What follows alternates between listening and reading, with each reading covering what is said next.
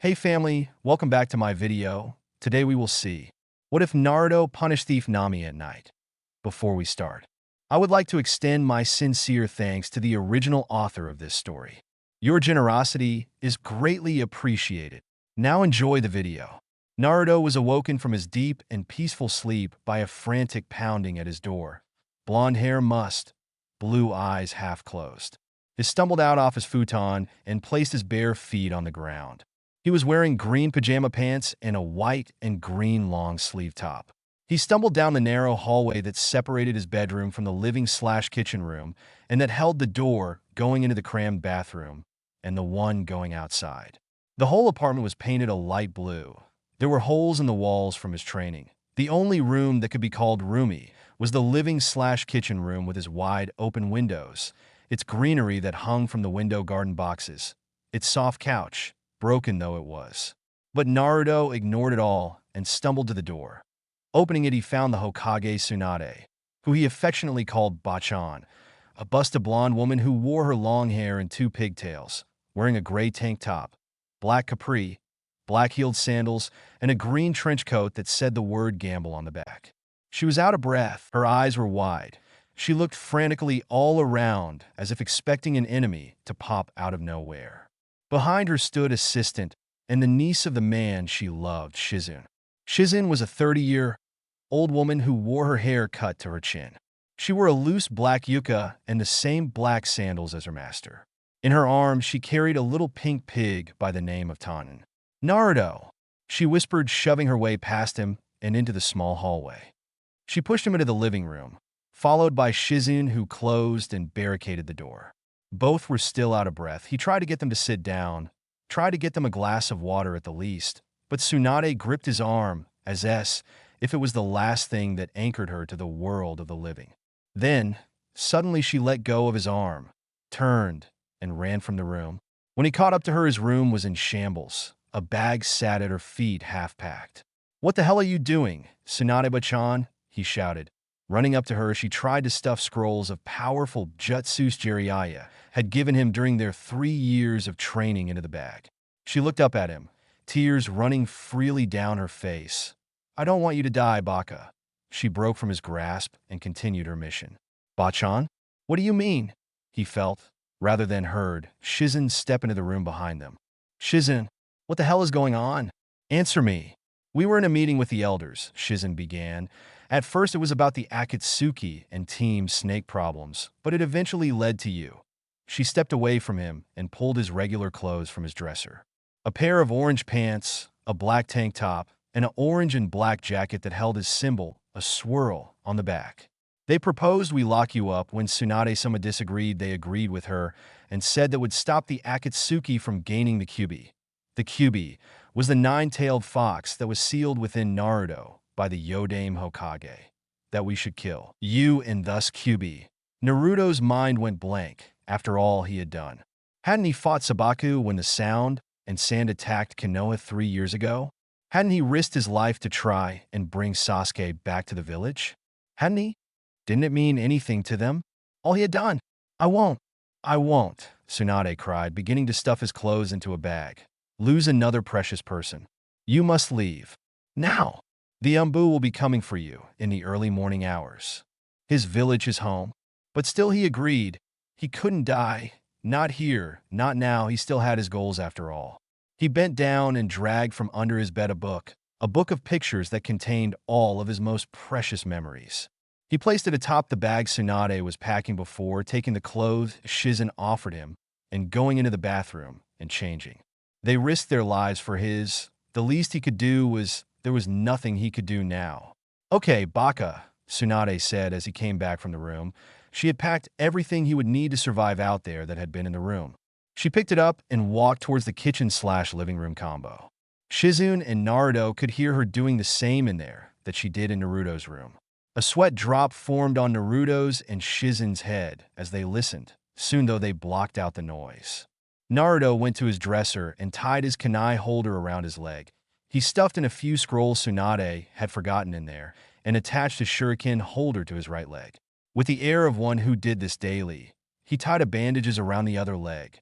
Behind him, he heard Shizen pick up the mess Tsunade caused and heard her mumbled, "No need to broadcast that you ran." He stepped from his room and followed Tsunade's trail. His bathroom door was open, his toothbrush and hairbrush missing. He knew she already packed them. "You're ready, now go," she said, running from the room carrying his pack. Shoving it into his hand, she shoved him towards the door. "When it's safe for you to return, we'll send someone for you. Ask them what the bet was that you won my necklace from. And take Taunton." As if from second, though she took the said pig from Shizen and also put him into the blonde boy's arms, ignoring Shizen's shocked cries of "Tsunade-sama. He'll be able to warn you if there are enemies about." She pulled him into a hug then.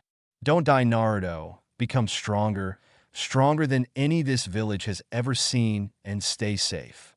Stay safe." Then she pushed him out the door, and Shizen and her got back to making the place look normal. Naruto looked sadly at the door for a few moments, Tsunade's praise of "stay safe" still ringing in his ears. Then he turned, and with a flash of his blonde hair, he was in the air and on his way to the main gates of Konoha. He passed Sakura's house, sending wishes that they won't interrogate her, past the Hyuga compound, wishing for them to stay safe as well, past the Nara house, the Yamenka flower shop, Kiba's place, Shino's, all his friends, leaving his wishes with them and promises to return. He hoped they understood. Soon enough, he was at the gates. He used all the skills he learned from years of running from the villagers who were intent on killing him to get over the gate undetected. Soon enough, he was Ninquin, a missing Nin. From now on, he was running for his life, running from those he cared most about. "I'll be the best like there never was. I'll make you want me back," was his promise as Konoha slid from his view. "Get back here, you monster," one of the Umbu squad that Konoha had sent after him shouted. It was the fourth of the day.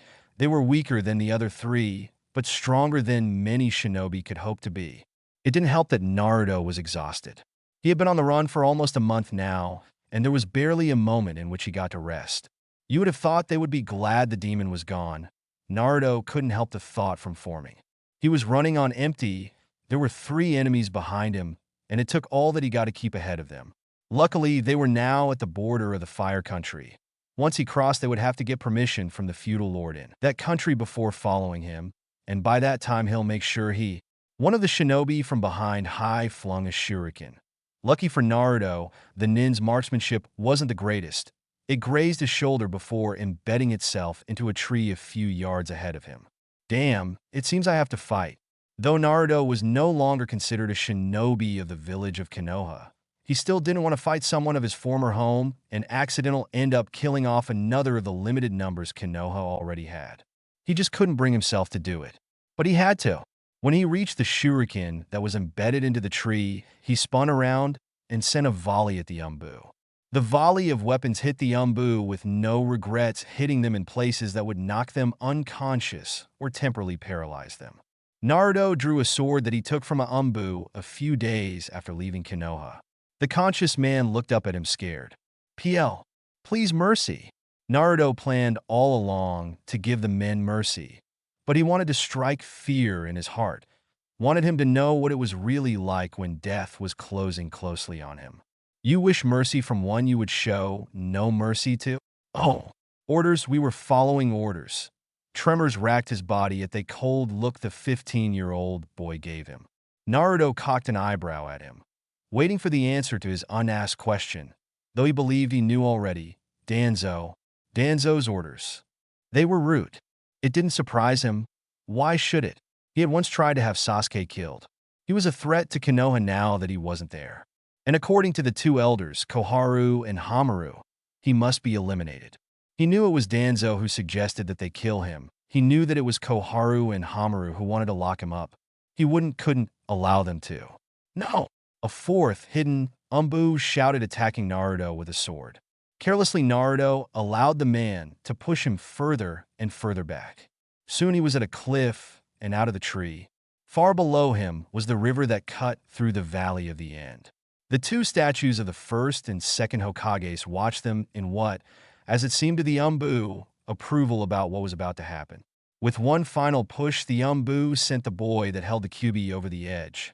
Down and down he fell, and before he could gather Chikuro in his feet to soften his fall, and make sure he didn't go under the water. The Umbu that push sent the same volley of kunai and shuriken at Naruto that he had sent at the three Umbu, this time with the intent to kill. He plunged head first into the water, shuriken and kunai sticking out of him. There was a flash of bright light before everything went dark around him. Rika of Shell Town stood staring at the beach. She was only 6 years old, and if her mother, Rika, found out she was here alone on the beach so early in the morning, she would freak. But it happens her mother was in the next town getting their supplies. One of their neighbors was supposed to be watching her, but the old woman was very easy to slip by. Rika had brown hair that was tied into 2 cute little pigtails. Today, like always, she wore a blue and purple strip dress. She carried a purple bucket in her hand as she looked for shells that she and her mother could use to decorate the tavern they owned and ran. Then she saw it, the most beautiful shell ever. It was a little bigger than the side of her hand. It was purple and blue stripped like her dress. It was shiny and perfect, not a blemish on it. It would look beautiful in their apartment. But the tide was about to come in, and it was right there, and she couldn't swim. It was too perfect to resist. She ran to it, never seeing the wave coming towards the shore till it was too late. Till it pulled her in and under. Clutching the shell to her chest, she tried to swim, but, to her at least, it was pointless. She couldn't swim one-handed even if she was one of the best swimmers. Help! Naruto came on a beach. In some deep crevice of his mind, he wondered how far the river carried him. He found he could breathe easier. Did he have that many holes in him? He looked down. All the shuriken and kunai were gone, probably pulled out by the river's current, and the wounds were healed. Better thank me, kid, the QB said to him from its cage deep in his mind. If I didn't use my chakura to soften our fall, we would be dead. So that was the light? He questioned, sitting up and looking around. The soft, sandy ground where he lay was covered in shells of bright colors, but there was no river that he could see. Surely if he was unconscious and in the ocean, he would be dead, right? We fell into another world, kid. Another world, imagine what we can do here. Naruto ignored him and sat up straighter. He could have sworn he heard someone scream for help. Help, the person's voice came again. A child, he realized. Naruto stood up quickly and looked around when he saw her, bobbing in the water, flapping her tiny arms. Kid, what are you doing? The QB shrieked at him as he stripped off his clothes till he stood in only his boxers. Without regards for his own safety and ignoring the QB's, he jumped in, doing swift, strong strokes towards the girl. You can walk on water, you baka. Ignoring the QB, he swam as fast as he could towards the girl, disregarding how chilly the water was, how cold he was. Only thinking about the tiny girl in the water who might not make it very longer. Hold on to me, he shouted over the ocean's waves as he reached the girl. She did as she was told. Baka, get on top of the water. The QB screamed in terror against the cold water that seemed to seep into his cage. Naruto sent a mental shut up at him, but did as he was told. Don't be afraid, he cautioned the girl, but found out she was unconscious. On top of the waves, barely able to keep his chakura steady and keep himself up on top, he ran to where his clothes lay. He shrugged on his orange pants when he reached there, gathered his stuff in one hand, and wrapped his orange and black jacket around her, and set off to where he hoped civilization was. Taunton trailing behind. My baby, came a shriek as a woman of medium height, short brown hair like the girl's cut to the chin, wearing a green dress, as she ran forward from the gate of the town where she stood by a cart and took the girl from Naruto. She was in the water, he explained as the woman began to lead the way through the town. I heard her scream, and you jumped in, she cut across him, leading the way into a dark tavern. Domo arigato gozaimasu. You saved my baby. Is there anything else I can do? Anything at all? Not knowing, he shivered from the cold. Not caring, all he wore were pants that were bright orange. It didn't matter right now. What mattered now was the little girl might die. Too bad you're not a medic, Neen, kid. Shut, QB. The QB snickered as the young mother led the way behind the tavern counter and laid the child onto a bed. You've already done so much. She began to turn him down, but noticed the worried look on his face. Will you fetch the doctor? He lives 2 streets down. Just tell him Marika. Just turn right outside. He lives almost right below the Marine base. Instead of wasting precious time asking what a Marine was, he ran out. Using his Chikura enhanced speed, he was at the doctor's house in minutes. There was a long line from the end of the street to the beginning. Suma Mason. Suma Mason, he said, pushing his way through the line till he was at the top. It's an emergency, he shouted angrily as several men and women tried to stop him. Then the doctor appeared. His hair, what was left of it, was white and thin, cut close to his head. His eyes a deep blue color. He was a tall, thin man. "What is going on?" he screamed. Everyone besides Naruto began to talk at once. Naruto didn't waste his breath, but tried to find a way at the man. Silence. One at a time. Everyone froze, Naruto included. Then a man, taller and more muscular than Naruto, picked him up by his underarms and hoisted him in the air for all to see. "Yoshi," the doctor questioned and looked closely at the boy. "Name, boy?" "My name doesn't matter." The little girl, she was in the water. "You have to go to Rurika's. You have to help her." The man laughed, and Naruto had to work to make sure the Kyuubi didn't take over. "I like you, boy. Straightforward and to the point. Like me, grab my medical bag and we'll go." The man disappeared back into the house. Yoshi dropped Naruto onto his, but muttering "lucky brat" before disappearing. Soon the whole crowd was gone. When the doctor came out, the two set out to Rurika's at a fast pace. Naruto's making sure his matched the doctor's, and he wasn't going at his normal Chikura enhanced speed. The doctor left them 4 hours later after looking at her. "She would be fine," he said. "She might have a small cold, but it should go away in a few days' times." "You did the right thing, Rurika," changing her straight into her pajamas. "Boy, you should change too, or you'll get pneumonia." Naruto laughed. "I've never been sick a day in my life. There's a first time for everything." And he left. "I can never thank you enough. She would have drowned if it wasn't for you," Rurika told him, tearing up a little. "She's all I have left. Is there anything I could do for you?" In return, as if on cue, his stomach growled. "I'll go make us some soup. The guest room is down the hall. To the left. Dress in something warm. You must be freezing." Rurika and her daughter lived comfortably in a 3-bedroom apartment above their tavern. The walls were light and cheerful colors. Rurika's daughter's room was a cherry yellow with curtains of white and a red carpet. The hallway that led out was painted a 4-sty green. The carpet was a darker green. There were 5 doorways leading off.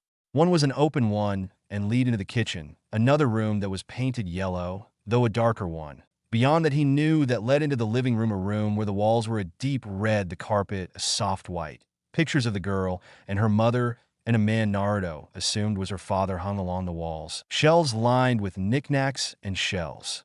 The other 3 doors were closed, but he found the guest room all right. Rurika had already placed his stuff inside. His black tank lay on the bed, his pack sprawled on the floor. Without thinking, he sat down on the bed, pulled his sandals off and his pants, dragged over his pack, and dressed in clothes considerably more warmer than the ones he had on. He dragged on a pair of thick black pants and a white t-shirt. Over the t-shirt, he zippered up his jacket. He left the room with his stuff slung over his shoulder. "There's bread on the table. Help yourself," she called from the stuff. He put his stuff by the door to the living room before he took one of the 4 seats at the table. "You'll be leaving then." She had noticed his stuff at the door as she turned around carrying 2 bowls of soup. "You should stay. You need rest." "Before you left, the doctor made me promise to take care of you. It looks like you haven't slept in days." "Smart woman." Naruto didn't answer the Kyuubi, but stood up and took the bowls of hot soup from her. Placing them on the table, he said, "There are men who are after me. I have no idea when they will catch up to me. Some of them will kill anyone who gets in between us. I can't place anyone else in danger anymore. I have to continue to move." "You're not a pirate," Rurika said, commenting. "You're too kind. There are no wanted posters of you. What could someone your age have done?" "I was born far away from here, in a village called Konoha." The woman shook her head, as saying she never heard of it. "The day I was born, a great monster." "Who are you calling a monster, Kit?" Naruto ignored him and continued on. "Attacked our village. The monster was unstoppable. Nothing anyone could do would stop it. Not the Hyugas, not the Uchihas, not anyone. Till a great man, only known to my generation as the Yodame Hokage, came and sealed the beast in a newborn baby me. Konoha recently ran me out and are sending men to kill me, and I'm being hunted by a group known as Akatsuki. I won't have anyone else get hurt because of my problems. Why did you tell her, Kit? Because, thank you for being honest with me, but that does not change that you should stay here. I know Rika will wish for you to stay. I do. A small voice came from the doorway. Onai, can Onagai stay? She ran forward and clutched at Naruto's hand. Onagai, his eyes were big and round, and he couldn't look away. Onage? Kit, look how adorable she is. You just want the rest. If we don't sleep soon, we'll die. Stop being overdramatic, we sleep. Barely. Secretly, Naruto had to agree with the QB. Maybe I'll stay for the night. Yes. Great, I'll take your bag to your room. She ran to the bag and dragged it from the room. It wasn't that heavy, so Rika and Naruto just sat there staring after Rika in shock. I guess that settles that, Rika said as Rika rejoined them a moment later. Except that we have yet to know your name. Naruto. Uzumaki Naruto. Well, Naruto, welcome to the family. Yes, Kit, welcome to the family. Shut up, Baka. How did you like the first chapter? I'll update if you'll review. Find out if Naruto stays or goes in the next chapter and what's going on in Konoha. Next time, The Decision unless I change it. The Decision. From ninja to pirate till I see you again. Bye. Caffeine-free Pepsi. Disclaimer. I don't own One Piece or Naruto. /N. Thanks for all the reviews, people. I've got 3 as I write this, and in case you noticed, I have bad spelling and grammar. I'm joshing. I know I have bad spelling, at least when typing, because that's my problem. Chapter 2. The Decision. Has anyone found Uzumaki? The elder Koharu asked Tsunade a month after the fact that Naruto had run for his life. Tsunade smirked at her and shook her head slowly, from side to side. Koharu scowled at the Hokage. She knew it was Tsunade who had warned Naruto to run for his life. The only thing she lacked was proof. How can one demon spawn be so hard to find? They sat, one behind the Hokage's desk, the other 2 in front of it. The walls were painted a pale yellow. The floors were plain varnished wood. Bookshelves lined the walls behind the Hokage's desk, books about medicines, jutsus, and other ninja techniques. Papers were piled mile high on the desk, some in the out bin, most in the in bin. Maybe because he's one of my top ninjas at stealth. Tsunade commented, sitting back in her chair, looking at the 2 elders in front of her. Maybe because he has years of experience, almost as long as he's been alive, in running and hiding from those who wish to kill him. Maybe he's hidden here in Konoha. Hamaru, Koharu's old teammate, said as if they were talking about something as mundane as the weather. It would make sense. The Hokage adores him. Why? I don't know. But she still does. He smirked and moved closer. Where did you hide him, Tsunade? That's Hokage-sama to you, Ajisen, she said, drawing up to her fullest height as she stared down the 2 elders. Why would I have any idea where one ninja is at all times? Strange though, isn't it? Koharu commented lightly, making the Hokage raise an eyebrow in question. That the day the QB brat disappeared, so did your pet pig Taunton. Yes, it is, she agreed, sticky and cold sweat sliding down her back. They had been asking her the same question for a few weeks now, but Taunton often disappeared on his own when we traveled. He'll come back when he wants to.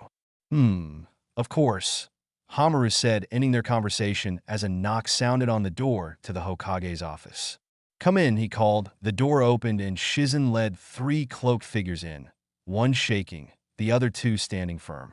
Shizen left a moment later, giving Tsunade a pointed look. Hayashi-san. Hinata. Niji. Why are you here? Tsunade asked, shaking as well as the figure as the 3 let down their hoods. The shaking one was a girl of around 15. She had midnight blackish blue hair that reached her waist. She wore blue capri with a kunai holster was tied around her right leg, a bandage under it, to stop it from cutting off her circulation. She had on a black net shirt. Over it was an large purple and white jacket. Around her neck was tied her leaf headband. But her most distinguished feature was one she shared with her 2 other companions were the white eyes of the Hyuga clan that held a tint of violet. The other 2 were almost identical except for their ages. They both had chocolate-colored brown hair that was tied back loosely behind them, and of course the usual Hyuga eyes, white with hints of violet. Niji, the younger of the 2 men at 16, wore the traditional Hyuga robes of gray and brown. The leader, Hayashi, leader of the Hyuga clan, wore white Hyuga robes. A brown jacket lay over his shoulders. He carried a cane in his left hand. Didn't you summon us here? Hyuga Hayashi asked curiously. No, I didn't, but she glared at the two conspirators before her. We did, Hayashi-sama, Koharu admitted. It's concerning the Kai. A glare from Tsunade made her swallow what she was going to say. Uzumaki Naruto. Instantly, the three Hyugas tensed. Each had something to be grateful to him for. We have reasons to believe that he may be hiding here in Konoha. The two elders were no longer facing Tsunade, and she just couldn't help it. She rolled her eyes at their backs as if telling the Hyugas how crazy they were. Hinata smiled lightly at her antics. Hayashi and Niji smirked. We were wondering if you could use your 360-degree vision and search for him. Tsunade, stop rolling your eyes. Maybe you should have the 360 vision. Niji commented lightly, smirking. Kouro-basin. She was not amused. Niji-san, Hayashi scolded, though secretly amused at how open his nephew has gotten in the past years. Of course we shall do what we can for the sake of Konoha.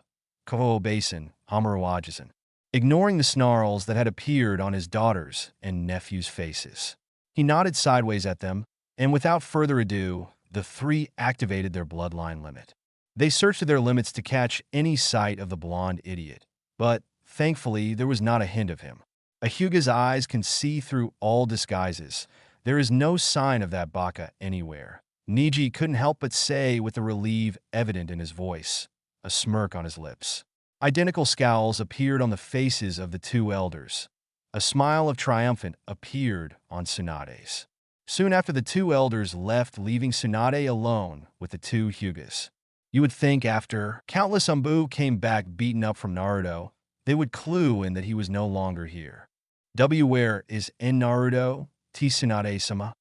Hinata stammered out at the blonde Hokage.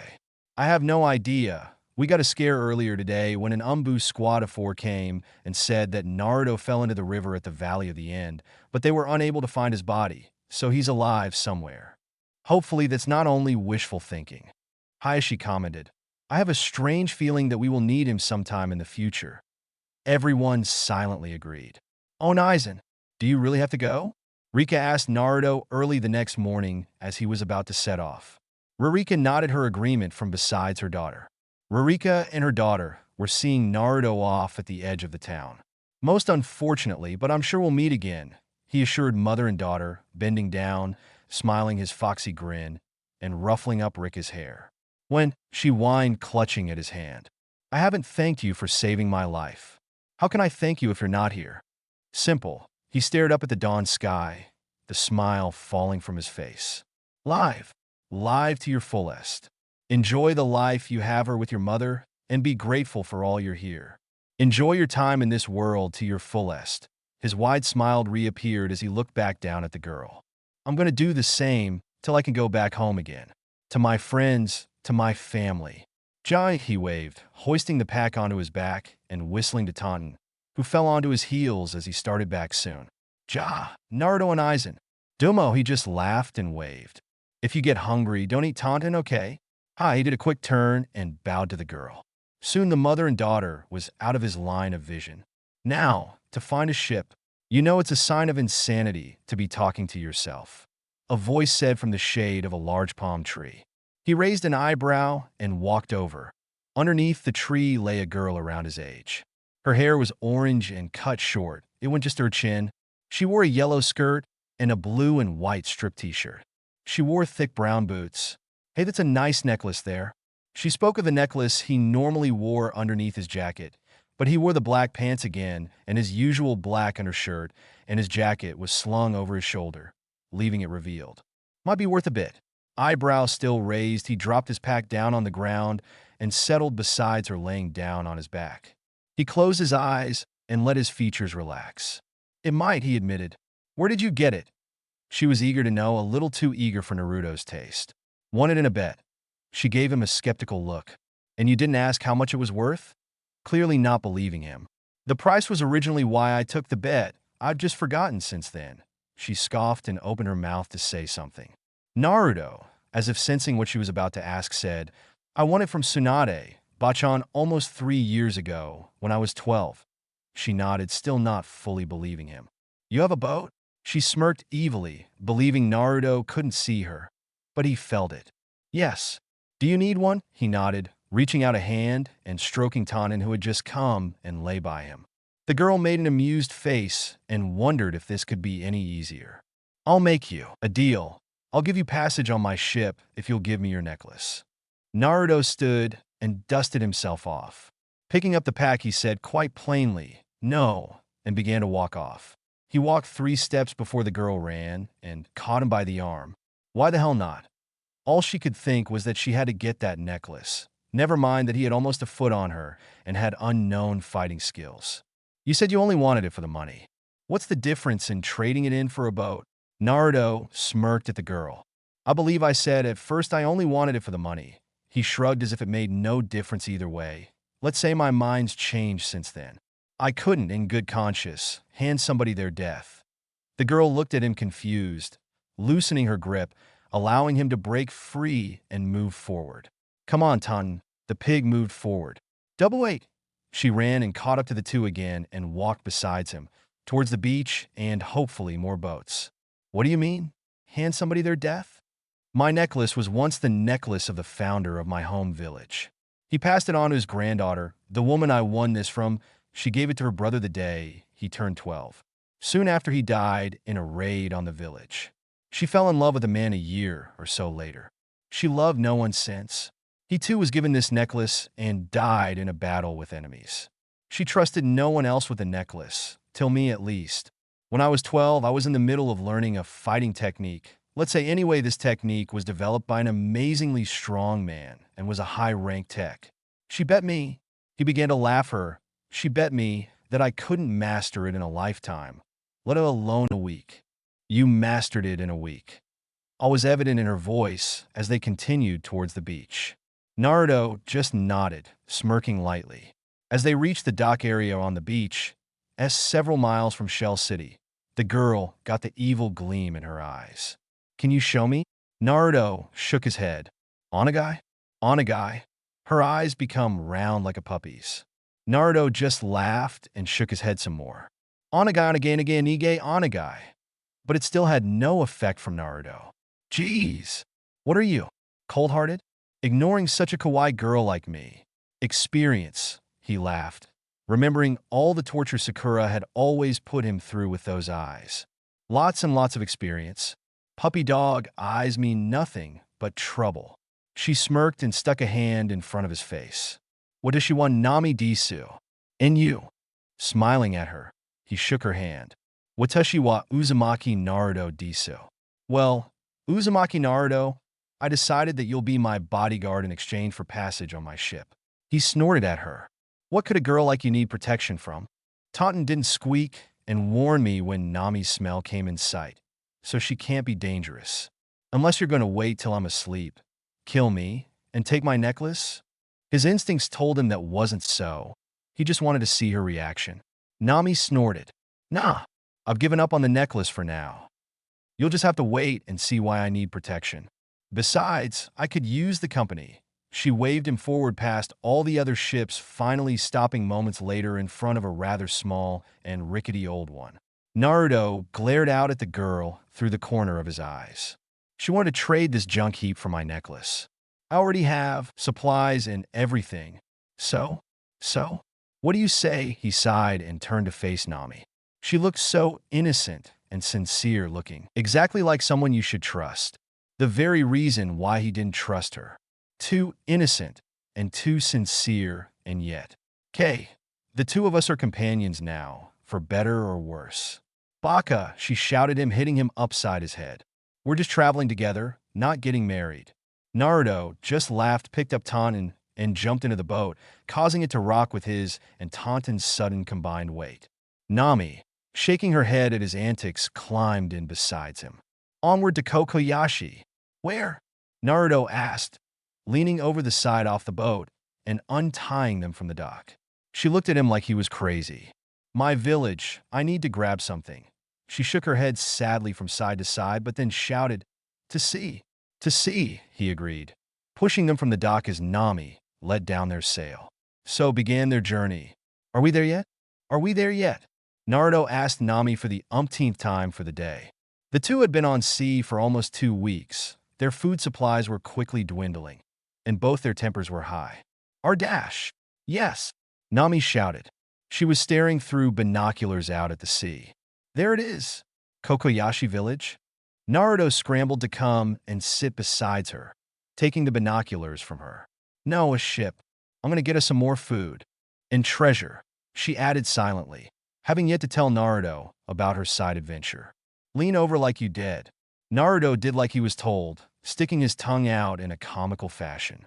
No, Baka like this. She too leaned over the side, kept her eyes open just a slit, and moaned, looking extremely pathetic. She's done this before.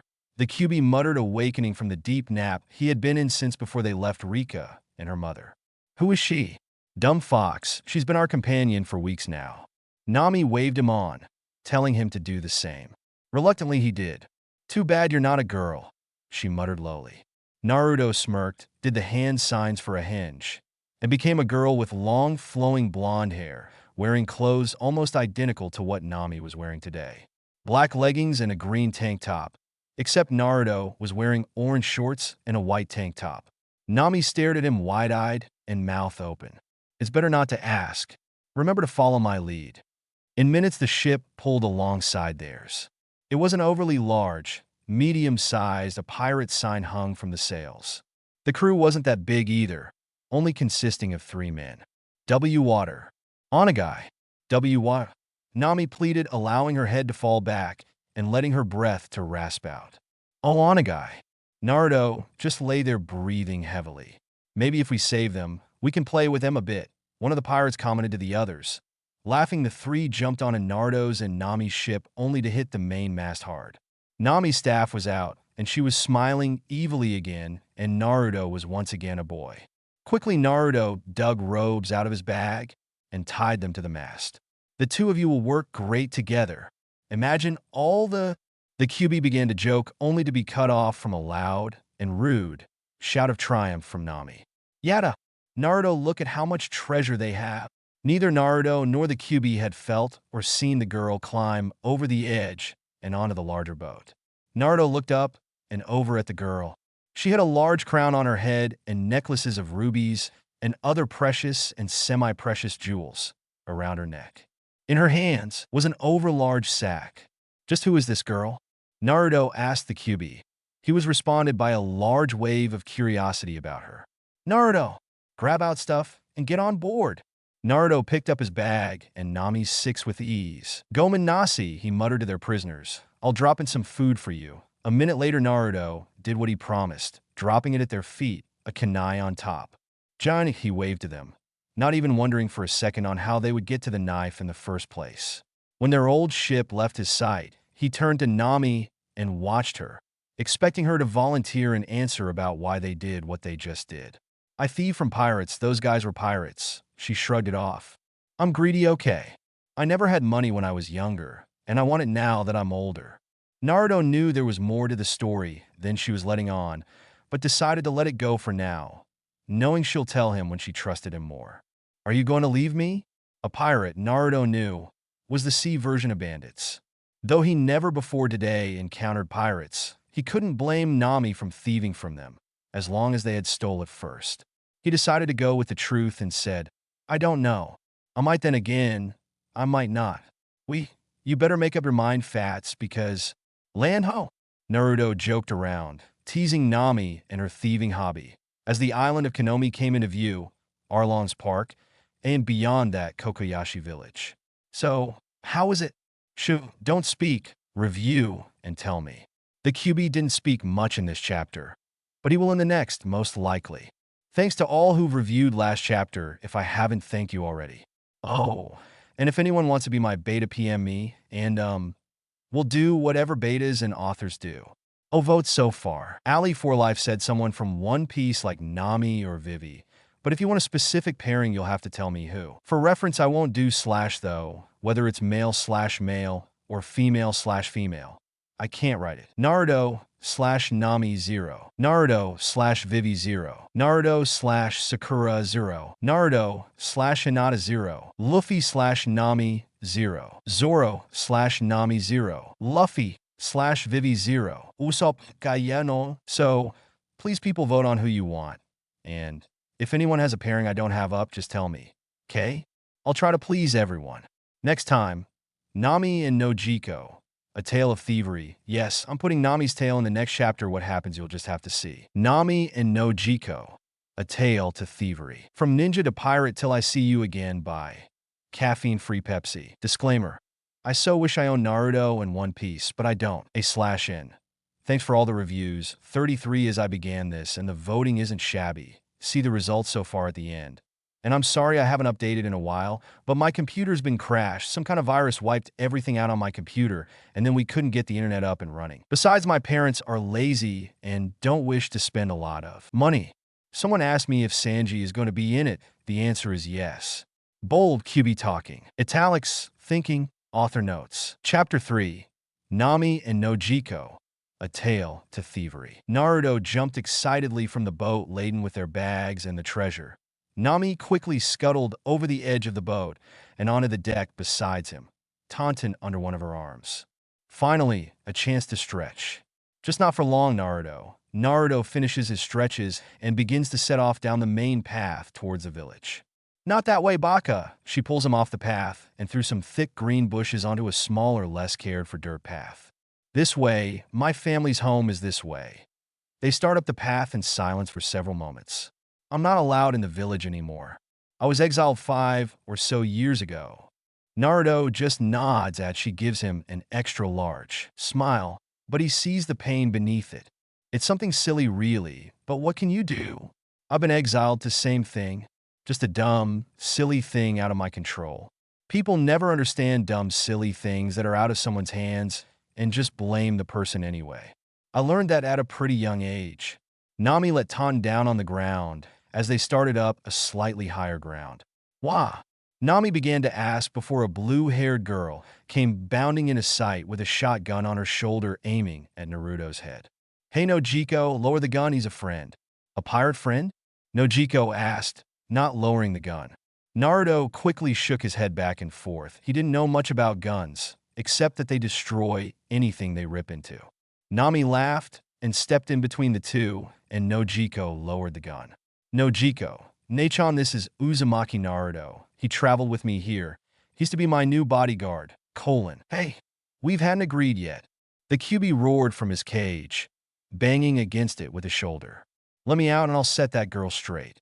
Naruto mentally shrugs, eyeing the gun as he walked forward and offered his hand in greeting to Nojiko. She was a rather beautiful woman with blue hair cut just as short as Nami's, held back by a red ribbon.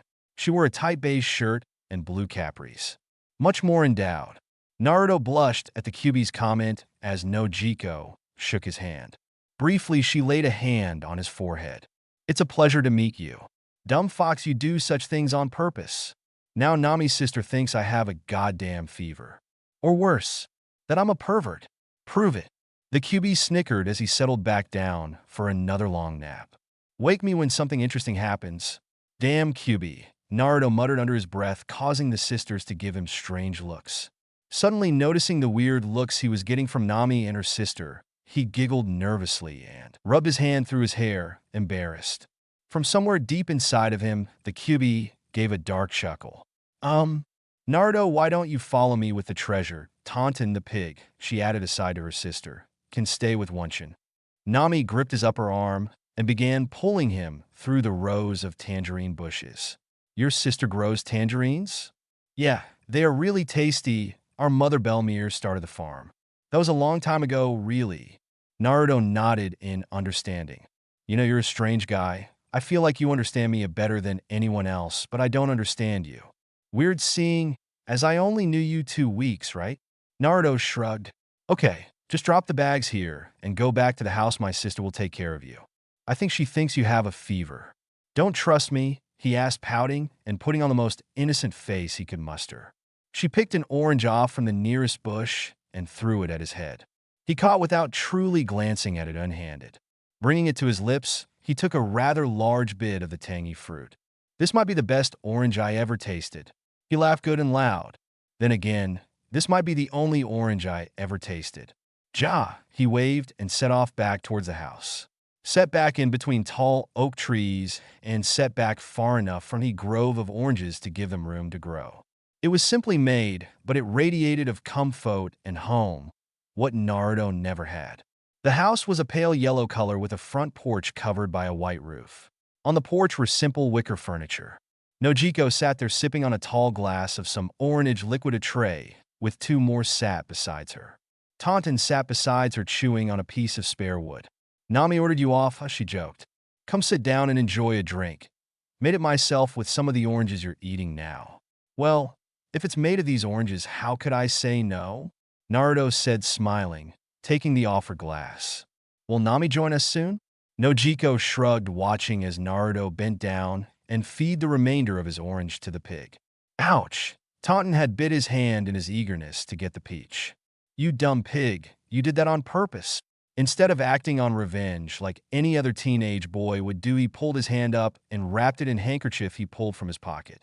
Hold on a second, Nojiko said, pushing open the swinging doors and going in the house.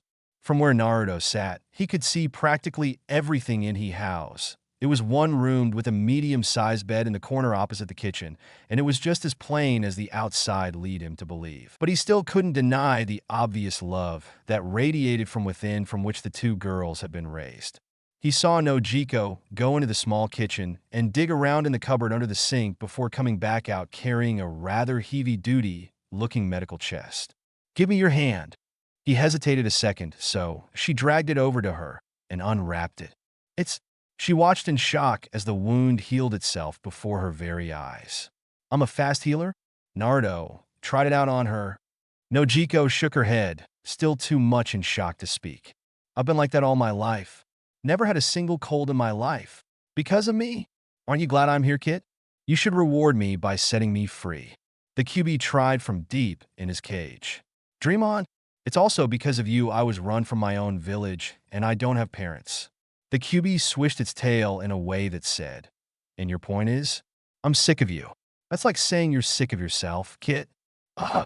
Naruto groaned out loud in frustration. Do you always have to be so hard to reason with? Nojiko stared at him and nodded in the way people do when they think their companion isn't all there. The QB chuckled and curled back up. Damn, are you always this eccentric?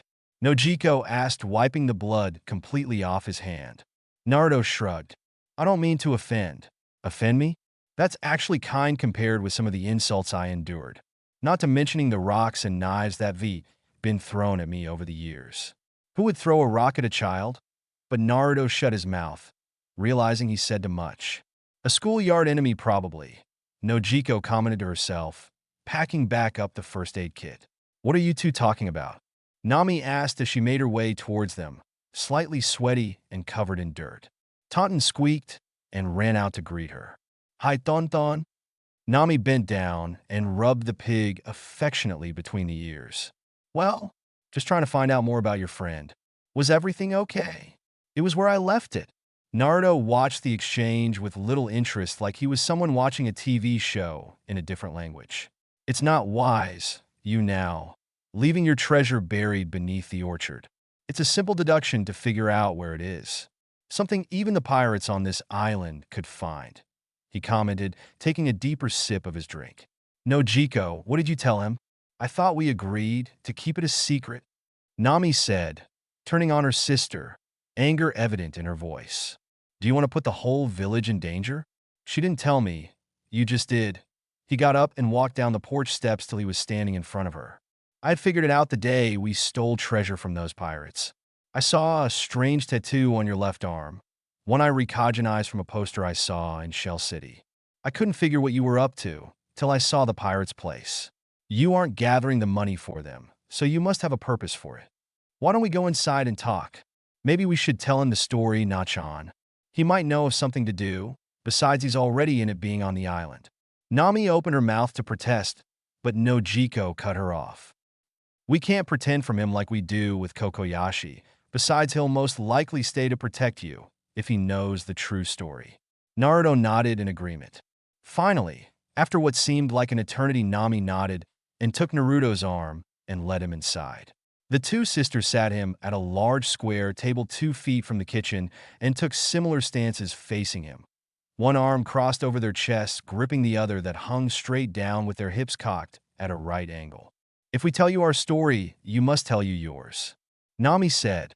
Naruto thought a moment. The worst Tei could do to him was throw him out or scream. Nothing he couldn't handle.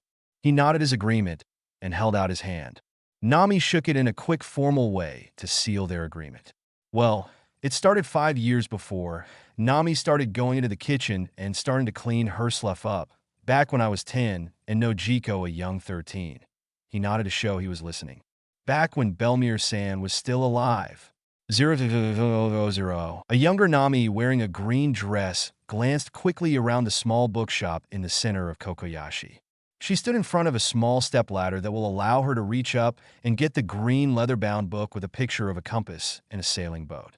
After making sure the coast was clear, she quickly climbed the stepladder to the top and pulled the book from the shelf. Climbing back down, she started back towards the front of the store. "Na-chan, is there anything I can help you with?" the kind, gentle elderly owner asked as she turned the corner around the bookshelf. Nami jumped a little in shock, hiding the book down the back of her dress. "Oh, I was just browsing." She chuckled nervously and began to back up towards the door. I'll see you later." She hadn't been watching where she was going and backed straight into a stern-faced man wearing a maroon suit and a pinwheel on his head. "Jin-san," she said through her shock as the book fell from the back of her dress. "No?" Jin-san said as he hopped her over the head. "Why did you steal that book?" he demanded as he carried her up the streets of Kokoyashi village towards her mother's tangerine farm after he had paid for the book. Little Nami didn't answer him, just turned her head away and started to kick her feet trying to get free. "Well, no answer." He sighed. "Belmere, I found your little cat," he shouted, stepping onto the porch. "I'm not a cat," Nami shouted back at him as he plunked her back on the ground. "Oh, what did she do this time?" Belmere, a woman with dark pink hair, shaved at the sides, wearing a plain blue plaid shirt and jeans, said as she stepped through the swinging doors and onto the porch. She was followed closely by 12-year-old Nojiko, her blue hair still cut short and held back by a red ribbon. She wore a light blue t-shirt with a darker blue overall dress. She wrapped an arm each around both of her daughter's shoulders. Leaning down to her head was level with theirs. "She stole this." He scowled and tossed the book of navigation onto the small wicker table. "You paid for it, correct?" He nodded. She grinned bigly at him, lighting a cigarette and putting it into the corner of his mouth. "So then what's the problem?" "What's the problem?" he shouted back, shock causing him to stutter a little. "I can't always buy everything she steals. I can't always be there to bail her out." "All right, I'll pay you back," she said, leaning forward till her face was just inches from his. "With my body." She said it with her most seductive voice she could conjure. "Wah!" he shouted, quickly backing away from her and down the porch's steps, much to the enjoyment of Belmere and her daughters. Laughing loudly at him, he started to scold her. "Belmere-san." It had no effect, so he just shook his head and walked back down the path, muttering to himself what a bad influence she was to those girls. Remembering just last week when Nami said the same thing when he caught her stealing a candy bar from the Kokoyashi's general store.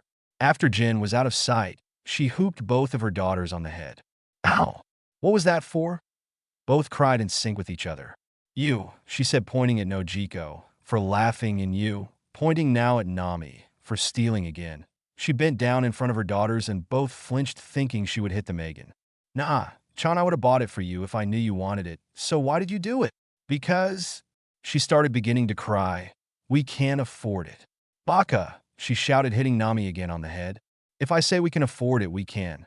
"No, we can't," Nojiko said, earning a hard rap on the head. "Well, we can't." Belmere gripped each of her daughter's arms and led them inside. She settled the two of them before their lunch on one side of the table and sat down on the other side with a sewing basket and a pink dress. They sat silently at the table for a while, the girls eating their meal and Belmere working on the dress. "Why aren't you eating, Belmere-san?" Nojiko finally asked. "I'm on a diet." She glanced quickly at the girl and then back down at her work. "I'm getting fat." "No, you're not," Nami shouted, slamming down her fork. "You're giving us all the food and starving yourself." 000. "I did not say that," Nami cried indigently. coming over and smacking her sister, isking into the chair besides Naruto. Taunton leaped up on her lap and curled into a ball. That was you. Nojiko waved the dismissal. Nami pointed across the table at her sister and mimicked how she believed her sister's voice was 5 years before. No, you're not. You're starving yourself to feed us. Does it matter who said what? Naruto asked, butting in before this turned into a brawl.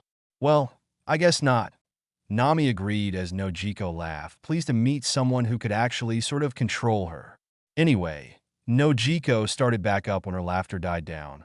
One of us sighed that, and then Belmir-san exclaimed she was down with Nami's new dress. It wasn't new. Nami tried to scowl, but she couldn't hide the small smile. It was your old one, a light pink one with a sunflower that she turned into a lion. Must have been cute. Wonder if she ever wore it. When did you wake up, Fox? When the story started. The QB said simply. I'm invested in this as well. S-ing is you're going to spill our secret. Naruto decided it was best not to answer. Well, anyway, Belmir-san and Nami get into this huge argument. Nami proclaiming she wished someone rich had adopted us so that we could have nice things. Naruto smiled, thinking this was just like Nami. So, Nami ran away to the village. I went to Jin-san's in the rain. 000. It was pouring heavily when Nami ran out of the house crying, Belmir's harsh words ringing in her ears. If you don't like it here, then leave. So she had. Belmir-san. Nojiko scolded their foster mother lightly as she sank back down in her chair. We both know you didn't mean it. Yeah, why don't you go find her and I'll make us a big dinner for an apologoy. We can afford that. She muttered the last part lowly so Nojiko wouldn't hear. She ran out in the now dwindling rain after her sister, who was already in the Vialch. 000. Nami, why did you steal the book? Naruto cut across his new friend. Oh, that. Nojiko said, smiling. She went over to the shelf that contained their china and pulled a dirty piece of paper out. She tossed it to Naruto, who caught it one-handed without looking at it. She wants to travel the world and make maps. I want to be the best. Naruto unrolled the map and saw a very detailed map of the island he was now on. He whistled lowly. I have no idea what it means, but it's could. Did you make this nachon? Nami ignored the nachon and nodded. When you were 10? She nodded. He gave her one of his trademark foxy grins, flashing his teeth. Then I know you'll be the best. She alternately smiled and scowled at him, petting Tannen. Can we get on with the story now? He nodded a little sheepishly. Well, as I said before, I was a Jin-san's. I told him what happened, still crying a bit as he dried my hair off with a fluffy white towel. Scowling at me, he told me the tale of how my mother came to adopt us. I hadn't realized you two were adopted, he said, smirking, leaning back in his chair. Both sisters stared at him for a really long moment before shouting, together, at him. Have you been listening at all? He nodded. Naruto, you're a dumbass. Nami sighed, patting Taunton as if she felt bad for him. I've been called worse. Back to the story. He began the tale back when Belmir-san was still in the Marines. Nojiko took back over telling the story. She was on an island not very far from here, helping to fight off a pirate's raid. Belmir-san was badly injured, on the verge of death. Naruto knew what this meant. He had been to that point a time or two, or more, himself. When she saw me, I was only 3 years old, and I was carrying the 1-year-old Nami. She had stumbled to her feet and over to us, dried blood a line from her mouth. I remember her asking me if she was my sister. I had said no. The next thing I know, we were on a small boat on our way here in a horrible storm. She covered us beanie with her cloak. But even so, when we arrived here, both of us had terrible fevers. She was still badly injured, but she demanded that the doctor treats us first. The next day, when we were better and she was treated, she declared she was going to be our mother. She said she wouldn't be alive if it wasn't for us. Kawaii, Naruto couldn't help but say. He was always a sucker for happy endings. Nami gave him a strange look. He laughed and waved them on. So, Nojiko finds me at Jin-san, and the two of us set back up to Belmir's, weaving through each other and chanting eggs over rice, or some such thing. But then, 000. A giant bang was heard from the docks, just outside the Vialge, and roars of triumph were heard. A man came running up shouting, Payats, pirates in the harbor.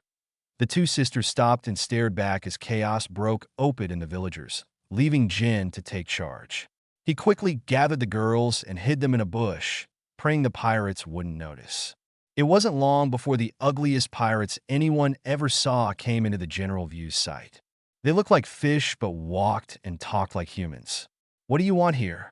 Jin asked, stepping in front of him with his arms crossed as their messenger scurried back. "What do I want?" the leader asked, laughing cruelly. He had a long, sharp nose and wore a dark blue shirt and matching pants.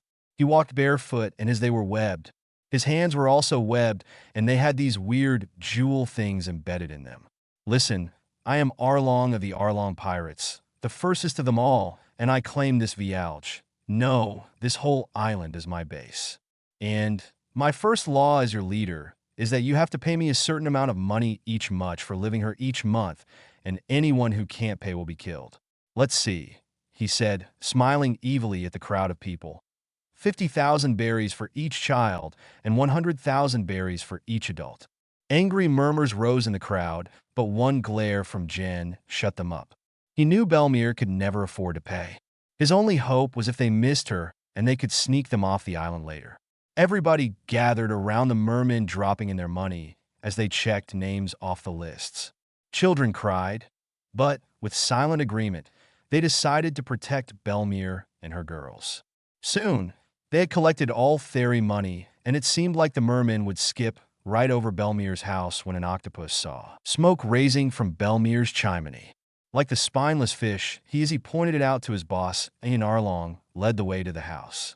Once there, Arlong, smiling, knocked politely at the door. He grinned back at the boys, eyeing for the unsuspecting.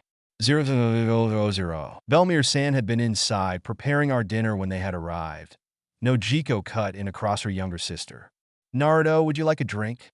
Both Nami and Naruto fell over backwards.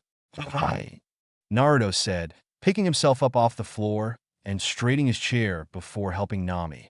"That was a little random," he said low in her ear. "You're telling me." Nami sighed before she went into the kitchen and helped her sister bring out a fresh round of tangerine juice for all of them. "Belmir wasn't as helpless as they thought," Nojiko said, jumping straight back into the story without warning. She heard or sensed them out there and drew out the rifle she used to keep locked up in a cabinet, so it was out of our reach, and jammed the rifle up that stinking fish's mouth. But Arlong broke it and kicked her away. Nami took over for her sister.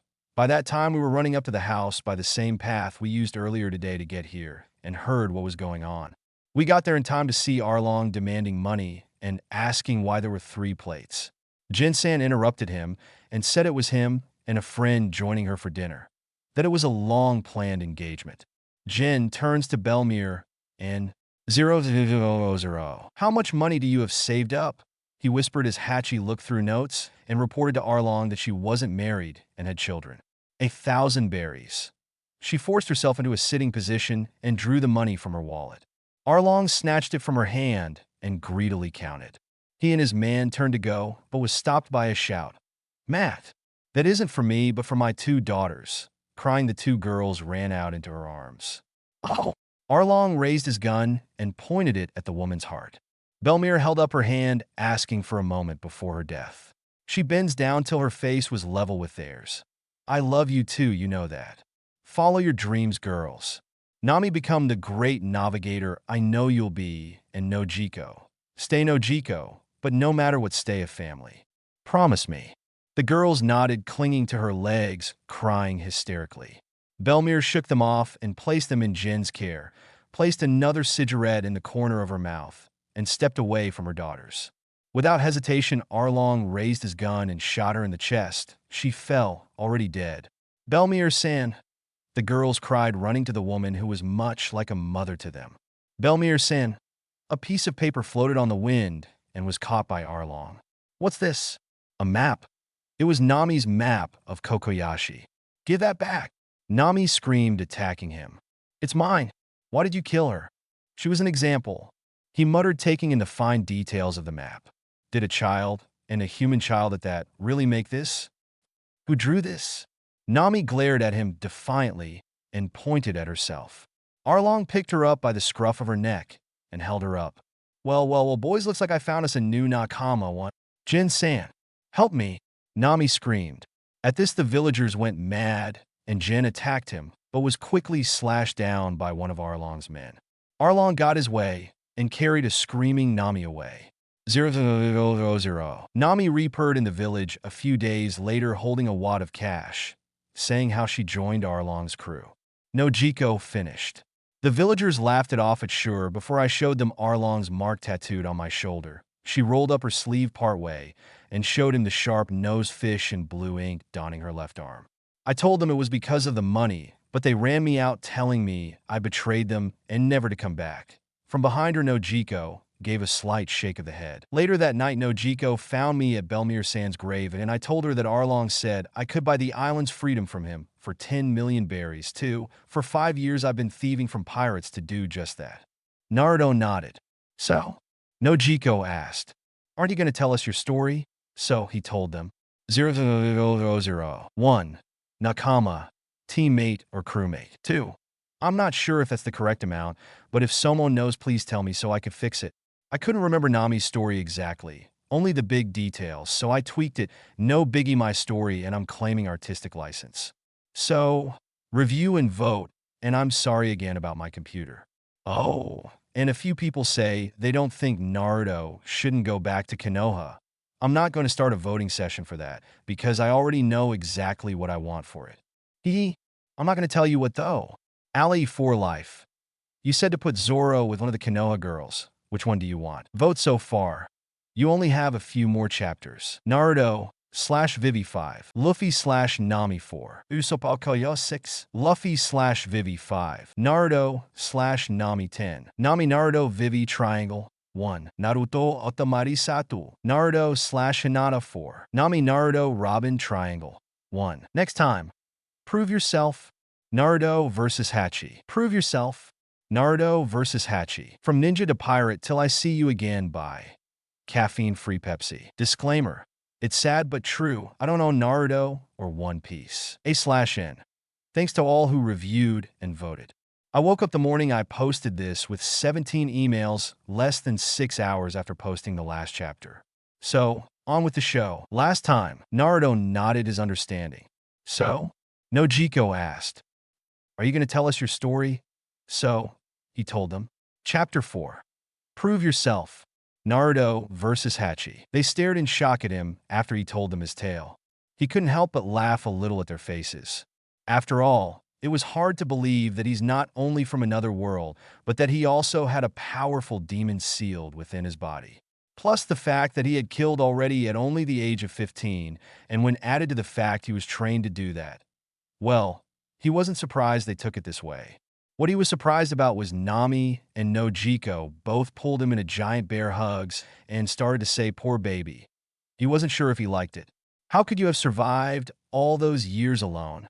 Nami and I had each other, even when we weren't together. Not to mention Belmir-san for a long while. Naruto took a long gulp of the tangerine juice before answering. By telling myself that I would become Hokage and prove myself to them. The village was all I had, and no matter what happened, I'll always fight for it. Nanny, after all they did to you, why would you? They should mean nothing to you. Nami angrily told him. Naruto smiled at her. I have a lot of good friends there, and they've stood by me through a lot. Besides, isn't like you standing beside Kokoyashi, even though they've turned their backs on you? It isn't, she screamed, but it was, and the three of them knew it. Is it really?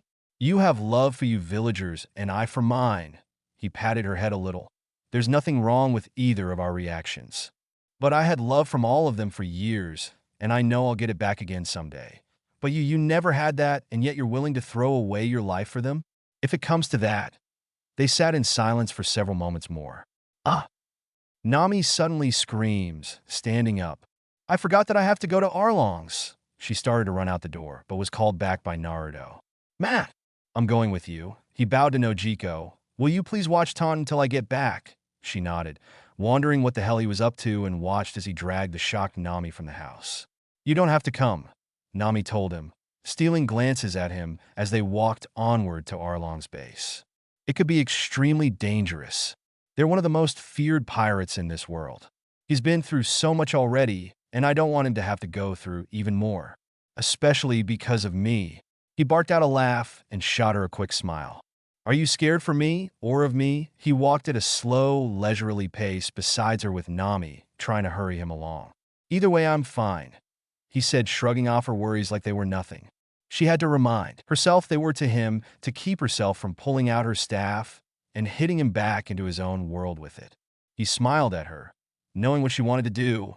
Anything they can do, I can do better. He suddenly stops and steps in front of her. Her places a hand softly on her shoulder and smiles even gentler.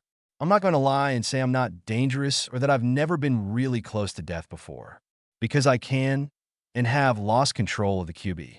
And I've been beaten down lots of times in my childhood, but I would never, and I repeat, never let anyone, including myself, hurt one of my precious people, except maybe Sauce Team. His smile grew larger, and he began to walk forward again, crossing his arms behind his head and looking up into the darkening sky. He really needs some sense knocked into, and I'm the only one for it.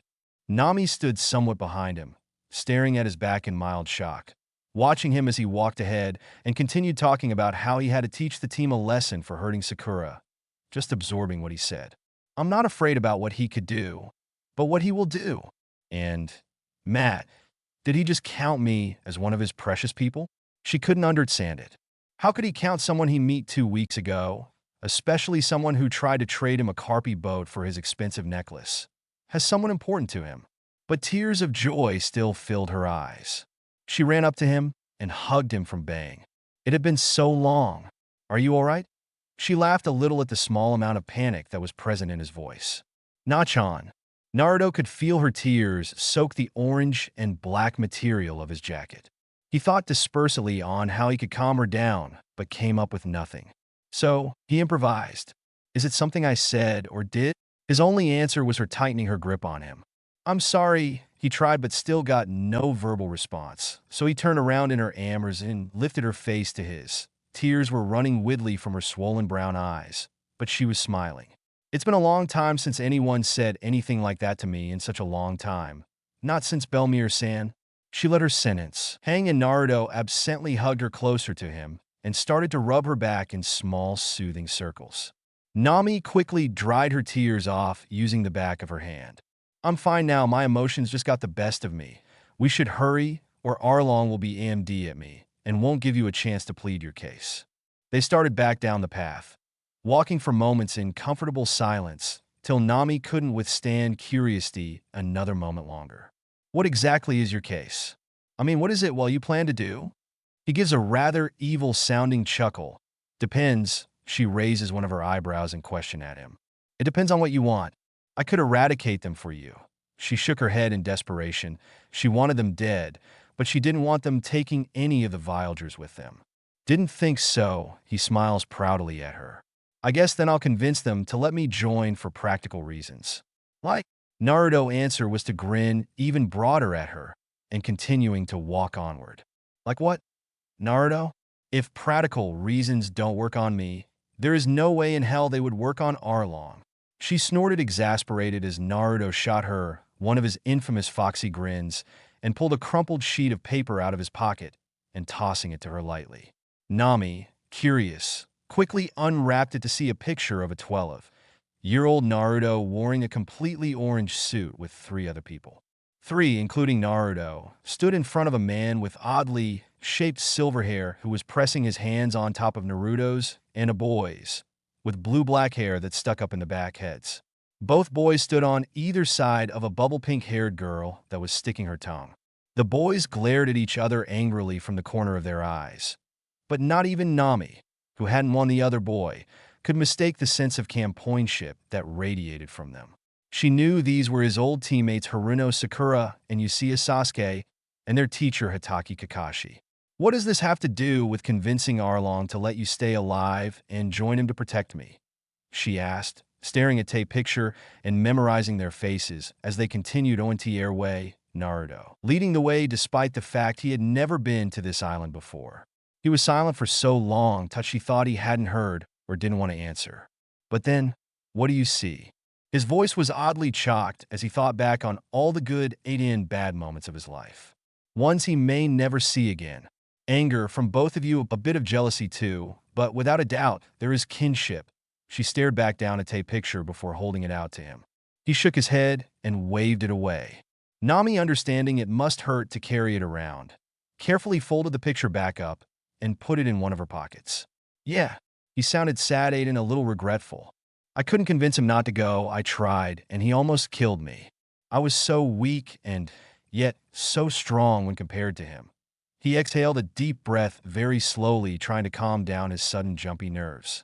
He looked ahead as the red and yellow tower of Arlong Park came into his view. It was surrounded by high gray walls on the sides. It wasn't protected from harsh, jagged rocks and the sea. I vowed I would bring him back no matter what, even if it killed me. But that's not going to happen now that I'm here, but I can protect you. If it means joining Arlong, I'll join. Till you're safe and happy, I'll go full out to protect you. He smiled fully at her, a soft, natural smile, and walked backwards in front of her so he could see her face. Because you're already one of my precious people, he shouted the last part, causing her to giggle outright. Who's there? Came a slightly dumb voice from over by the rocks along the wall. An octopus stepped out the shadows, waving his arms above his head. He wore Arden white stripped bathing suit, and Naruto was instantly reminded of Lee and Guy because of the rather unusual clothing choices and personalities, but knew that this guy wouldn't spar jokingly with him like the two beasts and could be a greater danger if not treated seriously. I am Hachi, great swordsman of AR. Nami-chan? Is that you? Naruto watched as Nami's smiling face put on a cold, hard, indifferent mask as she nodded to show it. Truly was her. You look so pretty, Nami-chan.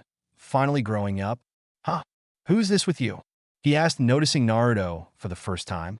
Naruto took this as his cue and stepped forward, bowing slightly to the octopus. Uzumaki Naruto, Hachi-sama. I came to talk to the feared Arlong in hopes of joining your crew. If Nami hadn't gotten to know him quite well in the past few weeks, even she would have believed it as the truth. Join us, Hachi said, stepping forward and circling around the QB container. A pitiful human, he shook his head in amusement, his spiky white hair not moving, making Naruto wondered what held it up. Arlong could never allow such a horrific act to occur. You should leave now while you can, or he'll kill you. Naruto didn't move, but continued to glare at the fish. Nami fought to keep her face smooth and calm, but watched Naruto nervously out of the corner of her eye. The two continued to glare at each other for several moments before Hachi nodded in admission. Very well, you've made up your mind. Hachi, lead the way over to the open archway and lead them through. Captain, Nami is back, and she brought a visitor. Arlong's cold, cruel voice threaded out to them on the wind, causing Nami to shudder in a rather unnoticeable way to one not trained to notice such things. Naruto looked unaffected on the outside, but inside, he and the QB were making a backup plan, just in case. It's the only way, kid. Take my word for it, if this plan of yours fails, take him out. I'm planning on it, Naruto assured the demonic fox, following the octopus and Nami inside. Arlong, for it couldn't be anyone else, sat in a throne-like chair in front of the tower, looking out at the sea gates and the two concrete pools of ocean water, one leg crossed over another. He wore an open yellow tropical holiday shirt and loose, long blue shorts. His eyes glinted in a sinister way as he stared down his long, sharp nose at the blonde boy. Nami-chan, he'd sked. You should know better than to bring strangers into our humble abode. Arlong stood to his fullest height, hovering over Naruto's height by a good couple of feet. Dian strode over to the two teens. Especially a human, he sneered. What's your name, slime? He had been called that numerous times, among other things, by Anko, but she said it in a slight, if it's even possible, affectionate tone. But Arlong took cruel and mean to a whole new level. Uzumaki Naruto. He bowed even lower to Arlong than he did to Hachi, gagging on the inside. It would be my greatest honor to become one of you subordinates. As if the great QB Kitsune could ever truly be a subordinate to anyone. The QB growled from deep within his cage despite the fact that he knew Naruto had been planning on saying this. Like they figured he would do, Arlong smiled smugly and bid the bow to stand upright. Naruto complied, but kept his head bowed slightly in a sign of continued respect. I just might keep you, my boy, but then again, I might not. You'll have to prove yourself in let's say a spar against Hachi. You beat him, you can join. If you can't, Arlong slowly slid a finger across his throat to demonstrate. Nami sucked in a breath of shock. Even with the QB, Naruto couldn't beat Hachi. What do you say, kid? You can always back out now. But a smile told him he couldn't. There is no need, Arlong. Nami cut across Naruto before he could consent. Naruto wishes to be my bodyguard. He heard of your deeds and agrees with your philosophies. He wants to help me help you by protecting me while I make your maps. Oh, and why would that be Naruto? Naruto fought from shouting Nami a glare. That was the worst thing she could say in this situation. She practically gave away his intentions. The challenge would be harder, because Arlong's men knew where to hit him hardest. His desire. For practical reasons, sir. He paused as if to think and clasped his hands behind his back. To make your maps, Inami-sama often has to go into areas that are infested with enemy pirates that would mean her harm. She could get hurt or killed. I'll send Hachi or Chu then, Arlong growled. I mean no disrespect, sir, meaning completely the opposite, but that wouldn't be the wisest course of action. If either of them, both clearly mermen, were seen with her, it would be known she was yours. And while mermen are incredibly stronger than a human, even a single merman could be overpowered by massive groups of attacking humans. Not to mention it would be harder to get around, with your enemies looking out for them. Arlong nodded in agreement as he thought over Naruto's words. You're an intelligent boy. From somewhere inside of him, the QB gave a snort. I can see the meaning in your words clear as day. He started to pace back and forth in front of the two humans. I'll need your promise you will protect her. I will never let anything, or anybody, hurt her again. I swear on the grave of my hero, the Yodame. No one will ever make her cry. The last sentence was said so lowly no one but the QB heard him. So, you don't have to test him? Nami tried. No, I most seriously still do. Now more than ever. He grinned at her, and she barely stopped herself from cringing. Still wish to go through with it, kid? Yes, he smirked and finally stood to his full height, barely making a dent to the merman, but impressive for his age, nonetheless. There was no one Arlong threw at him that would be harder than his previous fights as a shinobi. Arlong nodded and slunk back up to his chair and sunk into it. Prepare yourself. Nami muttered in his ear before stepping into the shadows beyond Arlong's throne. Naruto stood near the edge of the water for several moments before Hachi appeared in front of him, holding a sword for each of his 6 arms. Rokutoryu, Yiden. I won't go easy on you. Naruto promised, settling into a simple taijutsu stance a second before Hachi charged. Almost too fast to be seen by the naked eye, Naruto performed the hand seals for the replacement jutsu. Tiger, boar, ox, snake. Not a second too late, as Hachi chopped a bit of rock in half. This guy's strong, Naruto. Be careful. It was rare when the QB called him anything but kit or brat, so Naruto knew he really had to take this guy seriously. We can't die yet. I still have too much havoc to create, and I haven't extracted my revenge yet. Like I could lose to some fish freak, Naruto smirked in amusement from his hiding space about 5 centimeters out on the ocean. He saw, just barely, Hachi looking around anxiously for him, his nerves clearly showing his weakness. Never show weakness to your enemies, Hachon. Naruto sked deep in his mind, feeling the QB smirk in reply. This is gonna be fun. Give it to him. The QB edged him on sharing a mental laugh with Naruto, too. Anybody who hurts pretty young things are evil. Like me, for instance. Oh, I'm so gonna enjoy this. The QB added as Naruto began to form the Rasengan, a blue cyclone in the center of his palm made of complete, pure chakra. It was an attack the QB and Naruto had been theorizing about for weeks in the confines of his mind. It was such a simple attack that Naruto was shocked he never thought of it before. Before he commenced his attack, he made sure he was really hidden when he took aim and threw the ball straight at Hachi. Clouds of dust and rock shards surrounded the octopus as the ball of condensed chakra exploded near the base of his feet.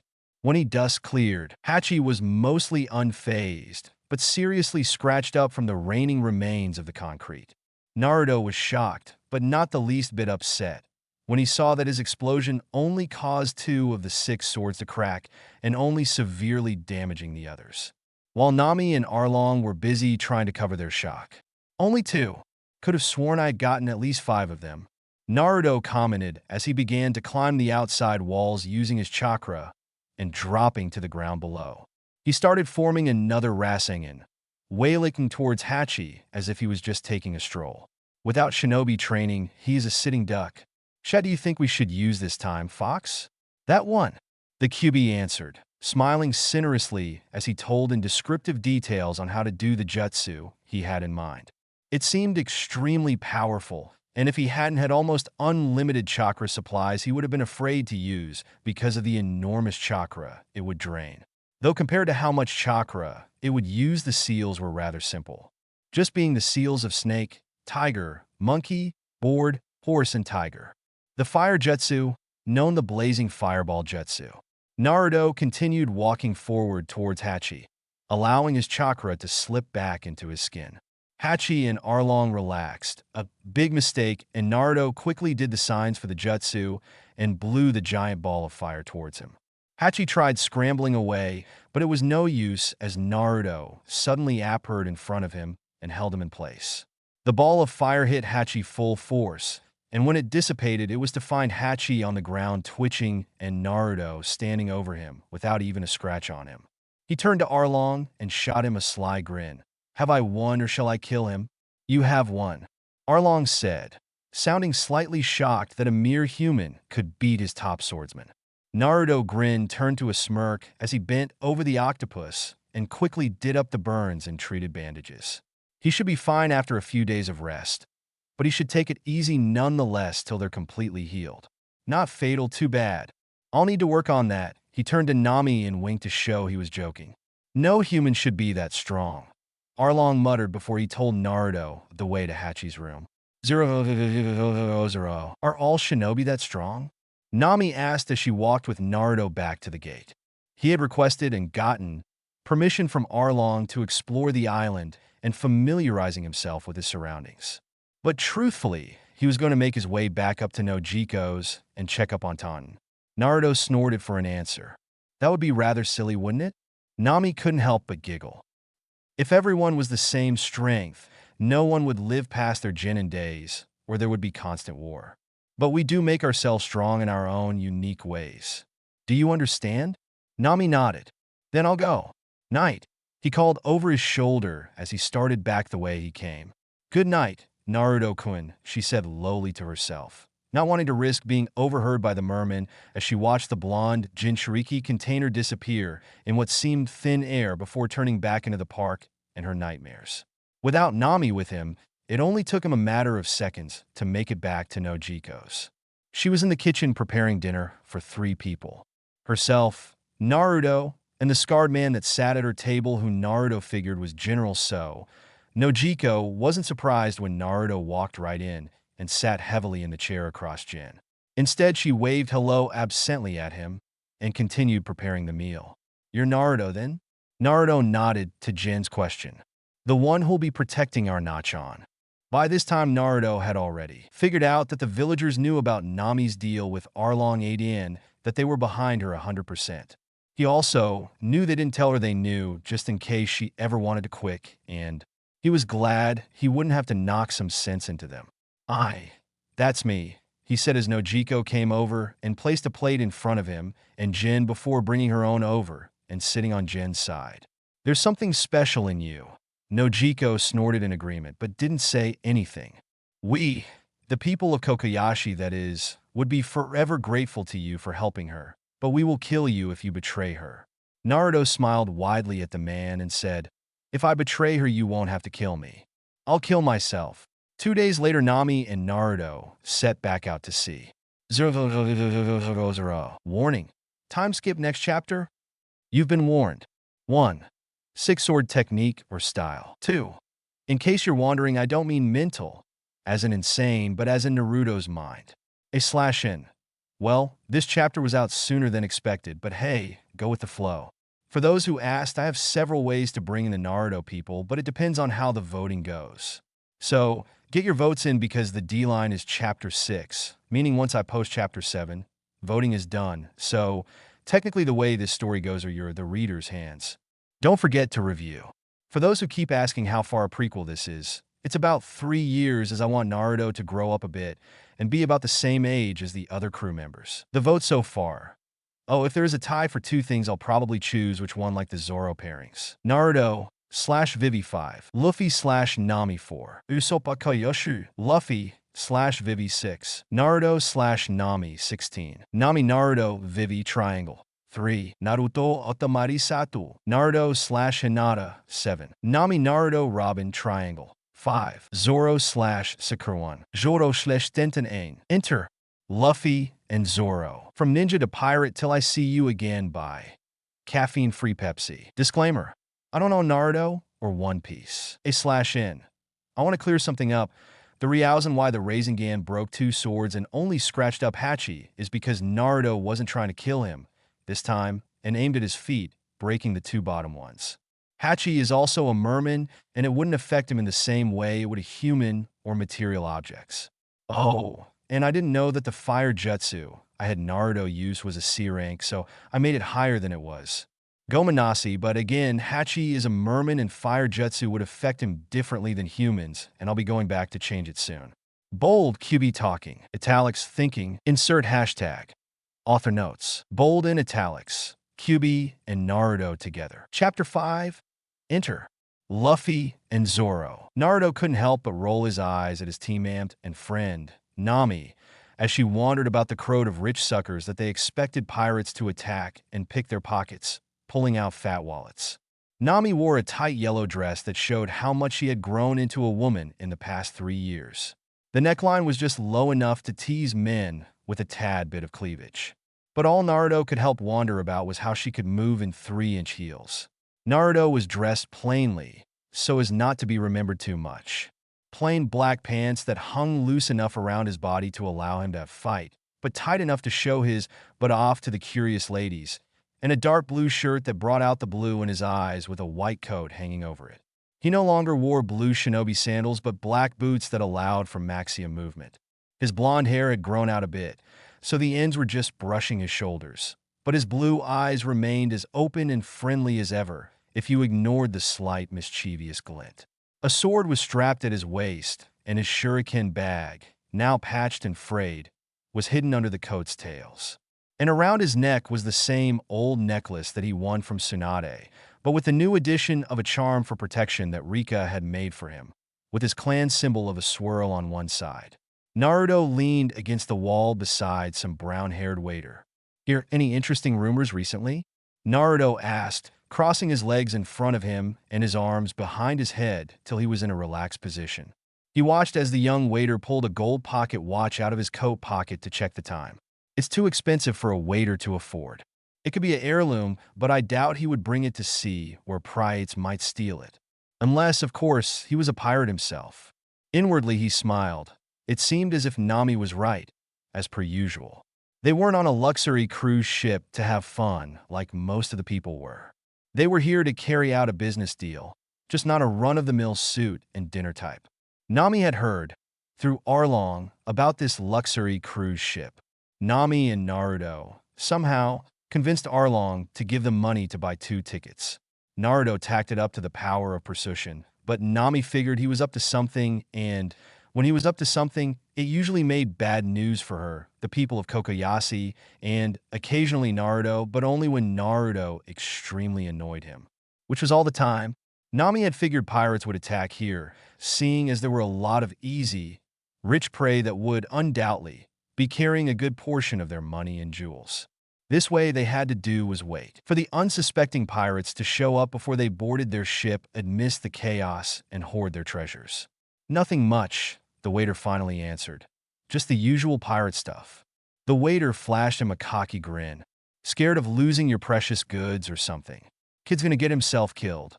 "Too cocky," the QB commented, looking up from his catnap. Naruto agreed silently and began to glare at the man. "Why would I be afraid of some puny pirate? Not all pirates are as weak as you seem to believe." "Bingo," Naruto and the QB said together. Naruto pushed himself off the wall and onto the dance floor towards where Nami danced with a man with flaming red hair.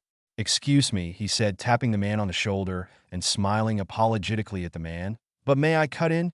The man nodded before bowing to Nami and kissing her hand. Once he was out of sight, Naruto pulled Nami to him and placed his arm around her waist. She smiled at him as she placed her arms around his shoulders. He bent down till his mouth was close to her ear. "You were right, like usual. Alvidia's pirates will be attacking sooner or later." Heard it from an underling disguised as a waiter.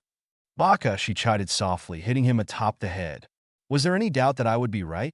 Naruto laughed lightly with her and bowed her body in a low bow. "What does Furry have to say about all this?"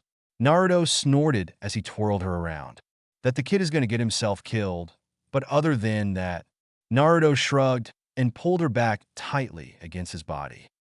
"You know how her Furry has been lately. Kinda lazy and giving up on the whole revenge against Konoha for locking me up in a puny little boy thing." Nami laughed and patted her back a little. "Anyway, I think we should make our way to the edge of the dance floor to make it easier to get away when Alvidia comes." She nodded in agreement, and Naruto began to lead them across the dance floor, making it look like they were just overly enthusiastic about dancing.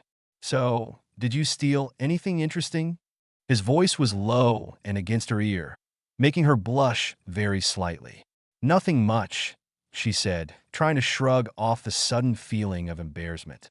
"Several fat wallets, a couple of pocket watches, nothing they'll miss. They'll just believe the pirates took him." She watched him from beneath her eyelashes, trying to gauge what kind of mood he was in. If there was one thing he hated, it was stealing from the innocent. Normally Nami agreed, but seeing as they would lose them, Nami's train of thought was interrupted as a sudden loud banging was heard on the deck above, followed quickly by loud cheers from pirates. Instantly, the crowd dissolved into panic. Smirking, the two friends slipped out into the hallway beyond, holding hands as the captain and the various crew members tried to restore calm. Nami quickly shed the dress and pulled out clothes from the pack concealed beneath her dress and pulled on the short-sleeved blue t-shirt and bulk shorts. She tied her hair back with a plain blue bandana, letting a single orange strand hang loose. She dropped the dress where it fell, deciding it wasn't worth the effort to carry around. She did this in under a moment, not caring if Naruto saw her semi-naked form. While Naruto released the mild hinge, he was under and revealed his rather larger pack. The two quickly hurried to the deck and, staying under the cover of shadows, swung over onto the heart-shaped, pink deck of Alvidia's ship. It was mostly deserted, minus a pink-haired boy talking to a barrel. The two ignored him and snuck below deck to the bottom-most floor where there was a locked door. Naruto pulled a thin needle out of his shinobi's pouch, also known as a senbon, and inserted it into the lock. A few twists to the left and right, and the lock gave a stiff pop, and Naruto was able to push the door open and step inside. The room was small, barely large enough to hold two people. The walls were a light pink, and the floors were bare. The treasure was piled against the far wall, the single bulb making the gold and jewels glitter.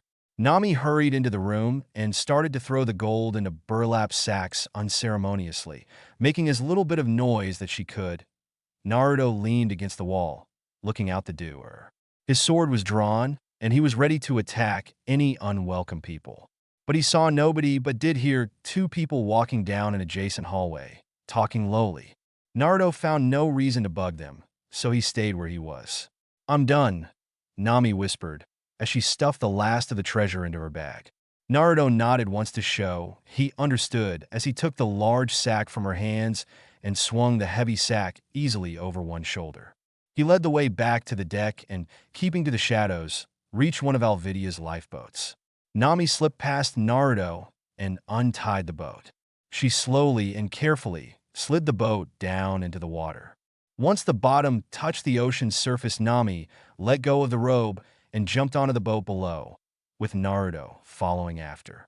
"Why is that always so much fun?" "Probably because there are two of us." Naruto dropped the packs, the trows and his own, down beside Nami and picked up the oars. With quick, decisive strokes, he began row them away from the ship. They were about the way to the nearest island when there was a small explosion of water, and another lifeboat landed not far from them, carrying the pink-haired boy that was talking to the barrel, and a boy with a stock of messy black hair, wearing a star hat and laughing crazy. Naruto and Nami looked and said, "What the hell was that about?" They fell into silence for several moments with Naruto rowing and Nami silently counting the money. Naruto watched the other tiny boat head back in the direction of Shell City, with its passengers looking like they had no idea where they were going. "Did I miss something?" the QB asked, watching the tiny boat through Naruto's eyes. Naruto snorted in annoyance. "Damn lazy fox. How much did we make in this round, Nami?" "Quite a bit," she said, pulling the bandana off and running a hand through her hair. "But we're still quite a bit short.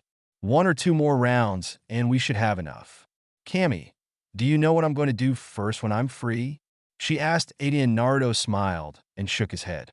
"I'm going to make a map of the world."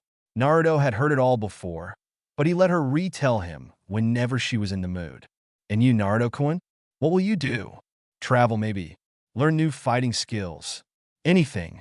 Maybe I'll go with you." She smiled and swatted his arm playfully. "Where to next?" "Well, I heard Buggy the Clown had a map of the Grand Line.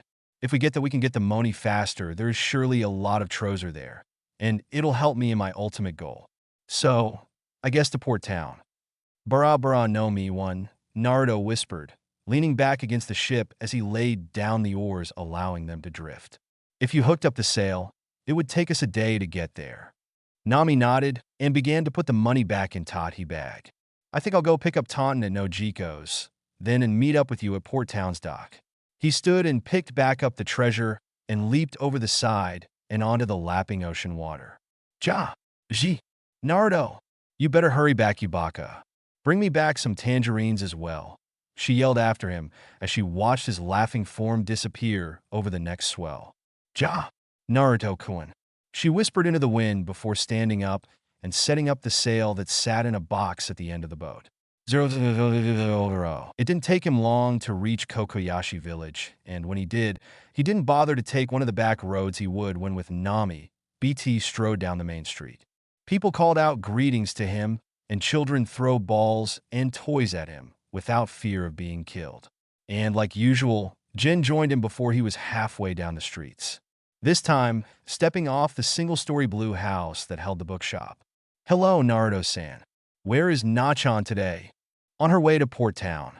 Buggy the Clown has so anything she wants." Naruto flashed him a smile before slowing his strides to a pace he knew the elder man could keep up with. "I'm meeting back up with her at the docks of the town, but I'm grabbing Taunton first."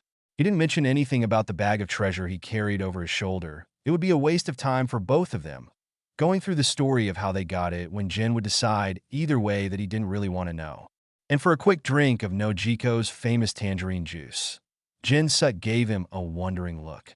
Though the villagers had come to accept him as one of their own, Naruto knew they wondered about him and had questioned Nojiko. He also knew that Nojiko had to them he was from a place very far from here. They had asked, how did he get here without a boat all time? Nojiko's answer had been around the lines of, why the hell should it matter? He protects Nami. And that's that. And that was the last time any of the villagers questioned Naruto. But that didn't include Arlong and his crew. They constantly were trying to discover how a mere human could be that strong, as he was constantly beating and severely damaging Hachi and friendly spars. And Chu can't get a scratch on him. Even when he tried surprising him from under the water, Naruto would either turn into a rock or some other type of inanimate object or, occasionally, disappearing in a puff of smoke. And, for a variety of reasons, Naruto decided it would be best to keep who he is and where he's from a secret. "Who's there?"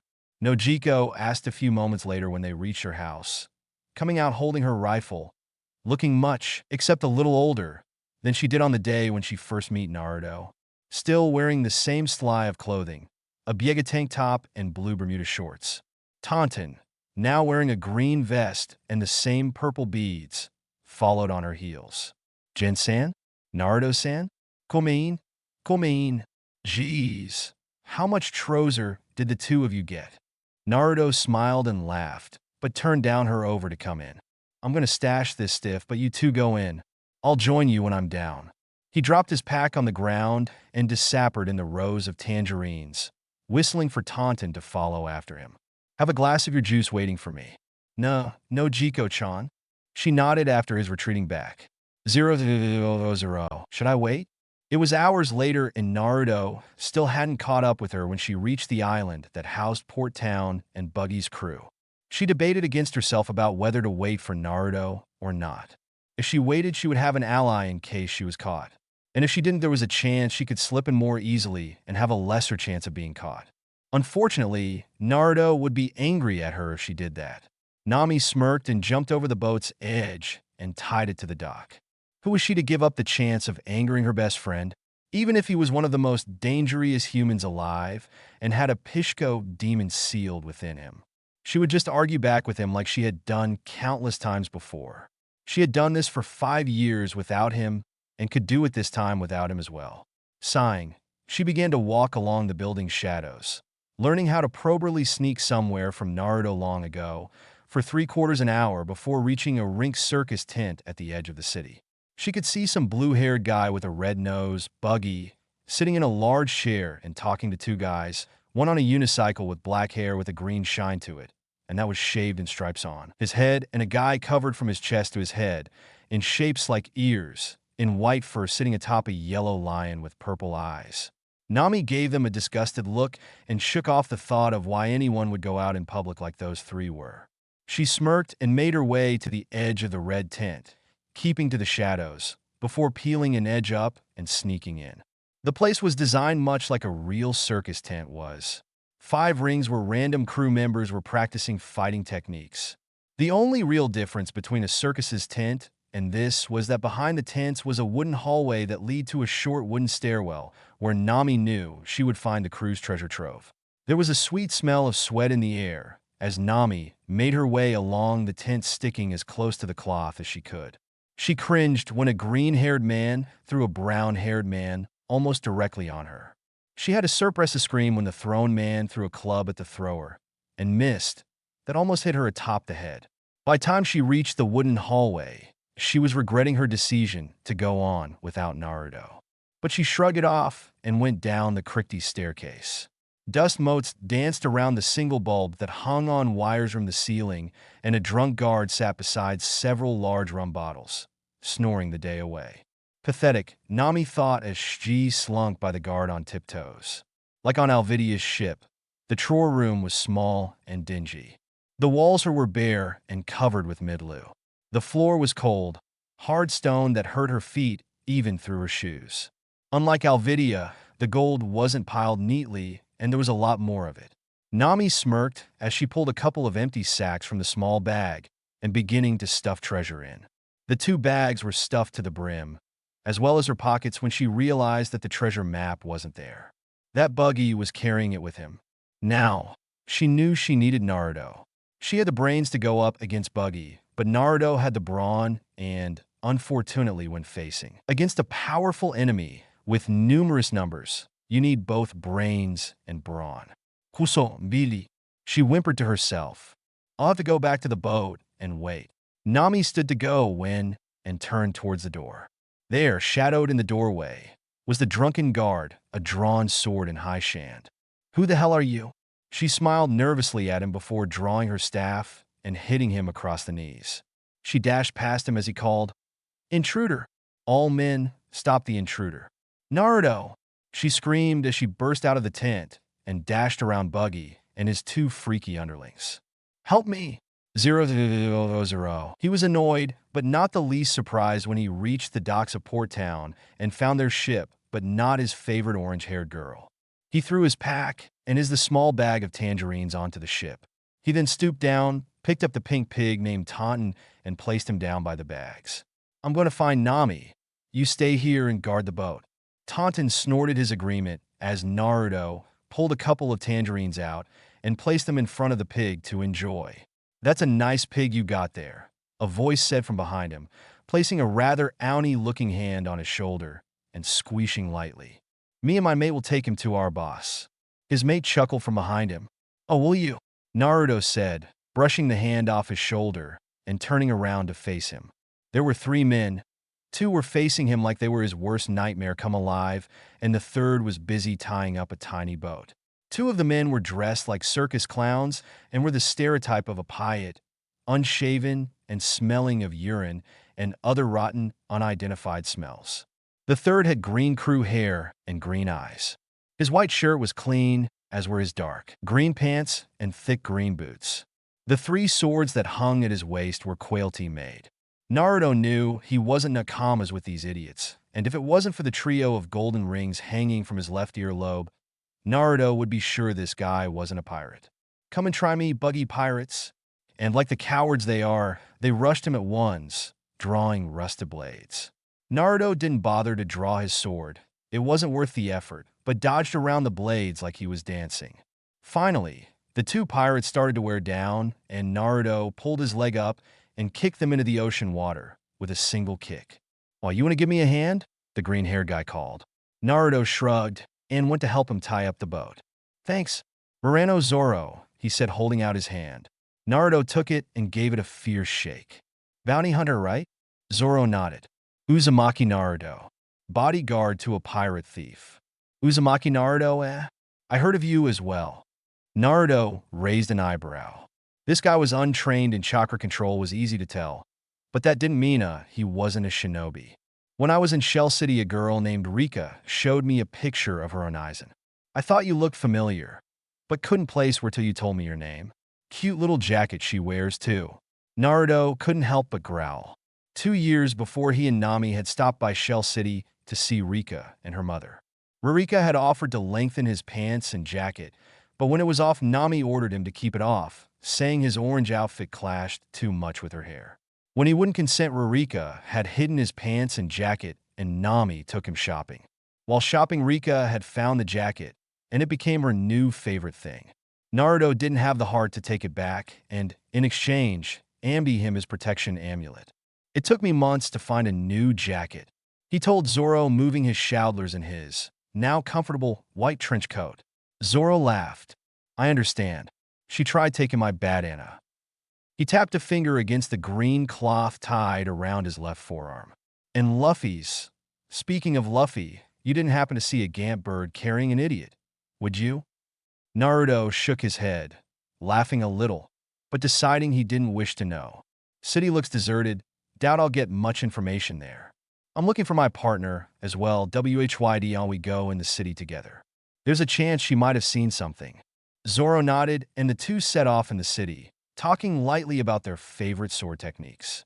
000. She couldn't believe two were still on her tail. If she was Naruto, she would be able to do some complicated jutsu and get away. But she wasn't, and she couldn't. So, Essie ran till she thought she couldn't run anymore.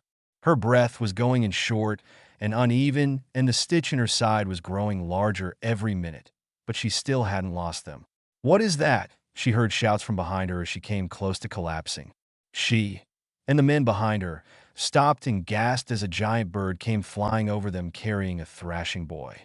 Another man raised a shotgun and shot the bird. The bird dropped its cargo in shock, but still aimed unhewitt. It growled in annoyance and sweeped at the men, causing them to cower and duck before flying on looking for a new meal for its nest of babies. "Ooh, that was fun." Zoro, the black-haired boy with a straw hat, asked as he looked around, confused. He wore a button-down red tank top and baggy jean shorts with straw sandals. "Zoro, where are you?" "Ak, where am I?" All Nami and the three pirates, who were still following her, could do was stare at the boy in shock. "Nanny? Who are you?" Nanny, it sounded like her name. She smiled evilly inside as she ran up the boy and threw her arms around his neck, dropping the treasure to the side. "Boss, I knew you would come for me. I'll just go ahead to the ship with the loot. Take care of them for me, boss Sini," she shouted as she picked up her bag and started to run away. Out of guilt, more than anything else, caused her to go around the back of the yellow house, where she had stopped and climbed to the roof. The black-haired boy was standing in front of the pirates and dusting himself off. He seemed unaware as the three pirates closed in on him, holding their drawn swords. But then he drew back his arm, and it began to strike behind him. "Goma Goma no Bazooka," and let it fly into Thema and send them skidding back against the ground.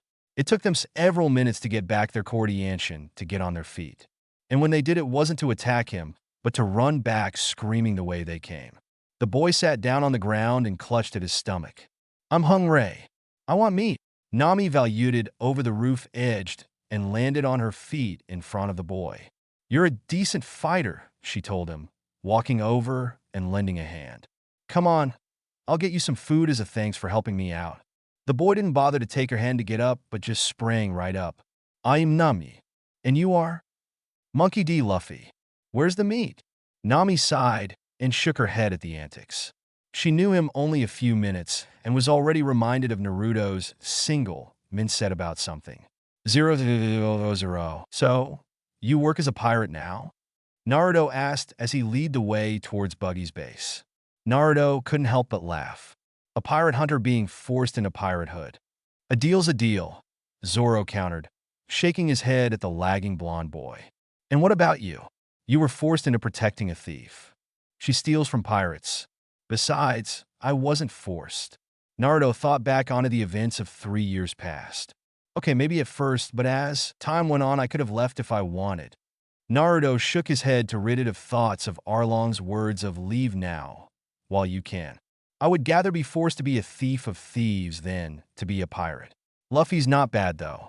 He has Ricka's heart, Zoro pointed out, as Buggy's tent came into view, allowing them to see the clown and his goons, but not be seen themselves. And beyond it, Nami leading a boy with black hair towards Buggy and dragging a bag of treasure along behind her. Luffy, what's that girl doing with him? Naruto couldn't help but to chuckle in amusement. Seems Nachan is giving him to Buggy. We have to help him, Zoro said, drawing his swords and rushing forward. Right behind you, Naruto called, drawing his own. 000.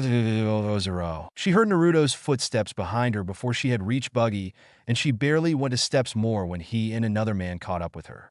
Naruto? You made it. Naruto rolled her eyes at her before waving in question at the bound-up Noi. Monkey D. Luffy is his name.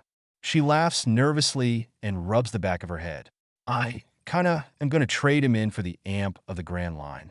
Zoro starts forward with his swords outstretched, but it was at this time that Luffy decided to notice him. Oi, Zoro, meet our new navigator, Nami-chan. She agreed to it if I would do one little favor. Nanny? He asked, looking around Zoro's form and at Naruto. Is he a friend of yours, Zoro? Is he joining us too? I missed something again, didn't I? The QB asked as he looked up from his nap and at the black-haired Luffy. You know something, Kit? I think we just meet so empty you may be. More of a baka than you. Naruto only silently agreed and continued to watch his black-haired counterpart in amazement. Naruto leaned over to Zoro. I don't think he realizes he was going to be traded in. Zoro nodded, wondering how he could have gotten such an idiot to convince him to join his crew. He turned to Luffy and gave him a half-smile. I'm Uzumaki Naruto. I'm Nami's friend and Nakama. If she's joining you, then yes. I'm joining you as well. Welcome aboard, then, Luffy says, pulling one hand out of the ropes and shaking Naruto's hand before slipping it back in. Everyone could only wonder how anyone could be so. Luffy, let's go get the map. He strained against the ropes and started dragging Nami forward, the two swordsmen following closely behind. Nachan, Naruto said, tapping her on the shoulder and dragging the rope back so that Luffy wouldn't hurt her if he tried to drag her onward. She looked up at him and smiled. Don't you think we should untie him? He waved in Luffy's general direction with one hand and took the rope from her with the other. Why? She asked, watching as he untied Luffy and coiled the rope back up. She leaned down till her mouth was even with his ear. He's a pirate like Arlong. Naruto rolled his eyes in exasperation at the sky before jerking his thumb in the direction of the green-haired swordsman. He's a pirate too, but that doesn't mean he isn't trustworthy. Nami opened her mouth to say something, but Naruto cut her off with a wave of his hand. I know where your dislike comes from, and I understand that, but I also know that not all pirates could be bad, just like not all Marines are good, or all shinobi, or... He continued to rattle off random occupations to get her to answer, before she cut him off by hitting him atop the head. All right, I get it. She took the coiled rope Naruto offered her and tied it onto her pack. So, do any of you have a plan? She asked the three guys. Her hands were on her hips in expectation. Well, can't we just attack them? Luffy asked, scratching his head with his forefinger in confusion. Everyone ignored him and conversed quietly between themselves. Nanny? Didn't anyone hear me? No one even looked up at him. Luffy shrugged and walked off towards Buggy. Or Red Nose, he called out as he approached the buggy, waving his arms high above his head, alerting Buggy to his and the other's position. You have something we want. Hand it over. Behind him, the others stared at Hoim with their mouths open in shock. They were surrounded by some of Buggy's weaker men in seconds. Naruto and Zoro looked at each other once and nodded before they drew their swords and attacked. Naruto used quick short jabs to knock down his enemies. Zoro used longer slashes that either heavily damaged the underlings or killed them. But either way, it wasn't long before all the underlings had fallen, leaving only Buggy and his two higher-ups. You are strong indeed, Rorona Zoro, the man on the unicycle said, rolling forward with two drawn swords in his hand. But not as strong as I, Kabji the acrobat. He strayed forward on his cycle, slashing the swords widely from side to side. Zoro glared at the man as he drew his other 2 swords, putting the one with the white handle in his mouth 3. He did a style that Naruto did not recognize before he rushed into the heat of the battle. The last remaining member stepped forward. My name is Moji, and this is my faithful lion Richie. I don't know who you are, but I don't care as long as it's a challenge. Naruto saturated forward, but Luffy, quite literally, beat him to the punch as he pulled back his fist till it struck far from his body and sent it crashing into the other man's face. Gomu gomu no basoka. He snapped back to his full height before he ran and punched the lion in the face in quick hard jabs. Gomu gomu no pisted. Before long, both the lion and its tamer were out cold while Zoro and his enemy were still exchanging blows. Zoro was being pushed back and being pushed back fast. The guy was fast, and it didn't help that he resorted to trickery when he thought he couldn't defeat an enemy through regular means. Zoro soon found himself with several cuts across his chest because of ink that was sprayed into his eyes that effectively allowed Kabji to catch him off guard. Naruto, by this time, had made his way to Buggy with Nami trailing slightly behind. Luffy, help Zoro, he called back to the raven-haired boy before fully facing his demon. And you would be? He asked Naruto, though he was looking the orange-haired thief up and down in mild interest. Nami and Naruto, we want the map, Naruto said, cracking his knuckles and stepping into his stance. Left leg forward a little back from the right, and his sword arm at angle at his side, so it can defend from any side. Smirking, Buggy stood from his large golden chair and drew a sword that hung as he stepped in front of him. He ate the Barabbara no Mi, so he must rely on it quite a bit. If I can find a way to stop him from using it, it could make this fight a lot easier. Barabbara no Mi is the devil's fruit that allows the user to detach their body parts, correct? The QB asked from deep within his cage. The smartest thing you could do in this situation would be to wait till the body part attached and tie them up or something, so he has less to work with. Naruto mentally rolled his eyes at the QB, deciding not to stroke his ego by agreeing with him. This you mean? The clown asked, taking a dirted, old piece of paper from inside of his coat and waving it in front of his face. Well, you can't. Nanny? Where did it go? While Buggy was distracted, Naruto had performed Bunshin no Jutsu and had the single clone. He formed sneak behind Buggy and stole the map right from him. Buggy turned around and faced another smiling Naruto. The Naruto from behind him sheathed his sword and raised his fist, sending it crashing into the bottom of his chin, effectively sending him flying. Or I could do that. Naruto smirked at the Kyuubi before turning to the awakening crew and cracking his knuckles menacingly and advancing on them. Captain Buggy! The crew shouted just as roars were heard outside the town, followed by a mop of people. Let's get out of here. Naruto and the others were soon surrounded by the people of the village as the remains of Buggy's crew ran away. Who are you and what do you wish of here? The mayor of the village asked, stepping into their line of sight. His white hair was curled a little at the sides.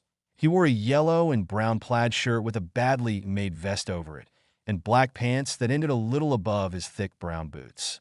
Luffy ran over to Zoro and helped him over to the two blonde boys. Naruto, I didn't know you had a twin. Zoro said as he looked back and forth between them, trying to tell which was which. I am Rorona Zoro. The girl is Nami. The black-haired is Luffy, and they are the Uzumaki twins. He jabbed a finger at the boys. Naruto didn't know what to do. He couldn't very well poof his twin away and hoped they wouldn't notice. But, unfortunately for him, Nami had an idea. We were traveling at sea when Buggy's crew kidnapped me and the twins came for me. She got little stars in her eyes as she took a hand each in her own. Oh, Naruto, Suko. How can I ever thank you? Suko. Both Naruto's and the Kyuubi thought together as the twins exchanged looks. There is no need to thank us, Nachan. We're your friends. Nafor? Naruto? Naruto's clone brother, Suko, asked the real Naruto. Naruto nodded, still unsure of what was going on. Then, you two boys, and your other companions, of course, are this town's heroes. You have saved this village from the horrible pain of spending another day under Buggy's rule. The man began to tear up, and the group all looked at him in confusion. Yes, well, we must be owing now. Come Naruto. Risu. Suko. She grabbed the boys' arms and began to drag them off. Zoro and Luffy hobbled behind them a few paces. Suko, why don't you go ahead? Don't you have to get to your new job? My new? Oh, yeah. Blanked out there for a second. Suko said, Naruto and him finally catching on. I just got a new job at a restaurant. It was a pleasure to make you acquaintances. Black hair, green hair. He quickly dashed down the street, and once he deemed himself far enough out of sight, he parrot from to seal in, disappeared in a puff of smoke. That was close, Naruto whispered. Zoro and Luffy looked at him, waiting for further clarification. I wouldn't want Suso to be late. He didn't cath that he used the wrong name as he went over to Zoro's other side and supported him. Nami slapped her head, but was relieved to see that neither boy noticed Naruto's miss-up. Oi! Nami-chan, Luffy said, dropping Zoro's one side and leaving Naruto to suddenly have to support Zoro himself. This means you'll join our crew now, any? He jumped up and down eagerly as they approached their tied-up boats.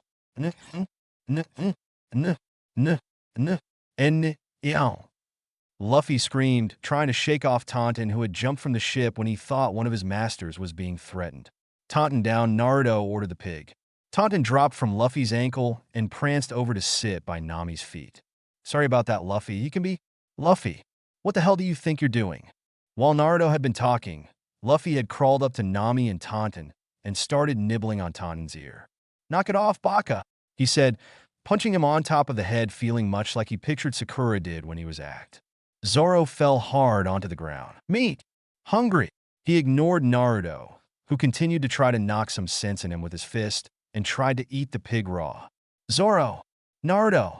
You too want some? He asked, suddenly looking up at the two of them and holding the pig up. Taunton squeaked and tried to get away. No! They shouted together as Naruto wrenched the pig from his teeth, and Zoro propped himself up onto his elbow and glared at his captain. Luffy, get off your lazy butt and help me onto the ship. Luffy gazed longingly at the pig for a moment before hastily doing what Zoro begged. Kuso, this wound hurts. I'll check you out once we're on the ship, Nami said, before pausing to look thoughtful. Which ship should we use? Naruto's and mine is larger, but I'm not sure if we can keep Luffy from eating Taunton. Simple then, Naruto said, as he placed Taunton back in the boat before going to help the struggling Luffy place Zoro back into their ship. We'll take both. So, you're coming too, Naruto? Zoro asked as Naruto helped Nami into their ship to help Zoro with his wounds. Nami, with practiced ease, quickly bound up the bleeding wounds. Naruto shrugged as he and Luffy untied the ships and jumped aboard, Naruto dragging the treasure with him. I have to. I made a promise to Nami's sister that I have to keep. Naruto set up the Sayal on his ship before jumping over and helping Luffy with his. Till then, you're stuck with me. That's okay, Luffy said, as Naruto and Nami climbed back onto their ship. But we get to eat the pig. He started to stretch his hand over to grab it, but Zoro hit him over the head with the butt of his sword. So, then Navigator, where to? Zoro asked as he settled down for a nap. Nami rolled her eyes and pulled out a map. Let's see, the nearest settled island is... 000. 1. Chop chop fruit, Buggy's devil fruit. 2. Damn. 3. I know the sword's name already, but Naruto and Zoro do not, so I'm not going to name it yet. 4. Right. A/N. This chapter didn't come out anything like my first copy, go figure, but I'm satisfied with this one more than the other. I noticed that at the end of the last chapter, one didn't give the title for this chapter. Gomen. I want to give you a little bit of warning that when I reach chapter 10, I'm going to go back and correct mistakes in the previous chapters, and I might start another story. The votes so far.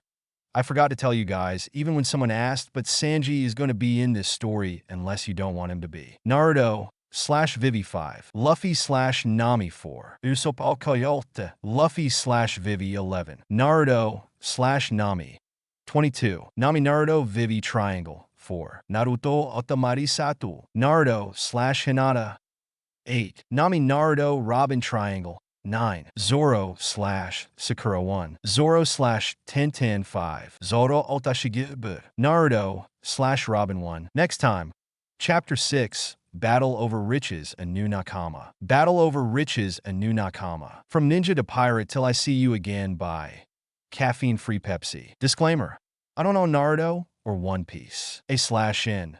Sorry I haven't updated, but I had several papers due for school, and I was busy during the weekends cleaning and being bugged by my mommy. Also, my dumb computer, for some reason, won't let me check my emails, and I haven't been able to read all your reviews until it's back up, probably around Christmas, because I'm getting a new laptop. I'm keeping the poll open. I don't think it would be fair otherwise.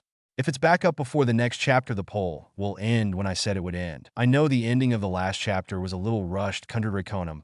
You're the only one who noticed that, but I wanted to get it out, and I was sick, so I procrastinated, and my computer kept freezing once I got really into it. The whole Alvita thing, I think I'll use it. I was debating on what to use on that part, so thanks.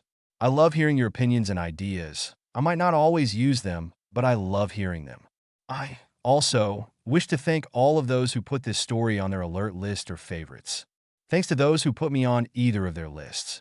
Bold QB talking, italics thinking, insert hashtag, author notes, bold and italics, QB and Naruto together. Last time, Naruto shrugged as he and Luffy untied the ships and jumped aboard, Naruto dragging the treasure with him. I have to. I made a promise to Nami's sister that I have to keep. Naruto set up the sail on his ship before jumping over and helping Luffy with his. Till then, you're stuck with me. That's okay, Luffy said as Naruto and Nami climbed back onto their ship. But we get to eat the pig. He started to stretch his hand over to grab it, but Zoro hit him over the head with the butt of his sword. So then, Navigator, where to? Zoro asked as he settled down for a nap. Nami rolled her eyes and pulled out a map. Let's see, the nearest settled island is Chapter 6, Battle Over Riches, a New Nakama. Yada! We're finally here. Naruto sighed out as he and Zoro swung out of the boats and continued to drag the two little boats further onto the beach. I was beginning to think we would never get here. He paused and helped Nami out of the boat as he tried to hold back a yawn. Zoro and Luffy shoot him questioning looks as the boy climbed back into the boat he and Nami had just vacated. I think I'll just stay here and catch up on some Z's I missed while entertaining the little monkey. He jerked his thumb in the general direction of Luffy. Nami rolled her eyes, having already expected this. He always needed a bit of extra excess sleep after a battle, whether it was big or not. She figured it had more to do with laziness more than the chakra depletion he claimed the first time she had complained about it. Not that she knew much about chakra, except that he used it in his battles quite often to do amazing acts most people could only ever dream about doing. So, she decided not to argue with him about it in front of their new companions. She bent down and picked up the little pig that was taunting. Looks like Naruto-kun is abandoning me. Taunting, but you won't, right? The pig's answer was to squeak and aim a lick at her face. Watch to the treasure. Naruto-kun? Hi. He muttered lazily, already half asleep.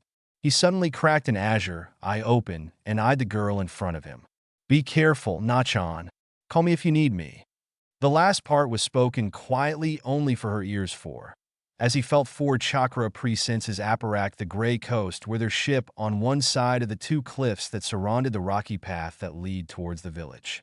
Whoever the four were stayed well hidden in the dense vegetation that sat atop the cliffs, and as far as Naruto could sense, the whole bunch was a little more than children. In fact, as Naruto concentrated on the chakra, he felt that 3 of them were around the age of 8, but the other was in his late teens, probably around his and Nami's age. They're nothing big. He settled quickly into a sleep deep enough SSO that you could barely see him breathing.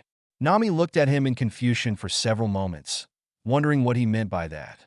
Finally, she shook her head of its confusion, shrugged, and joined the other 2 men of her group who were waiting for it by the side of the ship. "I just don't get him," she whispered to Tannen, scratching the pig behind the ear in his secret spot. "Naruto will join us when he's ready, guys." The 2 looked at her with their eyebrows raised but said nothing as they began to climb up the rocky coast. "Halt, pirates! You are treading on the base of the great pirate. Captain Usopp! I have 100,000, no, million men under my command.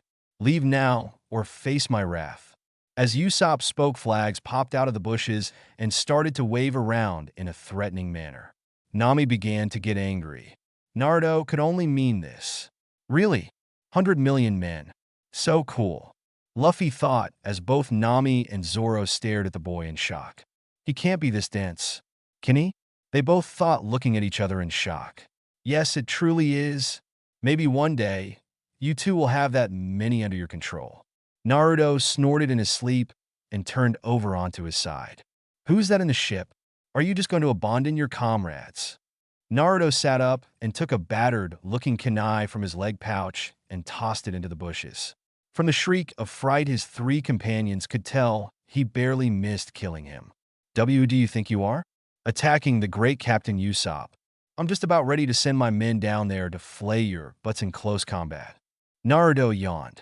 "If I didn't already know there were only 4 of you up there, I would say bring it on. Nice trick, by the way. It must have taken you hours to put up all the ropes and sticks."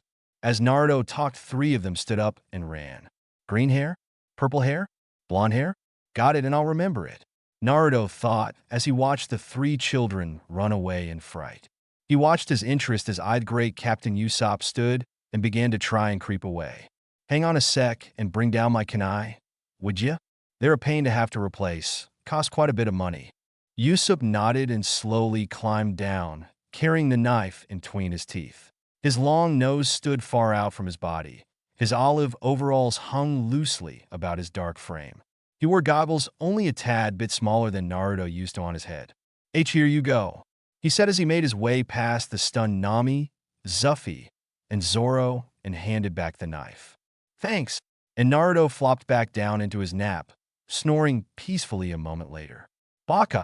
Nami scolded the blonde boy lightly as she came over. "If you knew there were people there, why the hell didn't you tell us?" She pounded her fist into his head. Naruto rubbed the spot on his head and glared at the girl in front of him and then shifted it to the whimpering Usopp behind. "Didn't feel like it. Besides, I told you somewhat." He smirked as Nami grabbed his arm and dragged him from the boat. "What are you doing?" "My nap." "For not telling us, you lost your napping privileges. Come on." She continued to drag the blonde boy up to where Zoro and Luffy waited. "Usopp, right?" Nami called back to the whimpering boy with a cheerful wave. "Do you know where we can get something to eat?" The boy nodded and dragged himself up to his feet. "Me!" Luffy cried, running forward and pulling Usopp by the arm and towards the Vialge, already forgetting the whole 100 million men. "Who were those kids?" Zoro asked as Usopp led them through the Vialge and into the one tavern the Vialge held. Naruto stood behind him arguing lightly with Nami. He wanted to nap, and she wanted him besides her. Zuffy butted into the argument between the old friends with the chant of, "Meat one meat. Meat! I love meat!" causing both to turn around and put him into temporary stupors. But when Zoro talked, everyone stopped to hear what was saying. "Oh, them," Usopp said and slid himself into a both. Naruto crashed onto the opposite side with Nami sliding and still holding Tannen in her arms. Zoro pulled up a chair and sat on it backwards as Luffy settled beside Usopp, quietly chanting the meat song. "My nakama of Usopp's pirate crew. They've been a part of my crew going on 5 years now. We've had a lot of adventures together. It's really sweet of you to play with those children," Nami said, smiling at the long-cosed boy. He smiled back in a conceited manner. She smiled at the waitress as he came over to take their order. Let's see, I'll have. That kid probably taught them perverted and demented things they can't use in real life like you did to the Konohamaru. Core. Naruto snorted in agreement, earning stares from his party. Nami's knowing, Luffy's was blank, Zoro's was curious, and Usopp's was indigent, thinking it was about what Nami said. Naruto, noticing the irritated look, smiled widely at the boy before turning to the plump brunette woman in her late 30s that would be their waitress. I don't suppose you sell ramen? He said, shooting her a wide, foxy grin. She blushed and shook her head no. Too bad, it's truly the best food in the entire world. His smile widened as her blush deepened. From beside him, Nami rolled her eyes and looked ready to slap Naruto upside the head. Just give the baka here, Onigiri too, Zoro said, leaning back into his seat and closing his eyes. Meat! Meat! I want meat! Luffy screamed excitedly, banging his fists against the table. The woman nodded and bowed before disappearing into the kitchen. Usopp purposely ignored Naruto to the best of his ability and talked to Luffy with Naruto. Nami and Zoro sat in silence as they listened with half an ear to Usopp tell Luffy obvious lies about how great a captain he was and all the great adventures he had on the seas. Zoro called, finally getting annoyed as he reminisced about his time fighting a giant goldfish. Do you know where we can get a ship around here? You won't find one here in Syrup. He sighed, turning from Luffy's eager face towards Zoro's stern one. Syrup is the only small village here on the island, and since we're so small, other islands tend to leave us alone, so we never need to seal boats. Barely any of us ever leave the island. The one exception to that is Mayo Tusen. He left to become a pirate while I was still young. Usopp began pointing to himself with his thumb and nodding proudly. Luffy looked at him before smacking himself on the head. Now I remember where I've seen you before. I met your father back when I was little. He's the sharpshooter in Shank's crew. Until. You really met Tusan? Usopp screeched, pounding his fists on the table and leaning forward till he was right in Luffy's face. No yokes? Luffy nodded eagerly back in his face. Your father is Usopp, right? Luffy continued on as Usopp nodded back, a little more than stunned. Aye. He was the infamous sharpshooter for the Great Shanks crew. They were using my hometown as their base for a while back when I was a child. I used to join them in the tavern in the town and hear their stories of great adventure. Your father's favorite to talk about, of all things, was you. So much he spoke of you that I could tell the stories along with him if I so desired. By this time, Usopp was crying tears of joy and repeatedly chanting Hanta over and over again. Is that so? Nami whispered lowly to the other two as she looked back and forth as Luffy waved his arms widely around as he reenacted some of the tales to the enjoyment of the long-nosed boy. No stips punto. Nachan, you're worrying too much, Naruto said, patting her arm and smiling as the waitress came back into the room carrying 2 trays full of their food and drinks. Here, let me. He stood and took the trays from her hands, still smiling gently. We could always go to another island. He reminded her as he set the trays on the table before sitting and passing out the food, managing to hit Usopp's head each time he moved the tray around. I know, Naruto-kun, but it's a pain being stuck with these two in close quarters, she said half-jokingly, sticking her tongue at the glaring Zoro. Zoro made as if to stand up, draw his sword, but Luffy jumped up suddenly and then smacked him with one of his waving arms. Zoro stumbled back and crashed into the counter. Anger waved off of him in dangerous waves as he stumbled back to his feet. Jigomen nasi, Zoro-san. Nami managed to stumble out after several tense moments of trying to control her laughter as she looked upon his angered face. Besides her, Naruto had his head buried in his arms, so the others wouldn't see the tears caused by barely suppressed laughter as they rolled down his cheeks. Usopp and Luffy stood on their side of the table, clinging to each other as they shivered in fear of the evil aura that surrounded the green-haired man. Zoro growled some inaudible words as he slouched back down into his seat, beginning to dig into his meal, tearing the meat of the bones in a Luffy-like way and chugging down his ale, with some running slightly down his chin. It took several moments before the rest of the party composed themselves before they could begin their own meals. There was light bantering between Usopp and Luffy with Naruto, Zoro, and Nami putting in scalding comments in between their own conversation of possible alternative options of getting a ship. "Hey, Usopp," Nami said suddenly. "Do you think that huge house on the hilltop could help us?" There were stars of possibilities as she thought back on the huge white house, surrounded by high shrubs and gardens decorated beautifully with flowers from Allah around the world. They should have more than enough money to help some poor little kids. Usopp stared in shock before he drained his glass and stood.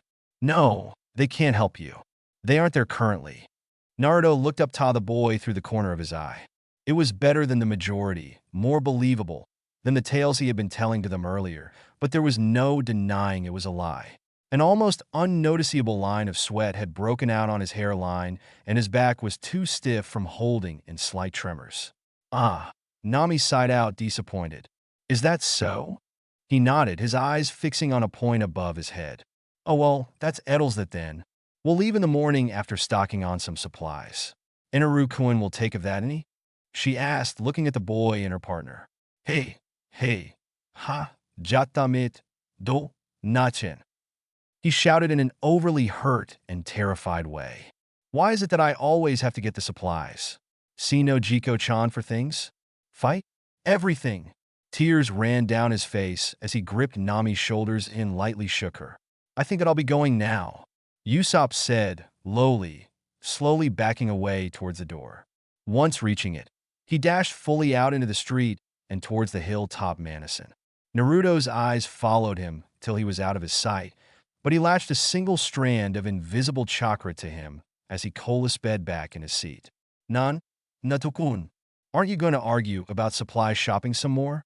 she asked, a bit worried as he grabbed a nearby tankard of ale and drained it in one gulp. Naruto rarely drank, and only when he was brooding over something that usually would cause her and Nojiko to worry, as he did something that severely injured him. "Naruto, what are you planning?"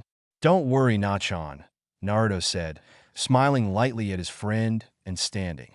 Going to the door, he turned and locked eyes with the three at the table for a moment. "I promise I won't do anything too dangerous. For me at least." And without warning, he was gone.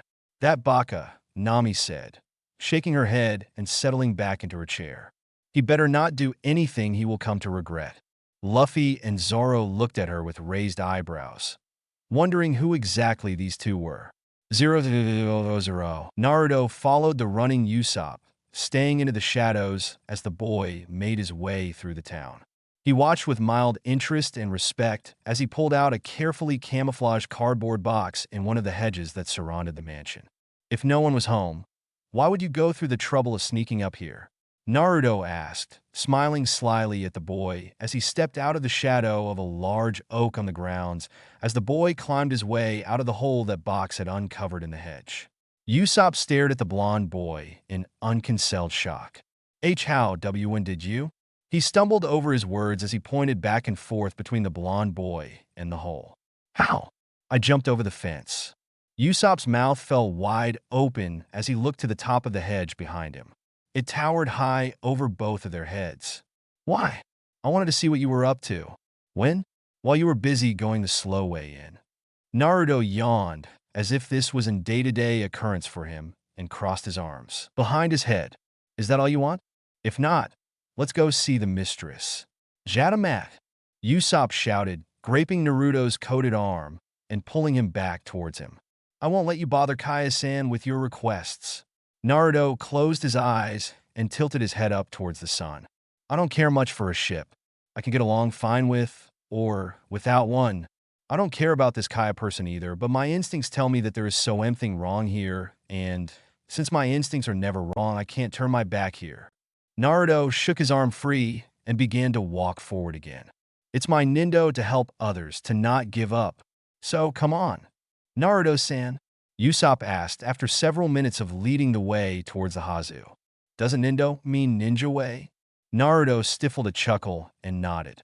Usopp just shook his head and tucked it into the back of his mind for later as they reached the tree right by an open curtain window. "Kaya-chan, It's me, I'm coming up, he said in a loud stage whisper as he shimmed up the tree by wrapping his legs as far around it as they could go and using his hands to pull himself up. Usopp-san? A blonde-haired, brown-eyed girl said in a soft-spoken said as she stuck her head out the window and looked down at the boys. Is he a friend of yours? Uzumaki Naruto, Mum. Naruto introduced himself, bowing a little awkwardly from his perch on the branch. I just got here to Syrup earlier today, and Usopp-san is being kind enough to show me around. Usopp snorted, thinking back on Naruto jumping out at him as he snuck his way here onto the mansion's grounds. But he forgot about his meeting with you and was forced to drag me along. Naruto gave the girl a what can you do smile. I hope you won't be too angry at him. Kaya giggled a little behind her hand. Not at all. I'm stuck here in the mansion all the time, but I do enjoy meeting new people when I can. She stuck her hand out the window and watched as Naruto's larger and calloused palm encompassed her own. I'm Kaya. I do hope that you'll enjoy your stay here. We would enjoy it more if that broad you insist on traveling with would allow us to take a nap. The QB muttered from deep within his cage. And after everything we have done for her too. Don't you mean all I've done? Naruto growled back at him, only half listening as Usopp started telling a tale about how he once wrestled with a giant goldfish. You can take a nap anytime you goddamn well want, you dumb fox. The QB snickered smugly from his cage, curling down for yet another nap. Dumb fox, Naruto added for good measure, unconsciously growling out loud. Is something the matter, Naruto-san? Kaya asked as Usopp banged his head off the tree trunk beside him in frustration. Are you feeling all right? Maybe Usopp-san should take you back to the village for resting? You need not worry about me, Kaya-san. I was just lost in my own little world. Unless someone in the village knows how to kill a demon that's trapped inside a human boy, I shall always be plagued by this. Would you mind if I asked you a question? Kaya smiled as she shook her head, but Usopp growled warningly beside him. I take this a daily encounter between the of you? He looked back and forth between the two. Oh yes, she said, clapping her hands, looking at Usopp in adoration. Usopp-san has been so kind to me.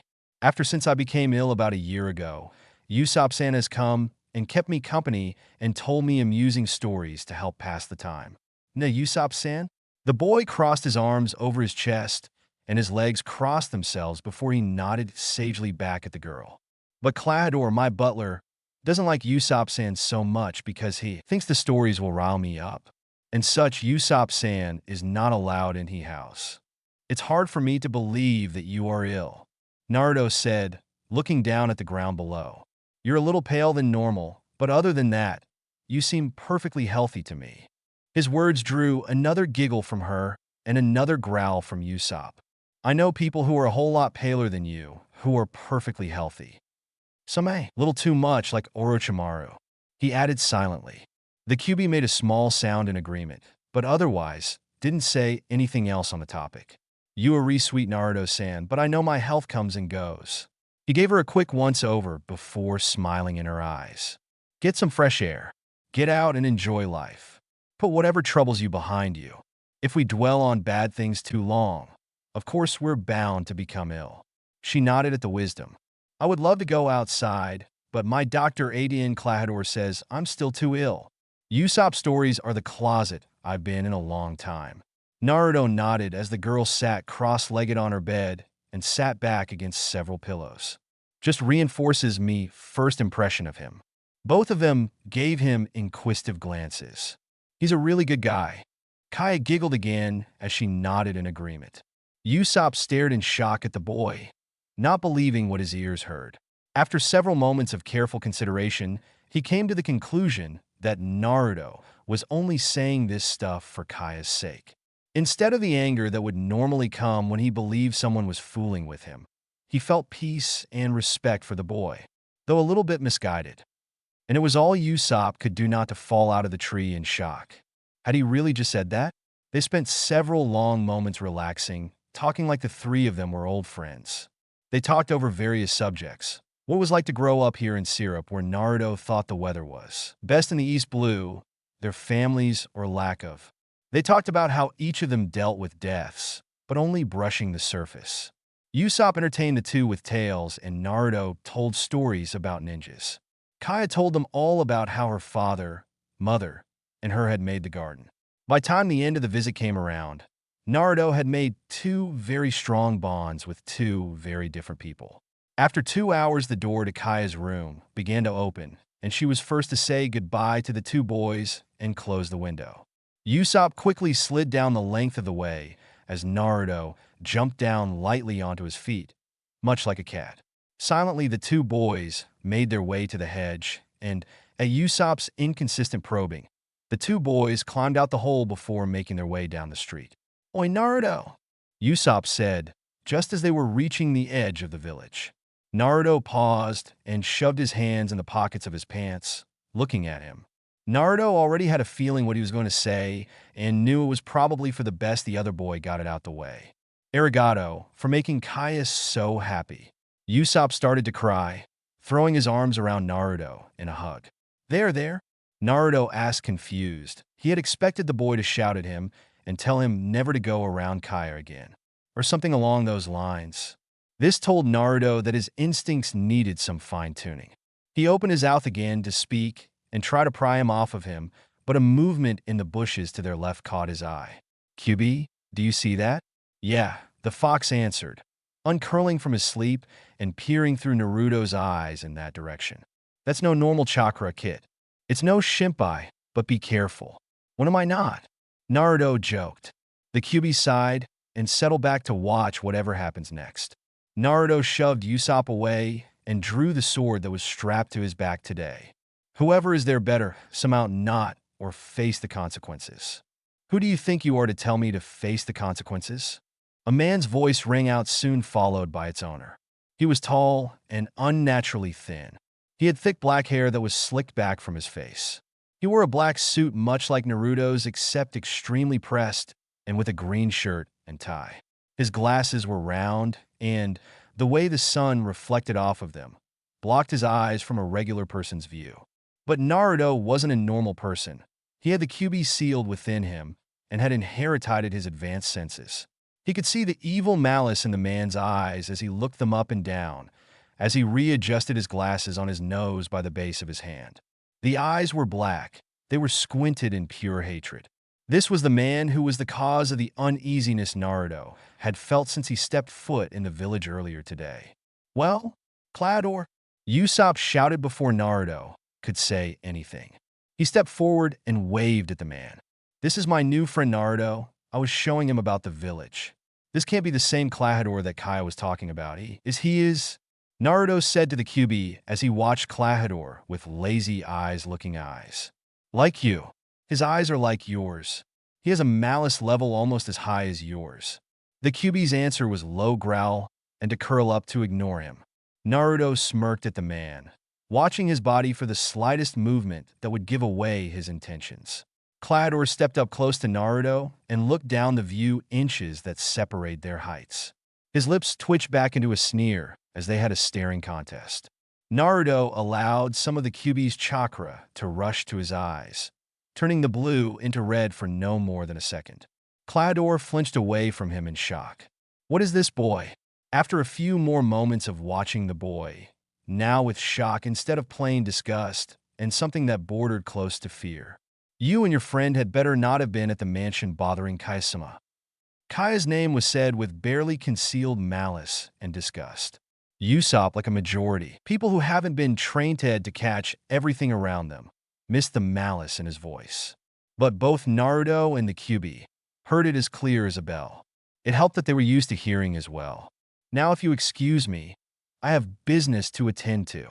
They stood there for a few minutes, watching him walk away from them. "Well, I guess we should meet with you, Nakama." Naruto. "Matt, where are you going?" "Don't leave me." Usopp shouted towards Naruto. Ahe began to follow Clador. "Naruto." Naruto stopped, but didn't turn around. "Usopp, would you mind going to my companions and tell them that I will be a little late?" He bends his legs and began to charge up his chakra. "Matt, Naruto," Usopp shouted, grabbing his arm before he could disappear. "I don't know what's wrong with you, but I think that orange-haired girl would really harm me if anything were to happen to you." Let's go together. He talked tough, even though his legs were shaking horrible. The two locked eyes, each looking for weakness in the other. After what seemed hours, Naruto relented and nodded, and the two set off after the disappearing Clahador. 000. Those two have been gone for a long time. Nami commented, sipping from her mug of ale, as she waited for Naruto's and Usopp's return with Zoro and Luffy. Zoro had long since moved into the seat that Usopp had abandoned. The two were singing with their arms around each other. "Ooh," she moaned, frustrated, smacking the boys upside their heads to get them to stop. "Come on, let's go see if we could find them." "Okay," they moaned, allowing Nami to drag them out by their arms and out into the sunlight. "Where should we start looking for them?" Luffy said with his mouth of his meat, as he could have gotten in as Nami dragged them out. "The smart thing would be to check around the mansion," a voice said from behind them. Turning around, they discovered Usopp's little followers behind them with their arms crossed over their chests. "He always goes there to talk to Kaya-san around this time, every day," the green-haired one said. "What happened to your blonde friend?" "We're taking a stab in the dark and guessing that he followed Usopp," Zoro informed them, crossing his arms behind his head. "We have no real clue, though." The three boys nodded, and the middle one, the chubby one in the middle, said, "We can take you there if you want. We have nothing better to do anyway."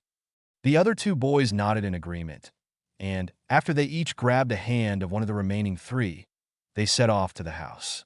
"Ano, Onion, what does Usopp do up there? Why did he tell us no one was there?" Nami mused out loud to the chubby blonde. "Why bother to lie? That's Taicho's specialty," the green-haired carrot said. "Lying, that is. Taicho 3 has been lying for years. He goes up there to lie." Zoro and Nami looked at the two boys with questioning looks, with Luffy picking his nose in the background. "Kaya-san is very ill, has been for a while now. Usopp Taicho's stories cheer her up, though Clahador. Who is that coming our way?" Carrot asked as a shadowy figure started towards them. "Oh, it's Clahador." "Hi." The three children pulled the pirates into some nearby bushes and covered their mouths with their hands. "Be quiet." There was silence for several minutes as Clahador was passing by. They stayed hidden there for several long minutes, long after he had left. When they were allowed to finally climb out, they were confronted by Usopp and Naruto. "Naruto-kun, where have you been?" Nami asked, brushing at his jacket where she had bumped into him. "Sorry, Nachan, but Usopp and I have to hurry," he shouted over his shoulder as he ran in the direction that Clahador took. "Come on, Usopp, if you're coming. Janami-san, Luffy-san, Green-san," Usopp called, chasing after Naruto a moment later. "I'm going as well. Wait up," Luffy called less than a second later as he ran off at an inhuman speed after them. He caught up with them within a minute. "What do you think that was about?" Zoro asked Nami, staring after the three running in mild shock. All Nami could do was shrug as she watched them as well.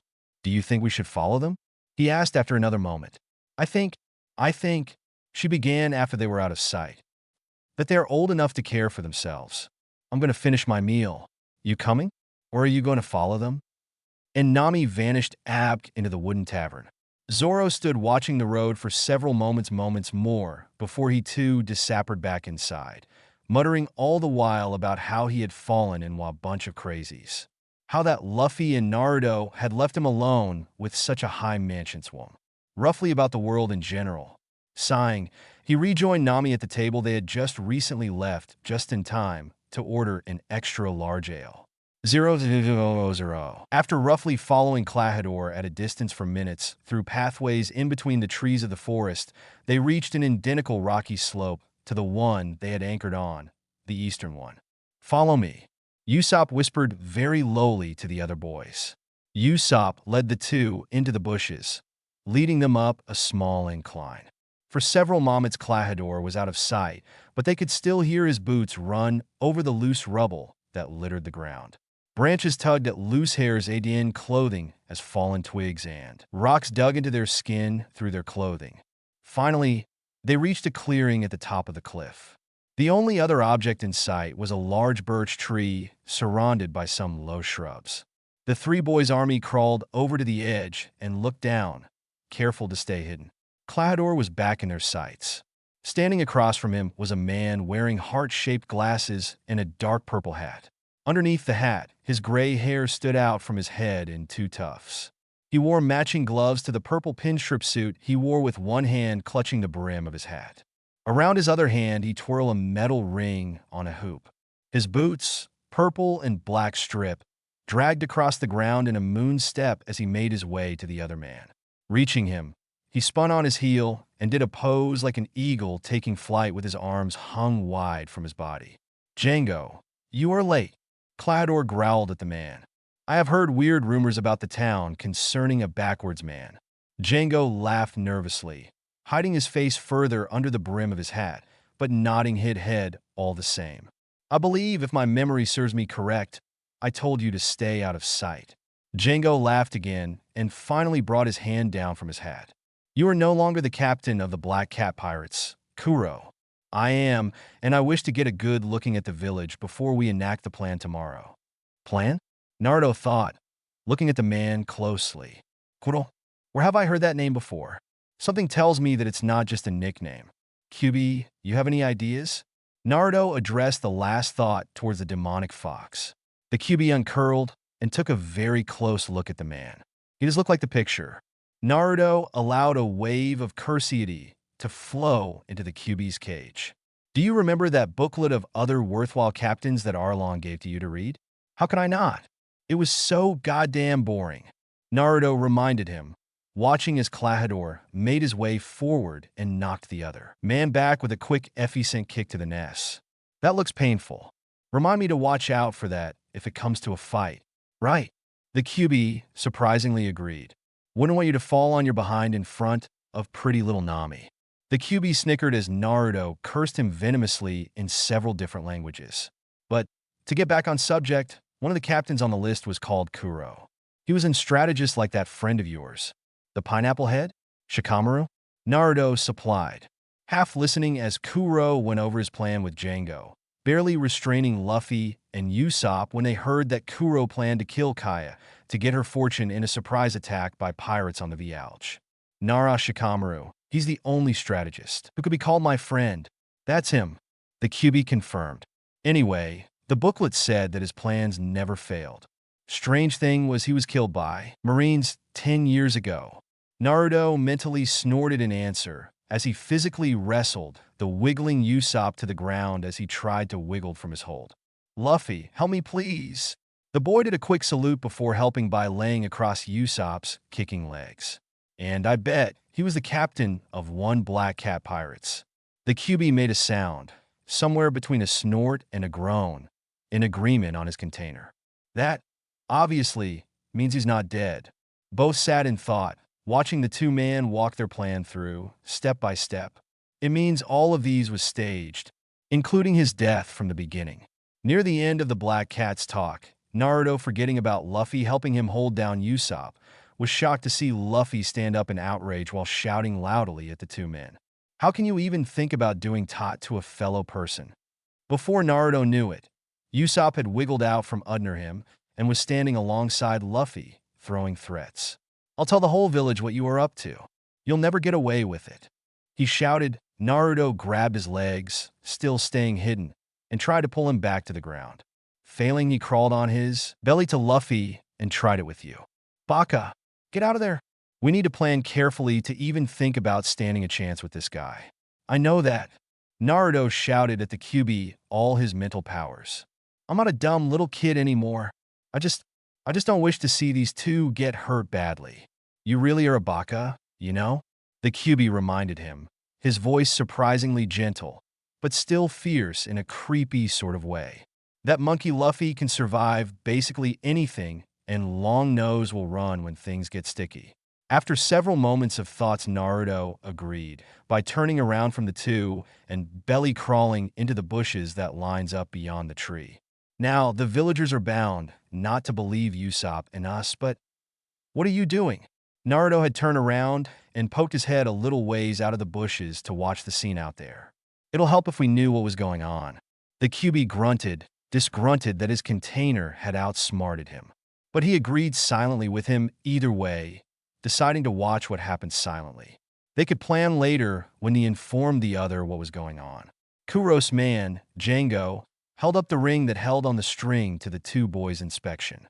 In fright, having enough of weird weapons from Naruto earlier that day, Usopp dodged behind the tree and buried his face deep within his crossed arms. But Luffy stayed there and stared at the ring in shock. "Nanny? What is that supposed to be? A toy?" he asked, staring at it in surprise. "Sure," Django said. "Just watch it and it'll do a cool trick too." Excited, Luffy leaned forward, watched as the man swung the ring back and forth. Luffy muttered a word under his breath, something that sounded to Naruto like cool. "Idiot." Naruto and the Kyuubi thought together, as the blonde boy ducked back into the bushes and covered his ears with his hands. But he could still hear Django's word. Django, sleep." There was a large snore that Naruto recognized as Luffy's, followed by a large banging sound as Luffy hit the ground. Naruto flinched, praying to Kami, God, Buddha, and any other god above that the Kyuubi was right that Luffy could survive anything. "I only got one me to go up there and finish off the other one?" Django turned to Kuro and asked. It wouldn't help if he told the village our plan.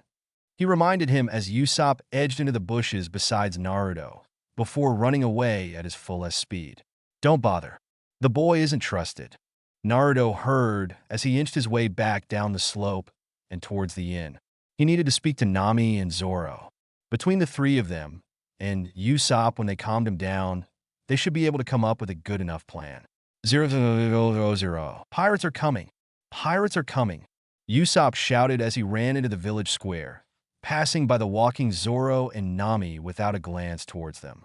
Within seconds, Naruto was there, seeming to pop right out the ground. "What happened? Where's Luffy?" Nami asked, looking around for the idiote as if she suspected he had learned Naruto's trick to disappear in one spot and reappear in another. Naruto shook his head before dragging them off after Usopp. "A lot happened. We were following Klahadore, but he isn't Klahadore, but Kuro of the Black Cat Pirates." Naruto informed them as they jogged behind Usopp, only half listening to his words. "Luffy was hit with one of their attacks because of his stupidity, but I checked his chakra level before leaving after Usopp, and he'll live as long as they believe he's dead, that is." He ignored their sharp intakes of breath and ran forward and pulled Usopp aft just as the doors were opening. "Usopp, don't bother. Kuro spent the past 10 years gaining their trust. What we need is a plan. Besides, where would they run? They can't fight. They're villagers and this island has no boats. They have nowhere to go. They can't defend themselves." "Usopp, what is going on?" a man asked, clutching a pitchfork to his chest. "Are you calling pirates again? This is perfectly like the boy who called wolf." Naruto commented lowly to the others. "No, excuse us, sir. My Nakama and I just arrived here on this island, and Usopp was being kind by showing us around. He was just entertaining us with stories. We're really sorry if we disturbed your peace." The man, as well as several others, grumbled a bit before they nodded and disappeared back into their houses. Usopp went to run, but Naruto grabbed him around the middle and pulled him back.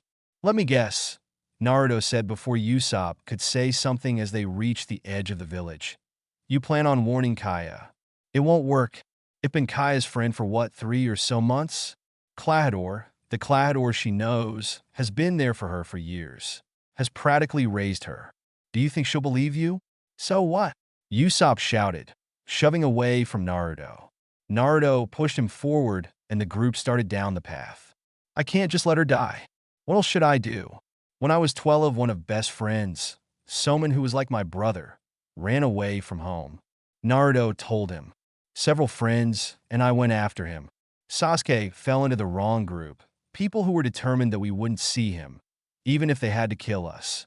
We veered from our original plan, that we would take on enemies together, and split up. Because of that, almost all of us died. It wasn't anything less than a miracle that we all survived. But we didn't bring him back. To this day, I don't know if he's alive or dead, if he still hunts his brother down. All I know is that Sasuke left that group, but he didn't come home, didn't try to live up to what he caused by leaving. Say you were to tell her without carefully planning what you would say. What do you think will happen?" Usopp's answer was to stare at the ground as the anger and desperation welled up within him. "She wouldn't believe you. If you told the villagers?" They would laugh you off. So what can you sow without causing panic and havoc? Usopp looked at him and shrugged. Naruto smiled lightly at him. First, we get Luffy. Usopp, will you take care of that while Nami, Zoro, and I try to come up with a plan? We have more fighting experience on our side than you do. Naruto, Usopp said before he walked away. Why are you doing this? Why are you three willing to help? You're not from here. You have no connections to us. So why? Naruto nodded. You're right. We aren't from here. We have no connections to the people. We won't get praise for this. But I told you earlier that I don't give up, that I help people. It's been my nindo for a long time. I can't just abandon it. Besides, I would never hear it down when I go home if I abandon you now. Usopp nodded as he turned and walked towards where Luffy lay at the base of the cliff. If I ever get home, Naruto can... Nami said sadly to herself. She knew the chances of Naruto ever going home was slim to none. Knew he would probably never see his friends again. All he AHD left was memories, and not all of that was very good. So, what are we going to do? You got us into this, so you're going to get us out of this alive.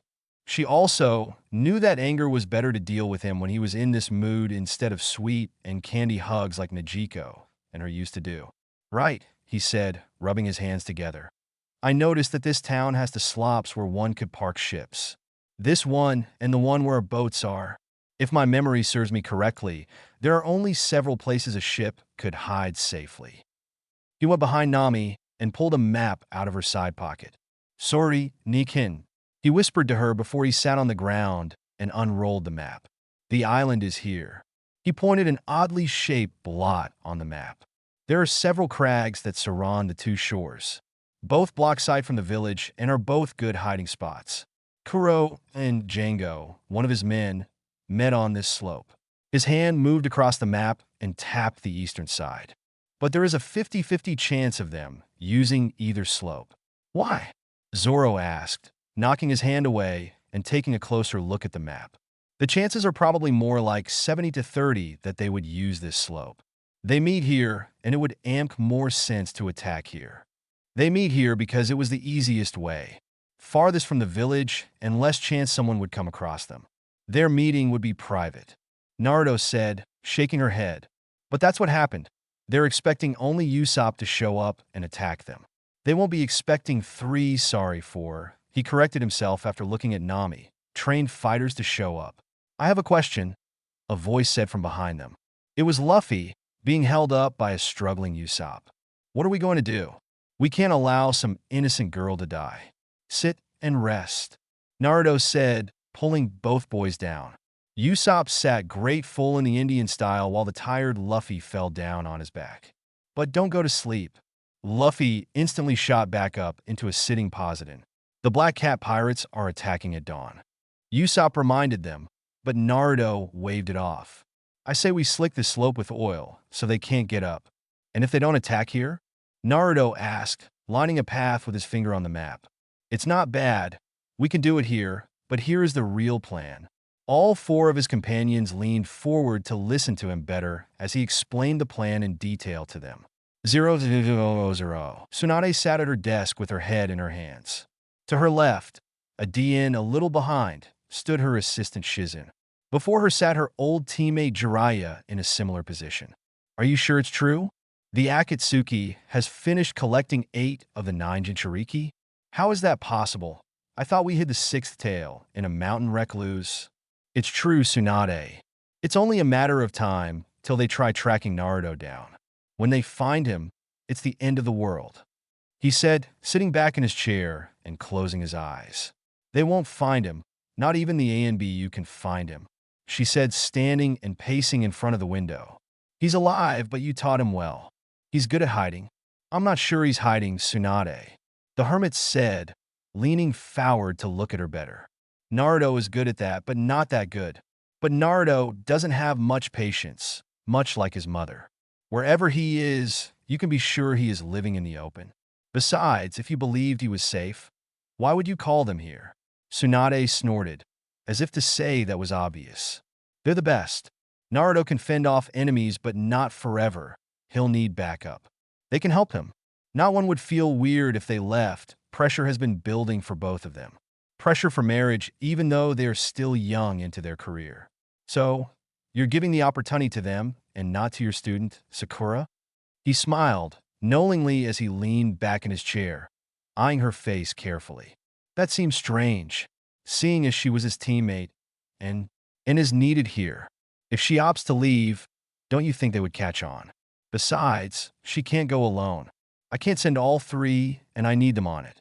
I'll be sad to lose two of my best jounins, but I need trustworthy people to watch over Naruto. They waited in silence for several moments before a firm knock sounded at the door. "Come in," Tsunade shouted, already knowing who it was. It was them. "You said you wished to see us, Tsunade-sama." The more soft-spoken one of the duo asked. 000. Tada. Another chapter done. The beginning was pretty hard to write, and with those things in my way, so yeah. I'm gonna try to get the next chapter up before Christmas, but there's a chance I might not. I might if we have a snow day on Monday, because I'll have the whole day to work on it. So, pray for a snow day for me. Ignore the grammar and spelling mistakes, please, and review, even though I can't read them. 1. Really? Not sure if it's spelled correctly. 2. Wait a moment. 3. Captain. The votes so far. Naruto / Vivi 5. Luffy / Nami 5. Usopp al Coyote. Luffy / Vivi 12. Naruto / Nami 31. Nami Naruto Vivi Triangle 4. Naruto Otamari Satu. Naruto / Hinata 9. Nami Naruto Robin Triangle 15. Zoro / Sakura 1. Zoro / Tentazesh. Zoro / Tashigi 3. Naruto / Robin 1. Chopper / Sakura 1. Sanji Hinata Moza. Chapter 7. Fight of Your Life, Tales of the Deep. Fight of Your Life, Tales of the Deep. From Ninja to Pirate Till I See You Again by Kafin Freepsipsi. Disclaimer. I don't know Naruto or One Piece. A/N. Yes, I'm updating. And as you know, my email is back up, so the voting is now finished. I'll give the results at the end. Tamaki is mine. I made her up. The voting results will be announced at the end of the chapter. I hope you don't get too confused because I use both Kuro and Clahador to speak of the Black Cat's captain. Bold QB talking. Italics. Someone's thoughts. Mainly Naruto. Insert hashtag. Author's note. Bold and italics. Naruto and the QB together. Last time. So, you're giving the opportunity to them and not your student, Sakura? He smiled knowingly as he leaned back into his chair, eyeing her carefully. That seemed strange, seeing she was his teammate and is needed here more. If she opts to leave, don't you think they'll catch on? Besides, she can't go alone. I can't send all three of them, and I need them on it. I'll be sad to lose two of my best jounins, but I need trustworthy people watching over Naruto. They waited in silence for several moments before a firm knock sounded at the door. "Komi?" Tsunade shouted, already knowing who it was. It was them. "You said you wished to see us, Tsunade-sama." The more soft-spoken of the duo said as they stepped into the room. Chapter 7. Fight of Your Life, Tales of the Deep. "I can't say I understand this plan, F your kid," the QB mentioned to his blonde-haired host as they waited in the dark. "This fight would be over quicker if you all joined together." Naruto ignored the demon inside of him and tested the outside with his chakra. They were hidden deep in their ship on the eastern bank with thick burlap covering over them. It was less than an hour till dawn. Till the attack. "Kit, answer me. What's to understand?" "There is an equal chance the pirates will attack either shore. This is the safest route." His answer was, sighing lowly to himself as he counted the minutes by. "My job is to protect." Nami, remember? "Are you scared, Kit? Of that man?" The QB wondered to the blonde boy as he sat up and rubbed a hand up and down Taunton's side as he tried to ignore the fox's words. "We both know we can take him." "What is it?" "If you can't trust me, who can you trust?" "Roughly about everyone in the world besides you." Naruto snorted out as sarcastically, rather bitter laughed before he petered out the sound in his coat sleeve. "It's weird, QB." He started a moment later after the heavy silence got too much for his impatience attitude. He often showed to the world, "I know I'm stronger than him." "I know it, but I just don't know." The QB said nothing, knowing that Naruto would get a talking about it on his own, but if he urged him on, he might say, or do, something they both would regret. "It's been a long time, I guess. The QB allowed a wave of his curiosity to wash over his container as they sat in the dark waiting for the sunrise and the beginning of the attack. Fighting someone whose speed is on par with mine. Someone who has trained themselves to use their chakra. Naruto sighed a little as he reached a hand up and rubbed it over the cloth above his head. I'm stronger. I know that. I have more training. But, yet, Baka Kid, the fox said, laughing rolling off his tongue in almost visible waves. How can you be afraid? Of that puny man, no less. The QB continued to laugh at the boy, and Naruto continued to growl threateningly. You fought and survived a guy against the Akatsuki boy. What is it about the meager man? Especially when all he has up his sleeve is speed. You don't know that, QB, Naruto pointed out. You said so yourself, he's a strategist. I'm not. Strategists, no matter how little their skills, always have the upper hand. Silence settled upon the duo once more as Naruto pulled out a kunai and began to sharpen it on a rock he carried around in his pocket for this purpose. But you're right about one thing, QB. I can take him. Who am I to give up? I was the Leaf S#1 hyperactive ninja, after all, and he certainly wouldn't have backed down. Since I'm older now, I still shouldn't. We're gonna beat this guy into a pulp and make him wish he never came here. Thank you, QB. I needed the verbal pounding you gave to me. When this is over, it seems I'll have to train. It's only going to get harder from here on out, he commented several moments later to the fox. The QB could only silently agree with the boy besides them. The sun's beginning to rise, and, as if on cue, a loud banging of wood hitting the shores was heard from outside, quickly followed by another loud banging as the plank was put into place and a loud cheer as they thundered down the plank. It's time, Naruto said under his breath before he drew blood from his thumb by biting it and started to do hand signs for summoning. Boar, dog, monkey, bird, sheep. He slammed his right hand onto the boat and a puff of smoke appeared that cleared to show a small frog covered with purple dots. Hey, Tamaki, long time no see. I need you to do a favor for me. Naruto informed the small frog as he pulled a small scroll from his trench coat pocket. Give this to Nami. Be as quick and nimble as you can. Hi, Naruto-san. The frog's little voice chirped out as she hopped over to Naruto and into his outstretched hand.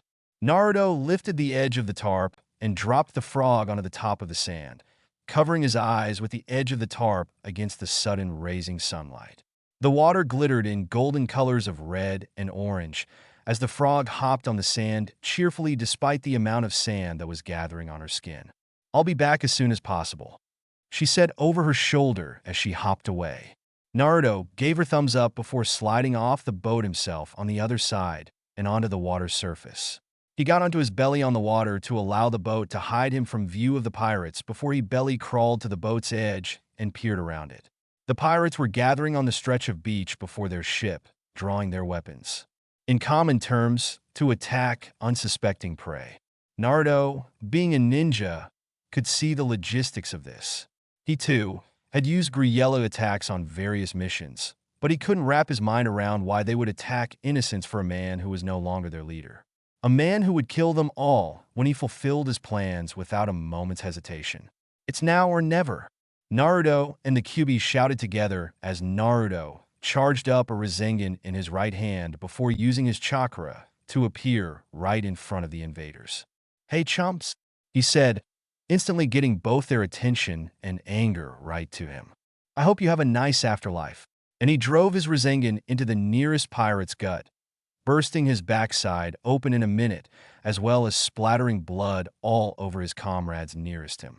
Naruto smirked as the pirates froze with fear and began to develop another orb of chakra in his hand. One down, 33 to go. The pirates dropped their weapons and quickly scuttled back on board their ship. Only scum would leave the body of a fallen comrade behind, Naruto muttered to the QB, frowning as he started up the gangplank after them. It's past time someone taught them that lesson.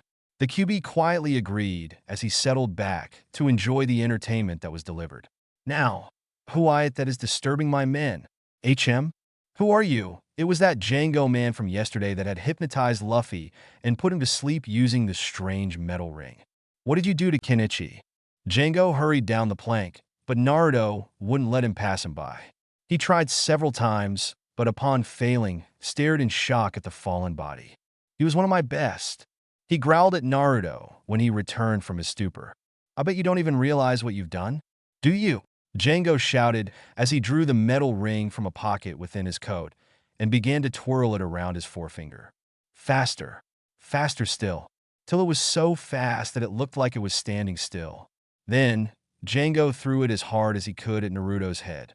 Naruto smirked at him and lifted his left hand, catching it at its tip before it even had a chance to cut him. He twirled it lazily about his finger as he continued on his way up the plank till he stood right in front of him. "Please inform me what I did," he said lowly, tossing the ring as far into the ocean's deep waters as he could. Django looked at the boy in front of him in shock. "Is Kuro going to be angry at me?" he joked. Django's only reaction was to gulp in fear as he looked at the boy. 000. Nami sat atop the bank, looking down at the boys as they worked in the dark to dump the oil down the bank.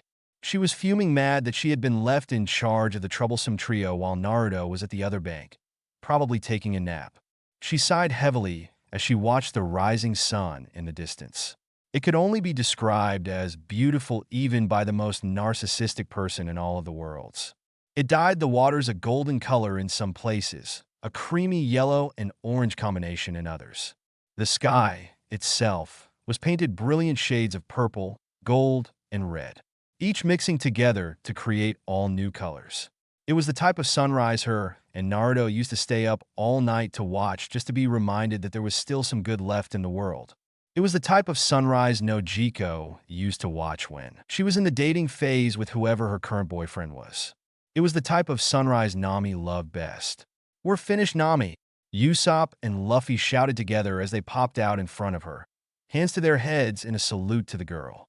Angry, Nami stood and pounded them both on the head with equal force each. "Ow!"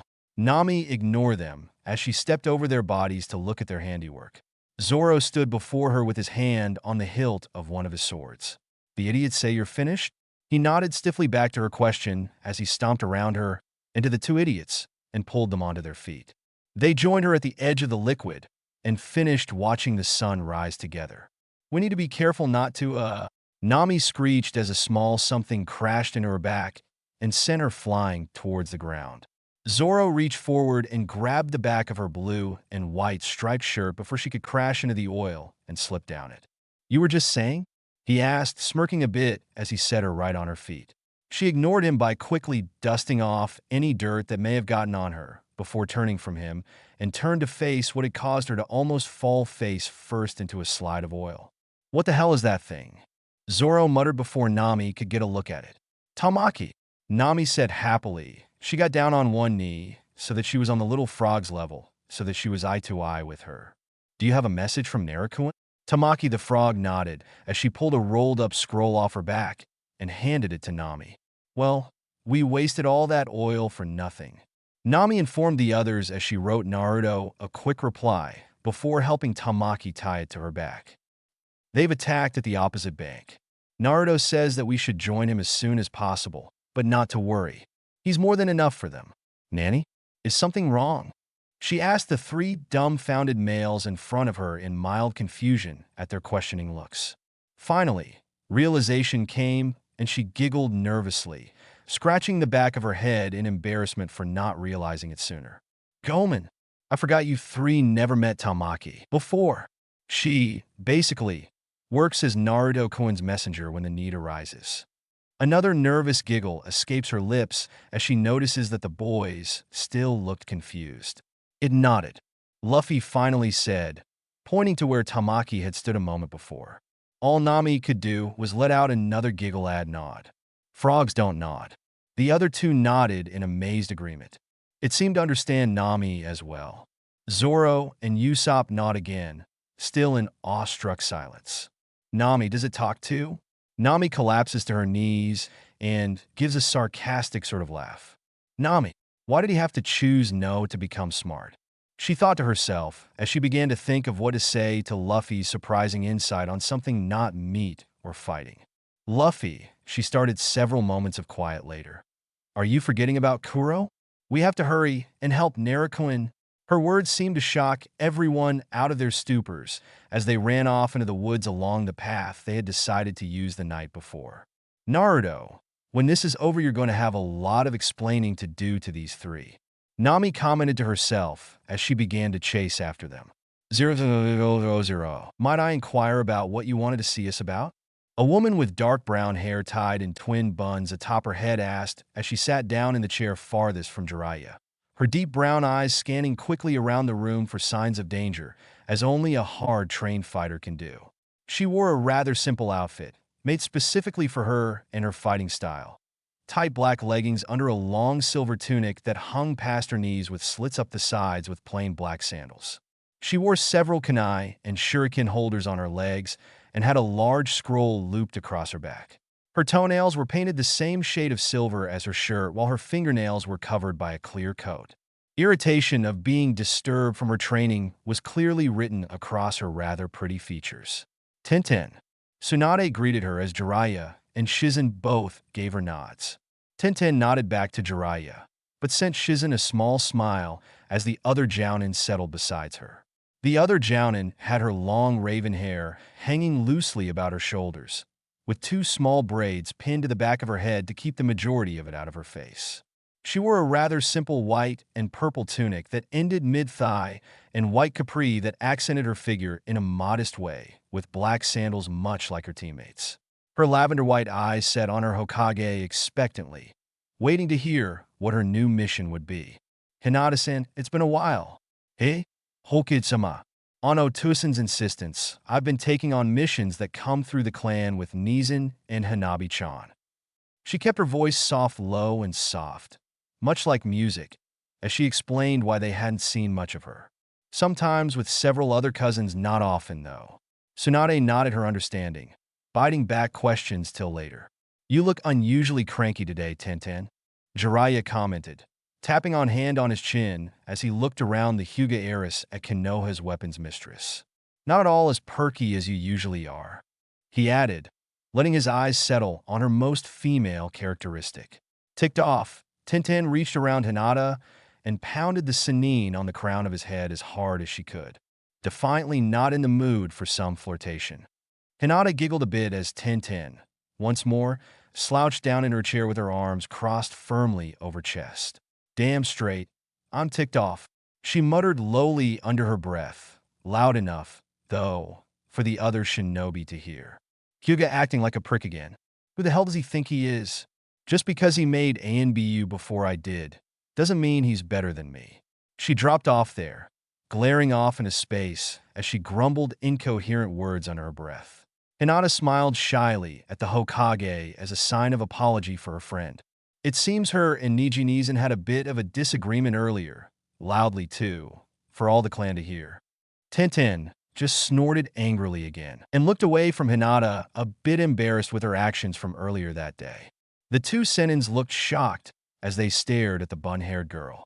As long as they had known, the two sane members of Team Guy had been close friends and rarely argued in public.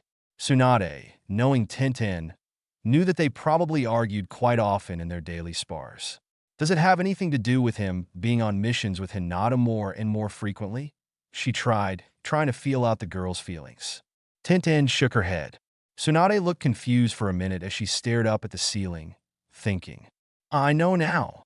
A smile broke across her face as she leveled her head, so her face was dead, even with Tenten's. He proposed again, didn't he? Tenten didn't bother to answer as Hinata giggled out in agreement. Oh well, that explains everything, she added, laughing a little under breath. It was become something of a natural occurrence here in Konoha. Old teammates were pairing off together, getting married and having children. It wasn't always with teammates either. Shikamaru and Temari of the Sand had something going on. The problem is, with the Akatsuki running around, stirring around trouble everywhere they go, they rush with their relationships. The younger generations of shinobi were already considering marriage. And, in clans like Hinata's, marrying means that a woman must give up any career they had taken before marriage. For Tenten, who had worked non-stop to get where she was today, it would be nothing less than torture. He actually believed I would say yes, she muttered lowly to herself, but how could I? I'm too young to marry, and even if I wasn't, I couldn't give it all up for him. Not now anyway. Part of me doubts I ever could. Her words confirmed Tsunade's thoughts. If that's the case, Tintin, I'm sure you wouldn't mind doing me an itsy-bitsy favor. You as well, of course, Hinata. Tsunade started her prepared speech. Shizen, give me the folders. Shizen nodded to show she understood her order and bent down onto her knees to the filing cabinet set into Tsunade's desk and pulled out 3 folders. She handed them to her mistress before stepping back into the shadows, crossing her fingers, praying they would agree. These, she said, throwing one each in front of each girl. Hold your ninja transcript since the day you were made genin. Look and learn. Curiosity getting the best of the high-class ninjas as they reached out and grabbed their folders. Inside there were their genin pictures, their chunin pictures, and finally their jounin pictures. There were their first ever mission reports, all the way up to their current reports. Inside was their whole shinobi career laying out in front of them, exactly like Tsunade said. Jadamat, there is something wrong with my transcripts, Tsunade-san. Tintin said, quietly as she stared in shock as at the papers in front of her. Besides her, Hinata made a small noise of agreement. And if my ears serve me correctly, Hinata have never asked you for resignation. Tintin suddenly glared at the people around her, I suspicion. Tsunade-sama, what is going on? She said lowly, her voice full of unsaid threats. Is this something Niji cooked up to get me to marry him? No, Tintin, it isn't. Tsunade said, trying to calm her down. Niji hasn't a thing to do with this currently. He knows not of this, actually. Tsunade stood, taking their folders with her and putting them back in the filing cabinets. Standing in front of the windows, looking out on the village, with her back towards her shinobi, she continued, I did it for several reasons. She turned back to face them, holding the spare folder. I need you two to do me a mission that can't go on in the books, a mission that would require you to leave the village for a while. I need you to after Naruto. She slammed the folder onto the table in front of them, her hand flat across it. I cannot go any farther unless you agree to the mission. If you don't, I will wipe the request from your folder and this meeting from your minds. Will you do it? Silence enclosed the room as the 2 jounins thought her proposal over. If we agree, there is a high chance we can never come back, Tsunade-sama. Hinata whispered lowly, so only those in the room could hear her. And I can't truly understand why you choose us. Hinata, your Byakugan can come in great need for seeing enemies from far off. Besides, you're always saying on you wish to get away from your clan's expectations. Tintin, your skill with weaponry can now take down numerous enemies, and you can fight on par with mostly anyone these days. You've always said you wish to travel. Both girls sighed at their Hokage's logic, but because of some urging inside of them to see their old friend, they agreed to the terms. Good. As you know, the Akatsuki are beginning to move. I need you to find and protect Naruto. We can't allow them to get their hands on him. Tsunade sighed and looked over her shoulder and out the window. With it, they could destroy the world. Tsunade, obviously, can't put this in the records because the elders would want his head. Jiraiya said, taking over for his former teammate. They would say that would be the easiest way to stop them from gaining the Kyuubi. In all honesty, it would, but that wouldn't be in the best interest for Konoha in the long run. Shinobi take vows to protect life. I can't see how they could just kill him off like that. Shizen muttered from her spot behind Tsunade. The others in the room nodded, avoiding each other's faces. They all had to kill before, even when they didn't want to. Well, anyway, off such gloomy subjects for a minute, Tsunade said, waving a hand dismissively in front of her face. Everything you both need to know is here in this folder. Look it over tonight together and meet me back here tomorrow. The 2 shinobi stood to go, bowing lowly to the woman in front of them. And remember, no one is to know the truth about this. As far as the council, or anyone for that matter, this meeting between us was about you leaving active shinobi work behind to travel abroad. As far as anyone is concerned, she said, right before they could leave the room. They nodded, the folder tucked under Hinata's arm, and left. 000. You have no clue what you're going up against, Django shouted at him, pulling out several more metal rings, ready to throw them at high speeds towards Naruto's head. Kuro is a master strategist. His plans never go wrong. He added, throwing his first at Naruto's leg. Naruto jumped into the air, dodging the blow. Django threw another one, aiming this time for his head. Naruto couldn't dodge it as it rammed its way deep into his forehead.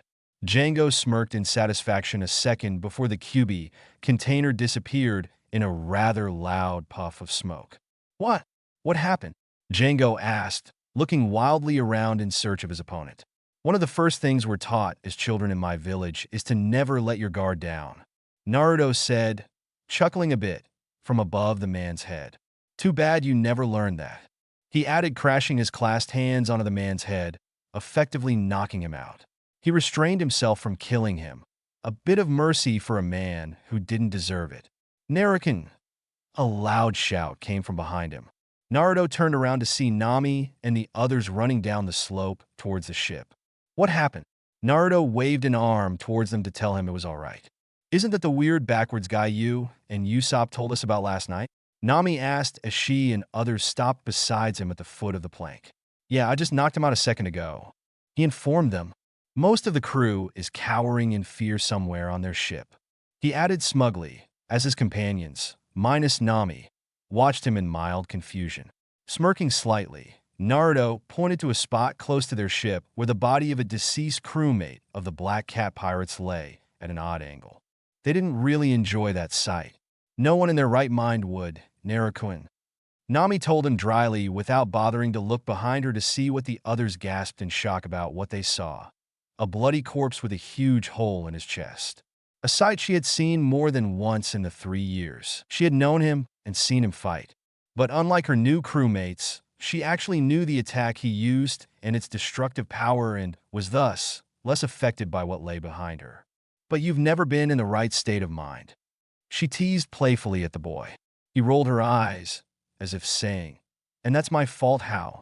Nami agreed with the boy silently, but still slapped his head in an annoyed gesture. Naruto! Luffy started, staring at the other boy in front of him. Naruto nodded to show he was listening to what he had to say. You are? Awesome. With his last word, Luffy jumped forward and threw his arms around the QB container. Your destructive power. Wow! Wherever did you get so much power? He spun both of them around by pushing off with the heel of his foot. Quickly, Naruto freed himself from Luffy's hold before he got too dizzy and jumped away from the group. It's not over yet. Don't let your guards down. Naruto had time to shout as 3 figures appeared around them.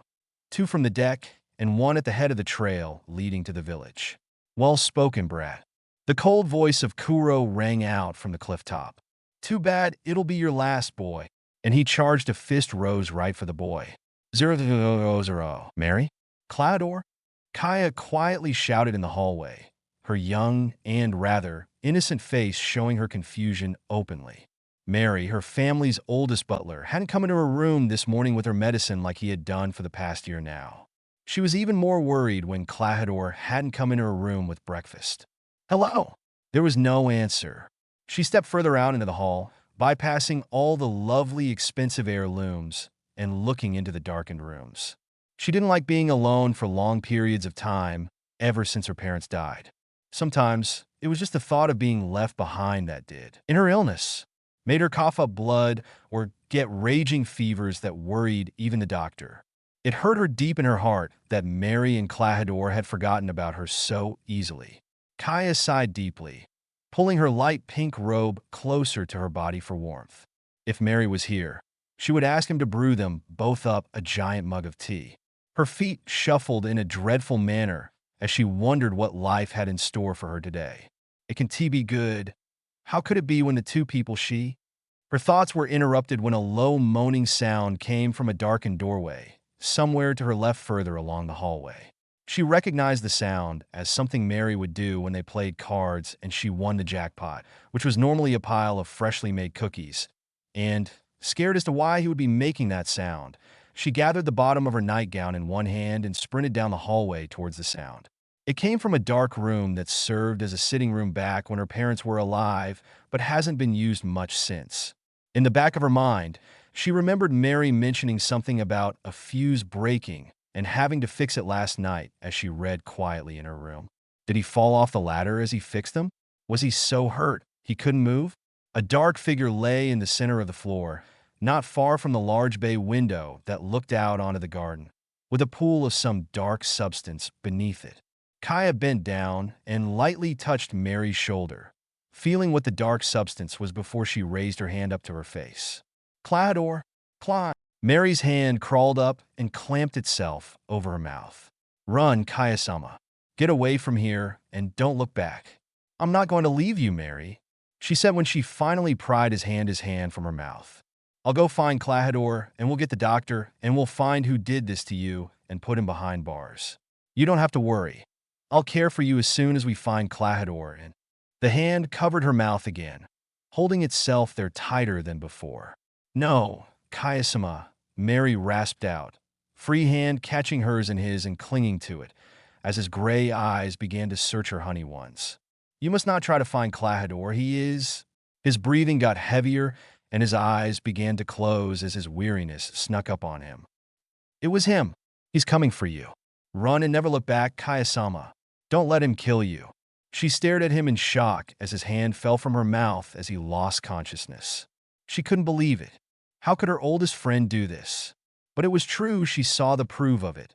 Mary lying in a pool of his own blood in front of her eyes. She stood determinedly. There was only one thing her mind could settle upon. She had to stop Clahador before he could hurt any more people she cared about. 000. Well-spoken, Brad. Naruto mimicked Clahador in a high voice. Too bad it'll be your last one, boy. Naruto blocked the incoming fist with the palm of his hand, grasping it in his own. I doubt I'll even get a workout here. Kuro growled deep in his throat, throwing his free hand and catching the boy by surprise in his gut. After a small grunt of pain, Naruto looked up into Kuro's eyes and smirked before his body disappeared in a puff of smoke that encompassed the whole clearing. I could have sworn you were faster. His voice came from Kuro's left, but the swift punch came from behind. It was quickly followed by a sweeping kick that collapsed his legs from beneath him. A sharp pain floated through his nervous system as a large blue orb was slammed into his legs. Clador, the soft voice of Kaya called out as she lightly ran down the slope. Please answer me. Kuro smirked in the direction he believed Naruto was in, but he couldn't see anything but fog. Truthfully, the real Naruto was making his way to Kaya to warn her, as his Kage Bunshins surrounded the helpless Kuro to finish him off. Kaya-chan, Naruto whispered, appearing behind her. What are you doing here? The girl turned to him with her soul in her eyes. Tears of heartache clouded her honey eyes as she tried to see past the fog and to the man who had hurt her. You found out, but how? He patted her shoulder, comforting her as much as he could. Mary, dear Mary. Clador hurt Mary badly. I must stop him before. Naruto shushed her quickly by putting his finger on her lips.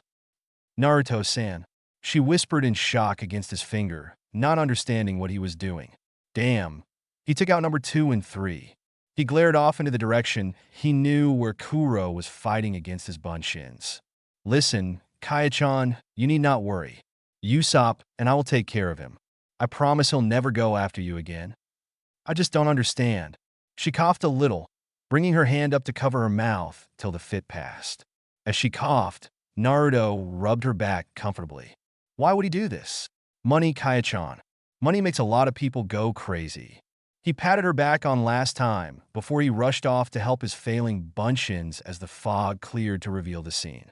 Zoro fought some distance away from where Kuro was being beaten with an overly weight guy wearing green striped pants and a cat ear-shaped hat, and a too-thin-to-be healthy guy wearing an abundance of cloths.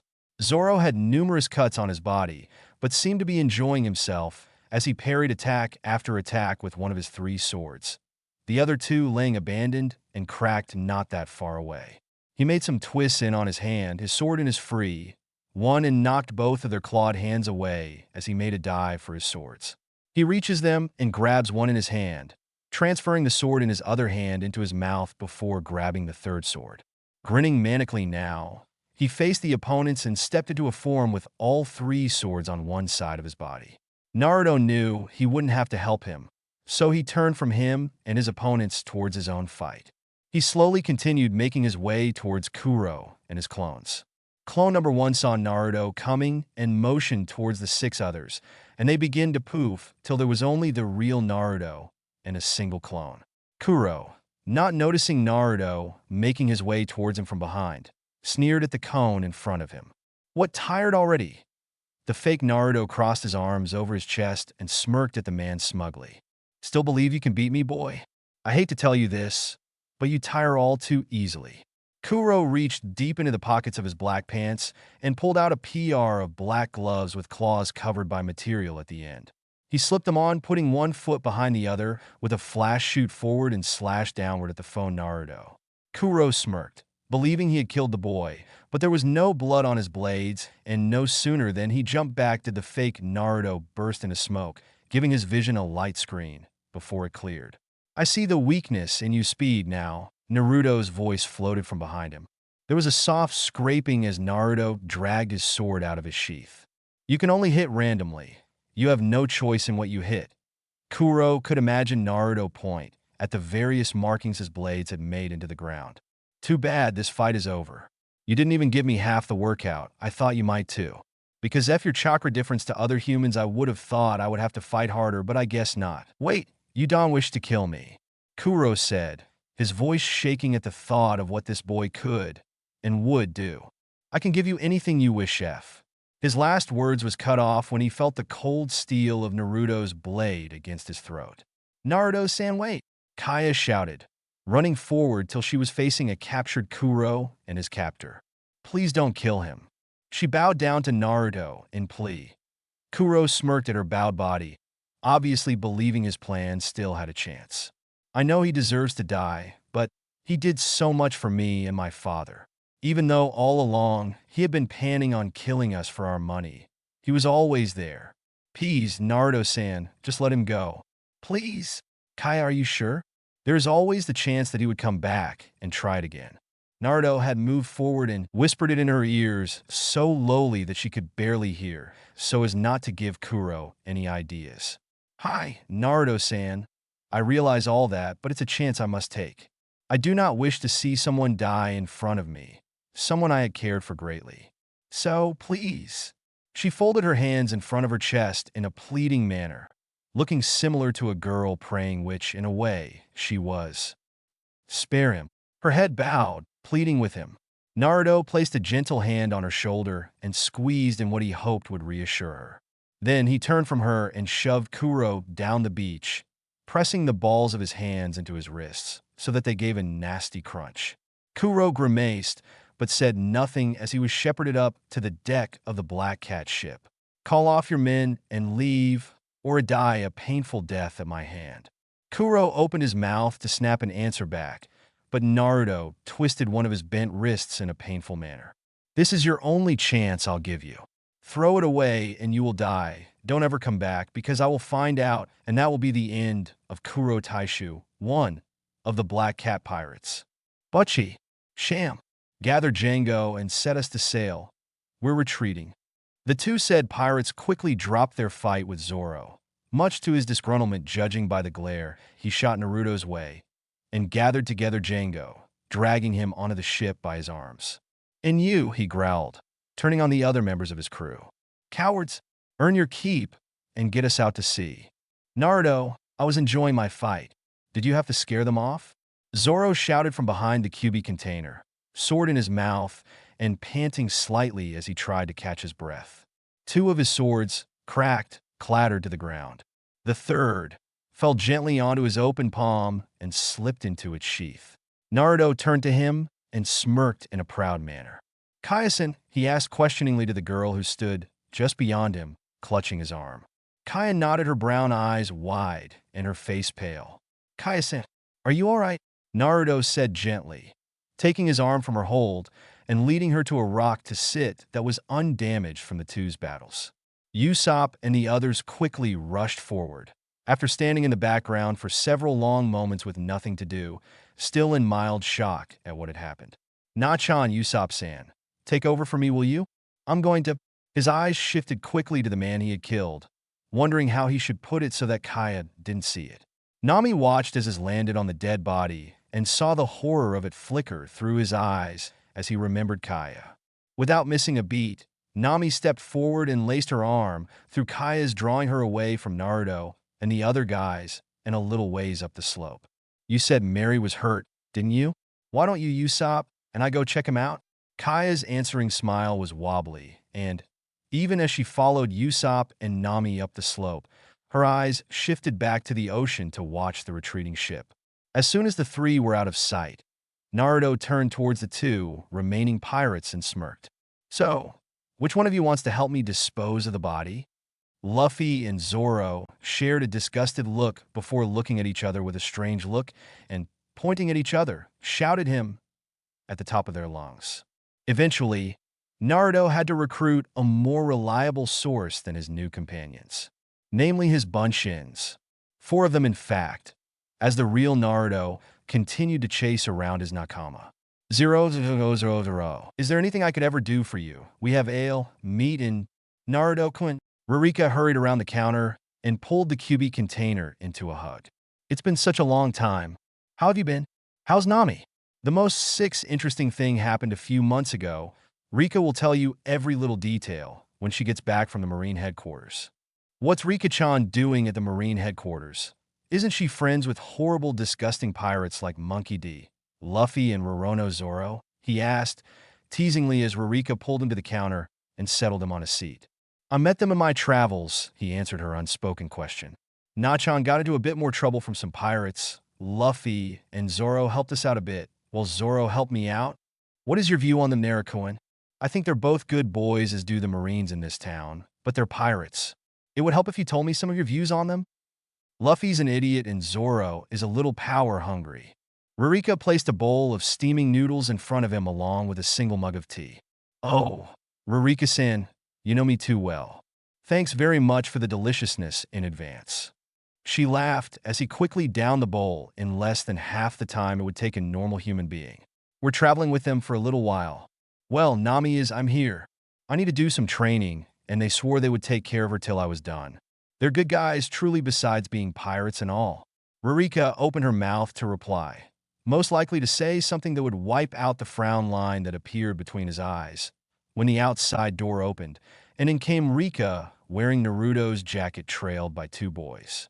The girl squeaked happily as she caught sight of her surrogate brother and quickly ran at him. "Naruto, when did you get back? How long are you going to be here? Is Nami-chan with you? Guess what? I bet you'll never guess." "Bet-cha I could." He bent and swung the girl up and into his arms. She giggled and wrapped her arms around his neck, giving him a small peck on the cheek, which he wiped up like it had cooties in a teasing manner. "You're one. If you win, you can even have your jacket back. Let's see." He tapped his chin in an overly exaggerated thinking pose. Suddenly, he grinned, tickling the child's stomach. "I believe some spoiled Marine kid came in with a giant cat, and Zoro took your punishment. And then he was saved by a pirate named Luffy, and there was a big fighter between them and the corrupted Marines." "Yes. How did you know?" Her nose wrinkled as she visibly tried to think of ways Naruto could possibly know. After several minutes of that, her nose unwrinkled as her eyes grew wide with surprise. "Naruto Niken, why didn't you ever tell me you were psychic before?" The 2 boys, still standing in the doorway, chortled at the gullible girl, and soon the whole pub was joining in, regardless if they knew what was funny or not. "I'm not psychic, Rika-chan, just a good guesser. Or you had a good informer," a boy with sleeked back blonde hair and a weak-looking chin muttered. "Did you meet those pirates after they left here or something?" Naruto laughed at the boldness of the younger boy in front of him. "Sure did. Luffy and Zoro helped a friend and me out of a bit of a tight spot." "What were you doing this time, Niken?" Rika asked with what she thought was a "I'm disappointed in you" type of look. Naruto pouted and tickled her neck with the tips of his fingers, getting a giggle and a bright smile from her. "Nachan went and stole a map off of some pirates, and I, of course, had to go save her. She almost got her and Luffy killed." "But is Luffy-san all right?" the pink-haired boy squeaked out. Naruto barely spared him a glance as he nodded. "That's good. I don't want Luffy-san to be killed before I can have a go at him." It was only then that Naruto looked at him, and upon seeing how small he was, how weak he looked, promptly burst out laughing. "What? You don't think I can do it?" Not as you are now, Naruto answered. Maybe after a few tough training regiments you would stand a quarter of a chance, but you'll have to train long and hard, and I can tell you, that is exactly what Luffy is doing. Naruto paused in his lecture and just stared at the boy. I'll bet you're Kobe. The pink-haired boy nodded. Then, you'll be Helmeppo, I'm guessing. The other boy nodded, unsure of what to expect. Do you wish to become strong enough to beat Luffy too? He hurt my daddy and daddy has been thrown in jail. Yes, I wish to beat him and bring him down. If you keep those dreams in check, don't let revenge or other emotions get into play. Well, I'm sure you'll do what you want to do, but not without help. I plan to stay right outside of town for a little while to train. If you wish, come and find me. I'll help you train for the little while I'm here. But come prepared. He shot an evil-looking foxy grin at the boys. I won't go easy on you. With that, he shouldered his pack on his back, ruffled Rika's hair, kissed Rurika on the cheek, and strode out the door without glancing back. 000. This is typical of Naruto. Tenten commented to Hinata as they jumped through the treetops. Hinata's Byakugan activated, so they could see the trail Naruto had taken 3 years before. We've been on the road for 3 weeks, and all we've done is run around in circles. The other girl laughed, silently agreeing with her friend. Silence descended then, a comfortable, familiar silence. Tenten-chan? Tenten nodded to show she was listening. I was wondering, have been wondering since we set out actually, what did Nizan say when you told him you were leaving? He said, enjoy yourself, come back safe. Tenten smirked proud and yet sad. Then, he bent forward till his mouth was level with my ear and whispered, tell Naruto hi for me, and that Konoha isn't the same without him. He touched his lips to mine briefly, and then just disappeared. She didn't realize what she was doing when she picked up a hand and lightly ran her fingers over her mouth. I miss him. And Lee, of course, she added quickly, afraid Hinata would see something that wasn't there. Or, rather, what she didn't want to be true. What did your father say? Nothing. He just smiled knowingly. I think he's proud of me. Everything will be different now, won't it? Hinata nodded. Will anything stay the same? Naruto-kun, we will. I'm sure Nizan's feeling for you will too. Nothing and everything will change. And with that, everything was said between the two of them for now. 000. Did anyone manage to find a clue as to where the QB child hides? A rough, cold voice called out into the echoing chamber. It came from a wavering figure made up of all the colors of the rainbow, with eyes rimmed by gray. No one dared answer the question for fear of rebuke. Nothing? We searched straight for 3 years and nothing. Pain-sama, another equally voice called from a figure several feet away, a figure with dark black eyes that looked red if you saw them at a certain angle. One of my informants have informed me a little while ago that 2 of the QB container's old friends, the sneer and disdain was obvious in his voice as he spat out the word, left Konoha, under the pretense of it being for good. There is a chance that they'll lead us right to him. And is they really left for good? Another figure, a female one, asked from besides Pain. Why would they be running about the fire country with the Hyuga girls Byakugan activated? He shot back. Pain nodded from besides the woman. Good, Itachi. You and Chiasm will be given the task to watch their every move, and if they truly have left, ask them to join so we can use them to our advantage. 000. Captain, A/N. I hate the first few sections, so cut and paste, but I actually updated, so that's a plus. I'm so gonna come back and redo this chapter at a later date. Anyway, sorry about the super long wait.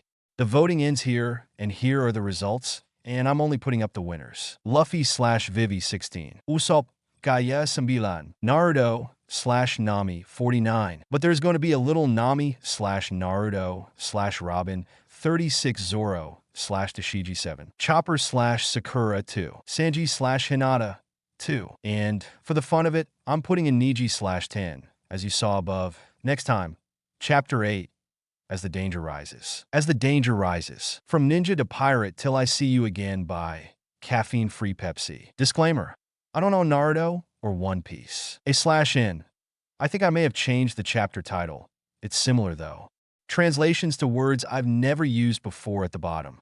Smiley face. Bold QB talking. Italics, someone's thoughts. Mainly Naruto, insert hashtag. Author's note. Bold and italics. Naruto and the Kyuubi together last time. Not as you are now, Naruto answered. Maybe after a few tough training regimens you would stand a quarter of a chance, but you'll have to train long and hard, and I can tell you, that is exactly what Luffy is doing. Naruto paused in his lecture and just stared at the boy. I'll bet you're Kobe. The pink-haired boy nodded. Then, you'll be Helmeppo, I'm guessing. The other boy nodded, unsure of what to expect. Do you wish to become strong enough to beat Luffy too? He hurt my daddy, and daddy has been thrown in jail. Yes, I wish to beat him and bring him down. If you keep those dreams in check, don't let revenge or other emotions get into play. Well, I'm sure you'll do what you want to do, but not without help. I plan to stay right outside of town for a little while to train. If you wish, come and find me. I'll help you train for the little while I'm here. But come prepared. He shot an evil-looking foxy grin at the boys. I won't go easy on you. With that, he shouldered his pack on his back, ruffled Rika's hair, kissed Ruriko on the cheek, and strode out the door without glancing back. Everything will be different now, won't it? Hinata nodded. Will anything stay the same? Naruto, we will. I'm sure Nezen's feeling for you will too. Nothing and everything will change. And with that, everything was said between the two of them for now. Pain nodded from besides the woman. Good, Itachi. You and Chiasm will be given the task to watch their every move, and if they truly have left, ask them to join, so we can use them to our advantage. Chapter 8. As the danger rises. Soft pings were heard as dripping water hit a bigger surface of itself. The darkness of the room was overwhelming, half seeming to devour a person alive where they stood. The room was empty save for the mat made of straw where Uchiha Sasuke lay, sound asleep. Dirt and bits of the straw stuck against the remains of his white shirt. His baggy black pants were wrinkled from the curling and moving about in his long sleep. He had spent another restless night searching in vain for his elder brother or clues to his brother, or even to Naruto, but to no avail on both counts. Itachi might as well be dead, for as little information Sasuke had, and Naruto had vanished into thin air in the Valley of the End, right near where they had had their fights 6 years before when they had been no stronger than Nat, right where the founder of Konoha and the founder of the Uchiha clan had fought for the leadership of the village. He groaned lowly in his sleep, shifting over onto his back and opening his onyx eyes. He was still bone-dead tired, but he could feel one of his teammates approaching at a rapid pace. It was Karen, a raven-haired girl that had served under Orochimaru, and he knew the easiest way to deal with her was straightforward, with no pretenses between them. She was much like Sakura in that aspect. Sasuke, Karen shouted, bursting into the room only seconds later. Her red hair, short and messy naturally on one side and long on the other, in a bigger mess than usual, and her glasses near the bridge of her nose. Upon seeing him sitting upon the makeshift pallet bare, chested, she pushed her glasses and straightened to her fullest height, a light blush gracing her cheeks as she avoided looking at his chest. Ito-one, Sasuke, Ayano too. His eyes shifted from black to red faster than she could blink. Before she could draw enough breath to try to say what she wanted once again, he was right there in front of her. His face, just inches from her own, and his one hand wrapped threateningly around her throat. His other hand was on the hilt of his sword. Karen, you should know by now that I hate it when you act like a fangirl and keep me waiting. Whatever this meeting is about, it better be important. Sasuke moved away from her, letting his hands drop down to his sides, and his eyes shift back into the usual black abyss. It's about Itachi, Sasuke, she managed to say without stammering, dropping down onto one knee in front of the leader of her team, Team Snake. Suhitsu. She spat the name in mild disgust at the feet of her leader before she continued on, and I were patrolling the upper northern regions surrounding our temporary base, here in Southern Fire, when he saw them. 2 Konoha shinobi, without their head protectors. One was the Hyuga heiress. Of that there could be no doubt. She had her Byakugan fully activated, and they seemed to be following an invisible trail. Sasuke raised an eyebrow at this and settled back on the pallet, leaning back on his hands so he could search her face as she gave a report. And the other Konoha shinobi? We're not that sure, Sasuke. All we know for sure is she moved like a shinobi and, as she was with the Hyuga, figured she must be from Konoha. He shot her a glare filled with distaste at her lack of information. She wore her hair, dark brown or black, in twin buns atop her head and slung across her. Sasuke hissed, cutting off whatever she was going to say. "You call yourself a skilled Shinobi, Karen?" She nodded. Her red eyes latched on his as she nodded, almost shyly, but overly flirtatious. "And yet you can't tell Konoha's famed weapons mistress from a commonplace ninja? That girl was Tintin." Karen snorted in amusement, refusing even to consider that the girl was who Sasuke said she was. She looked like nothing special. A glare from Sasuke had her giggling nervously, rubbing her hand across the back of her head. What I mean was that the Baka and I were planning on ignoring, but then we noticed Itachi and the fish dude, chiasm, following them. The Baka continued to follow them while I reported back to you. What is that you wish? Karen, you tell me about Itachi first, not the Hyuga girl and Tintin. Sasuke glared at the girl as he scrambled about the room and gathered up his stuff that he had scattered about the night before. Go. Ready you go. We leave in an hour. We're catching up to those girls and using them to get to Itachi. Even if it's the last thing I do, I will see the end of Itachi. 000. Hinata-chan? Why are you slowing down? Tintin asked, yawning as she watched the girl slow to a stop in front of the gorge that marked the beginning of the Valley of the End.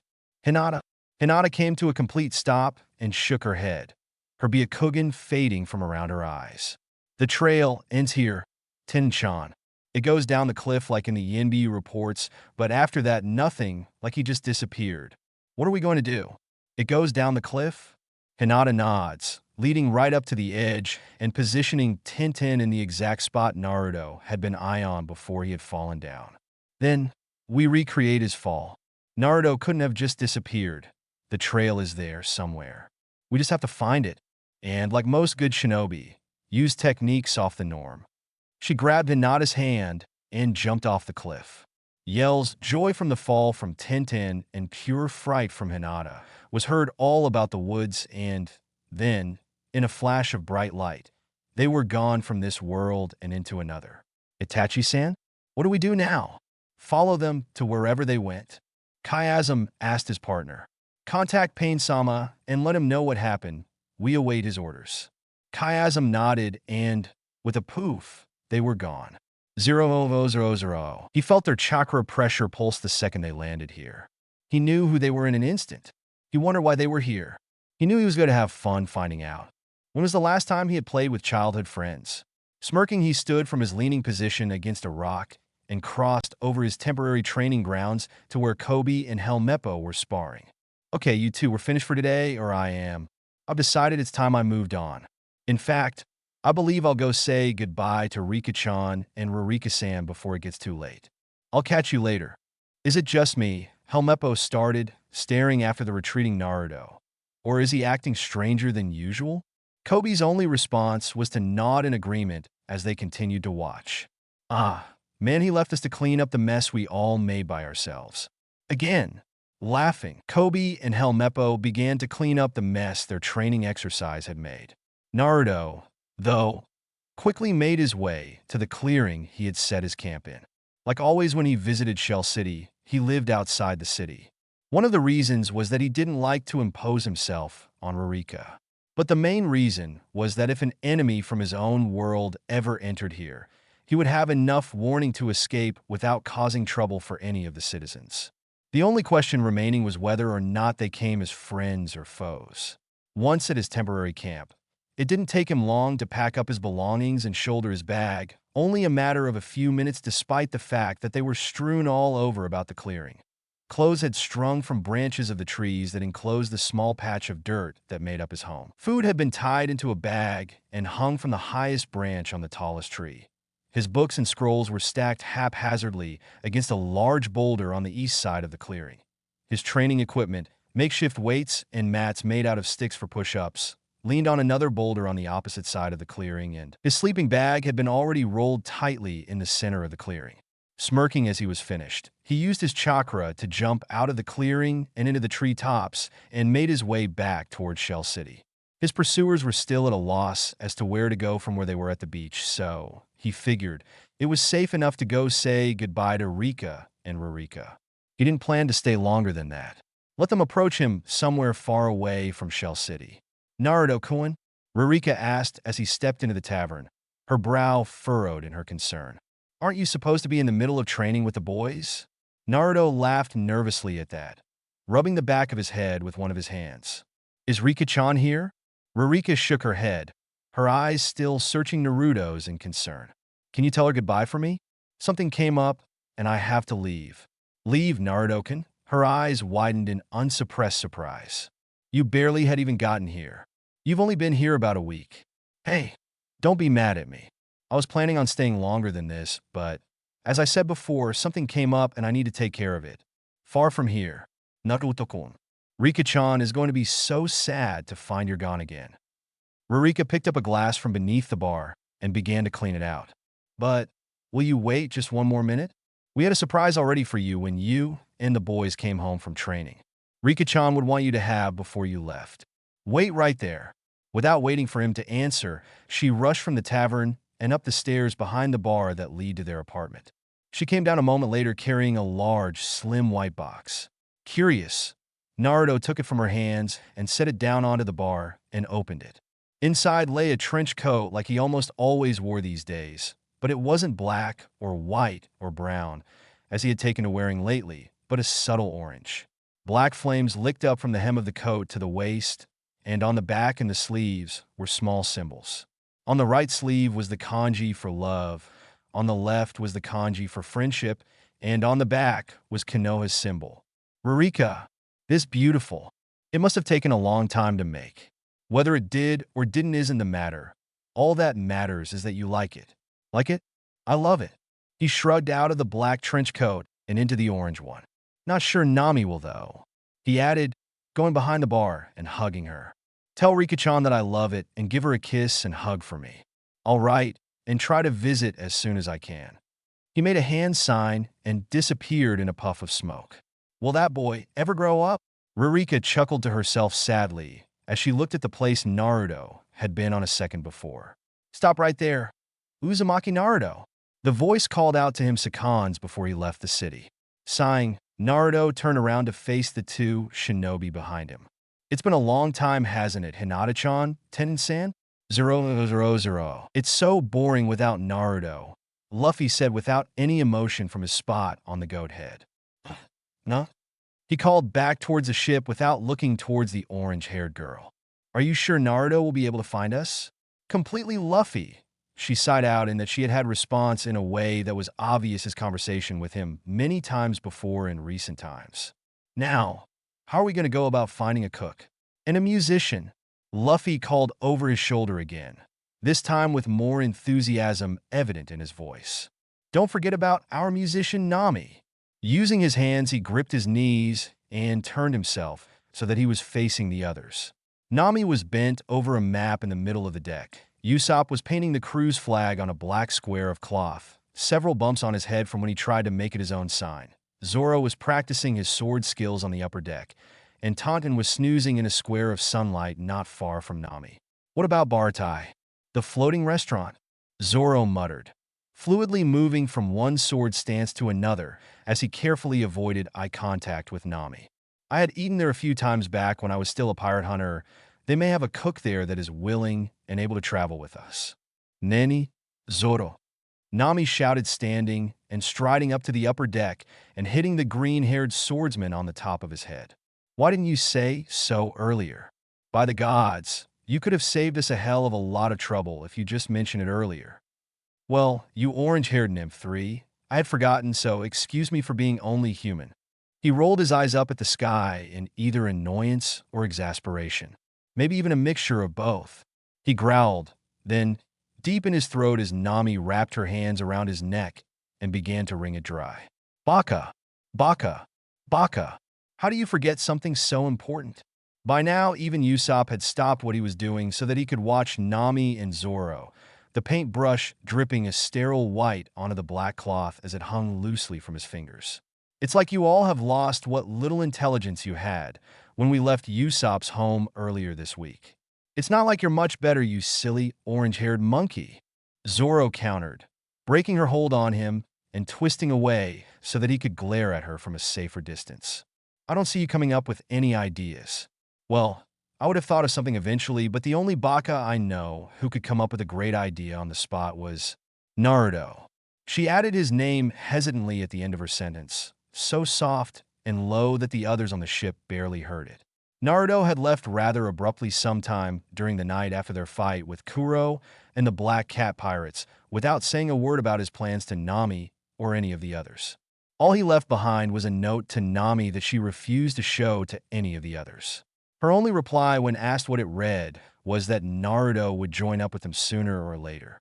It made the others wonder if he did this to her often, and what he could possibly be up to that would make him do it. And then they left, much whining on Luffy's part and wondering on Zoro's on how Naruto would find them if they left. Nami didn't answer past Luffy on the head and dragging the two onto the ship, the Going Merry that Kaya had kindly donated topped the Straw Hat crew. Only minutes later, Usopp had joined them. "Captain, what is it you wish to do?"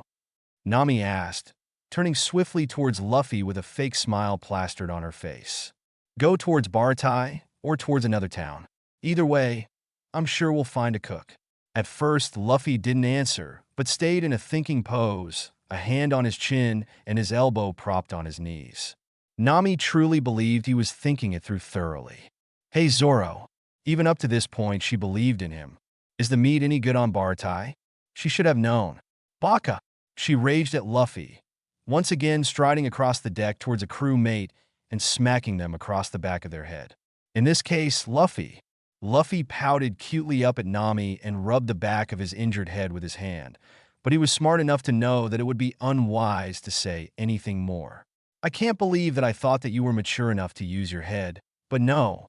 You have to be a complete ignoramus and think only with your stomach, for crying out loud." None of her crew mates paid much attention. Only Zoro did, and only so he could answer Luffy's question at the end of her rant.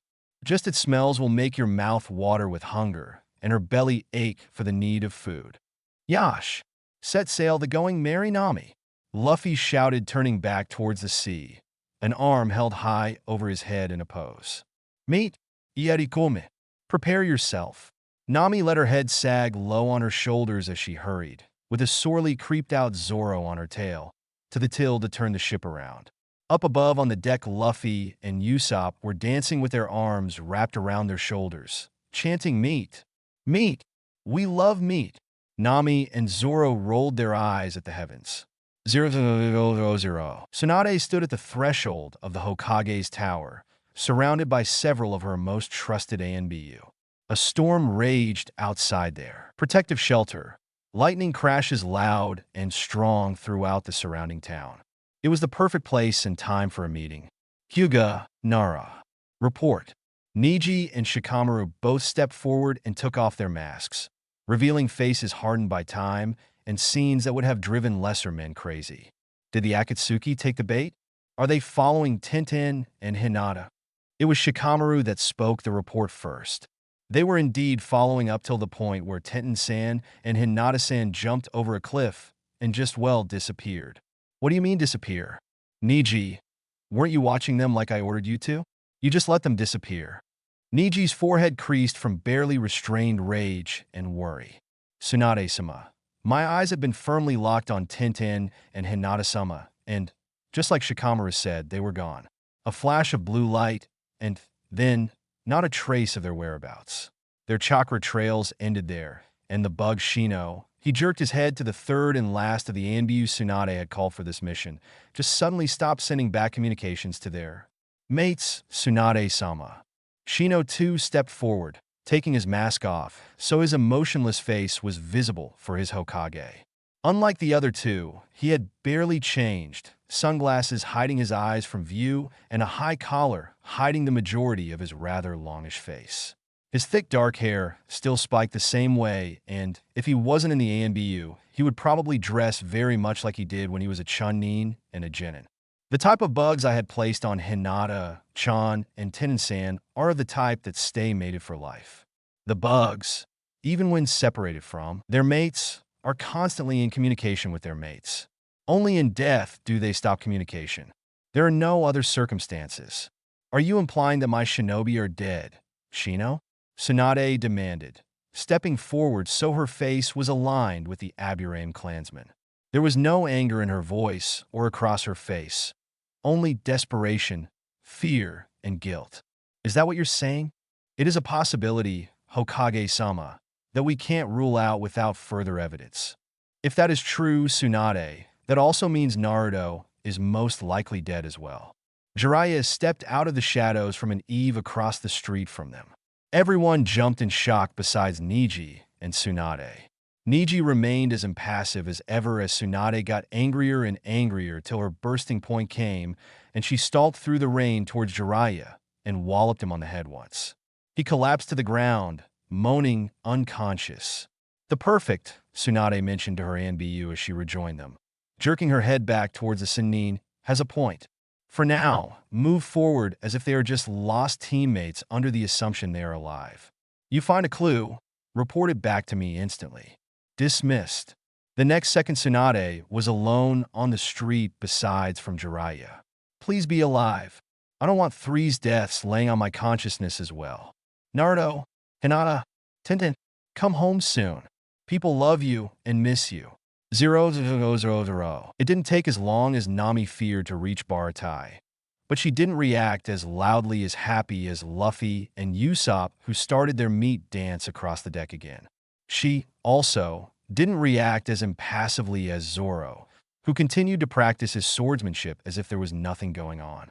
She, though, just leaned up against the railing with rather sad-looking smile on her face. She missed home.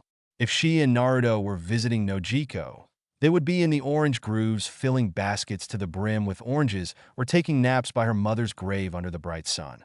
But that wasn't to be. Not yet. Not now. Defiantly not now. Now she had to find a way to save her village. Unfortunately, the only way to do that would be, "Yao, we're here. It's time for the meet." Before they were fully docked, Luffy catapulted over the edge of the railing and onto the floating pink and green and white deck of the floating restaurant the Baratai. Usopp soon followed and, with a sigh, Zoro sheathed his swords and joined Nami leaning against the deck. "I guess that leaves just you and me to anchor the ship to Baratai." Nami sighed lowly to Zoro in an anguished way, but amusement was clear on her face and in her voice. "Are you okay? You've been acting weird since Naruto left?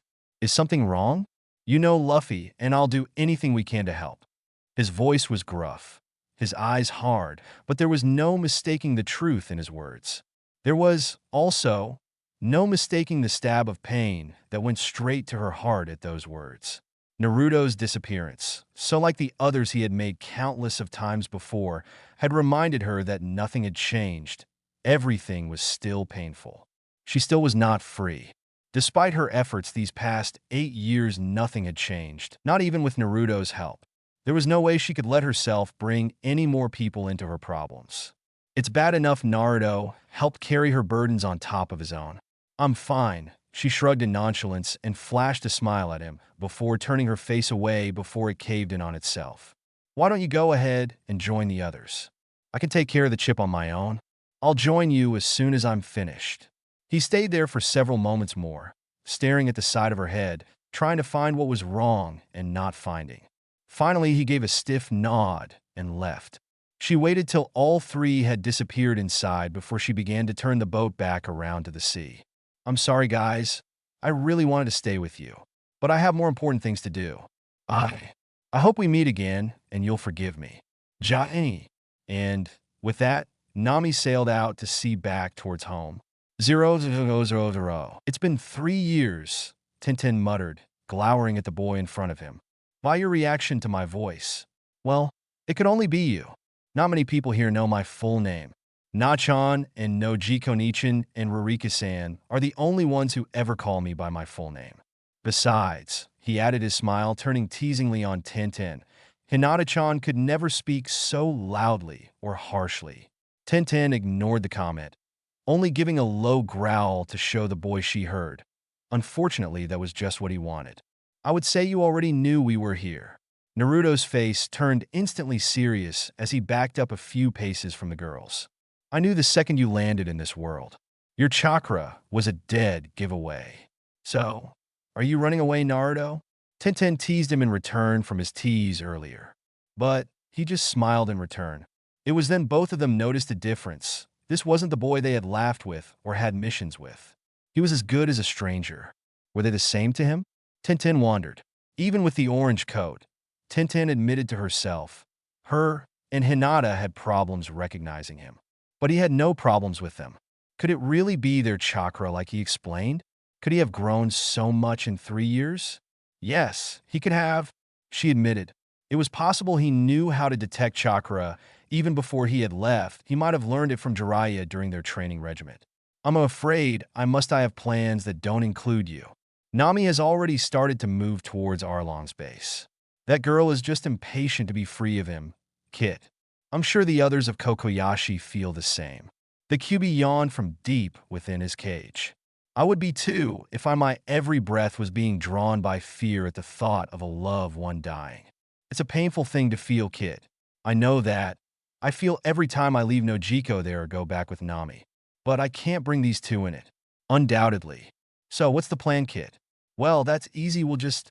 Naruto allowed his thoughts to float into the QB's mind, and a sinister smile spread over both of their faces. Do you actually think she'll go along with it? If I ask nice enough. Besides, she loves to baby people. Naruto-kun, are you okay? He nodded absent-mindedly at Hinata and gazed off towards the sun. It was beginning to set.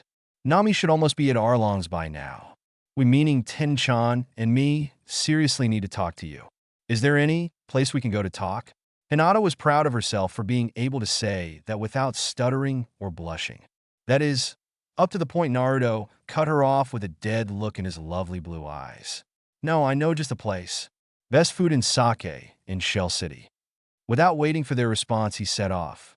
Behind him, Tintin mouthed the word sake to Hinata in shock. She never imagined he would ever start to like alcohol with his childish disposition. Not that she should be shocked with Lee as a teammate. It didn't take long for them to reach Rika's shop. The shop was in the process of closing, though, but when Rika, who was sadly helping her mother close up, saw Naruto, she jumped from her spot by one of the tables and ran out the door and into his arms. Okayasen said you left. Are you back already, Niken? Naruto just laughed and carried her in. Kazan. Naraniken is back and brought some new people with him. Naruto-kun, I thought you said you had business you had to take care of later. And what's this about new people? Some friends of yours? Old friends, Rurika-san. I ran into them on my way out of town. They wish to catch up. Everywhere else is closed. You don't mind if we grab some grub her and chew the fat, do you? Rurika laughed well naturally and ushered him into the kitchen. You know I would feed you even if the sun had fully set and the moon was already halfway across the sky. Idiot boy, but you know the rules. Come help me fix the meal. Oh, no, you two girls sit down and get off your feet. She motioned the two Konoha jouning down with an absent-minded hand as they tried to follow the two into the kitchen. Hesitantly, they slid down into stools at the bar. Rika continued closing up for me. Hi, Kazan. Rika pouted cutely as she continued to stack chairs on the table. It's not fair. Naraniken will leave soon, and you get him all to yourself. The two jounin laughed quietly, so as not to enact the girl's anger at them. Instead, they talked to each other in low voices. Watching the doorway Rurika and Naruto had disappeared through for any sign of his departure. They were mildly surprised when Naruto just walked into the room a few moments later, helping Rurika carrying a large tray of food. Here you go. Enjoy your meal. There was an odd gleam in Rurika's eyes as she disappeared back into the kitchen. But for a moment there, Hinata could have sworn that Naruto had given Rurika an approving nod. But then she and Tintin were starting the meal. Naruto was just leaning out of his chair, whispering lowly in the little girl's ear. She giggled, he smiled, and she pranced away into the kitchen after her mother. Now Naruto, Tintin started heavily. Her tongue felt like it was weighted down by lead, and there was a gooey taste at the back of her mouth. What did you do? She demanded of him as her eyesight started to blur and everything began to lose its focus. She heard Hinata thump to the ground unconscious beside her. Naruto stood and scooped the Hyuga heiress up in his arms. What? Goldman? Tintin-shun. His voice reached her ears as if he was speaking to her through a long tunnel, his voice low as if it was stifled by a pillow. Tyranny can't go. Gomen. And then she was disconnected from the world. 000. It was final. She decided it was. She knew she had no choice. She couldn't run from the truth anymore. She was going back towards the pain and loneliness. This time, no one was standing by her side. Or so she thought. Naruto was by her side as fast as it took her to blink. I should have known. Nami smiled through her tears. We can end this, you know. I know. But you don't want to. I don't want to lose any more lives. He patted her arm and smiled at her. I guess that's decided. He took her arms in his and pulled her into his arms. You know I'm beside you, right? Regardless of how far away I am. And he slowly faded from sight. Nami silently calling out to him from where she stood alone on the deck of the Going Merry. And then she awoke. The morning was damp and cold. It pressed heavily down on her and caused her to breath as if choking.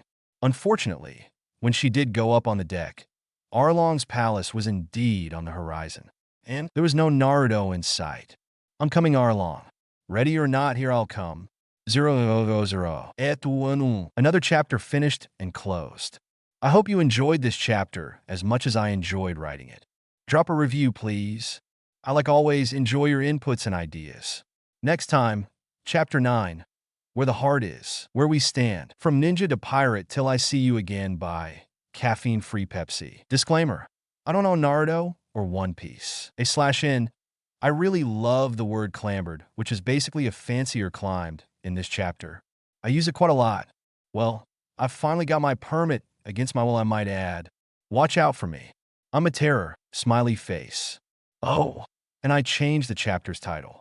It didn't fit. Bold, QB talking. Italics, someone's thoughts. Mainly Naruto, insert hashtag.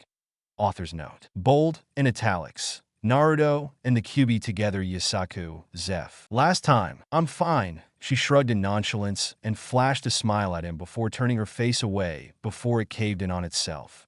Why don't you go ahead and join the others? I can take care of the chip on my own. I'll join you as soon as I'm finished. He stayed there for several moments more, staring at the side of her head, trying to find what was wrong and not finding. Finally, he gave a stiff nod and left. She waited till all three had disappeared inside before she began to turn the boat back around to the sea. I'm sorry, guys. I really wanted to stay with you, but I have more important things to do. I hope we meet again and you'll forgive me. Any. And with that, Nami sailed out to sea back towards home. 000. Now, Naruto. Tintin started heavily. Her tongue felt like it was weighted down by lead, and there was a gooey taste at the back of her mouth. What did you do? She demanded of him as her eyesight started to blur and everything began to lose its focus. She heard Hinata thump to the ground unconscious beside her. Naruto stood and scooped the Hyuga heiress up in his arms. What? Gomen? Tenten-shun. His voice reached her ears as if he was speaking to her through a long tunnel, his voice low as if it was stifled by a pillow. Tyranny can't go. Gomen. And then she was disconnected from the world. 000. I guess that's decided. He took her arms in his and pulled her into his arms. You know I'm beside you, right? Regardless of how far away I am. And he slowly faded from sight. Nami silently calling out to him from where she stood alone on the deck of the Going Merry. And then she awoke. The morning was damp and cold. It pressed heavily down on her and caused her to breath as if choking. Unfortunately, when she did go up on the deck, Arlong's palace was indeed on the horizon, and there was no Naruto in sight. I'm coming, Arlong. Ready or not, here I'll come. 000. Chapter 9, Where We Stand. The island sailed slowly closer and closer to her as every minute passed, as the sun rose higher in the sky. Nami wasn't sure what to do. Breath a sigh of relief. She was almost home after all, or shake in fear at the thought of being so close to Arlong and his pirates once again. This time without any comfort that Naruto's presence gave her. Looking back on the past few weeks, she knew what a nice time she had had with the Straw Hat Gang. She had actually felt like a regular 18-year-old, like she had no cares in the world. Had Naruto acted any different? Not that she could see. Naruto even acted jolly with Hachi and the rest of Arlong's crew. The only one he never was comfortable around was Arlong. But for some reason, his smiles with Luffy, Zoro, and Usopp were real. Then again, it could have been nothing but her imagination. Despite the fact one of her greatest wishes was for him to be real.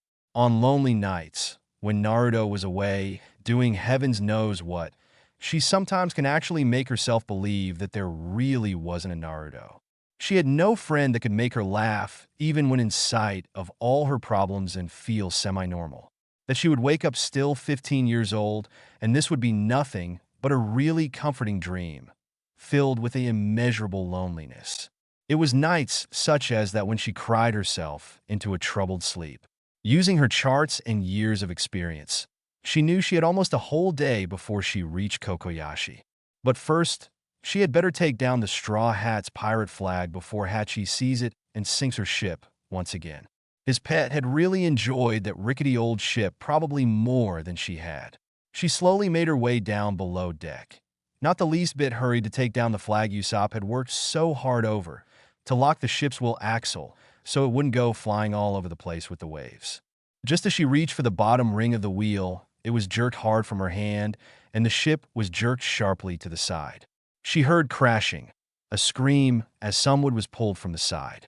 It couldn't be Hachi. She was still too far away for him to have seen the flag.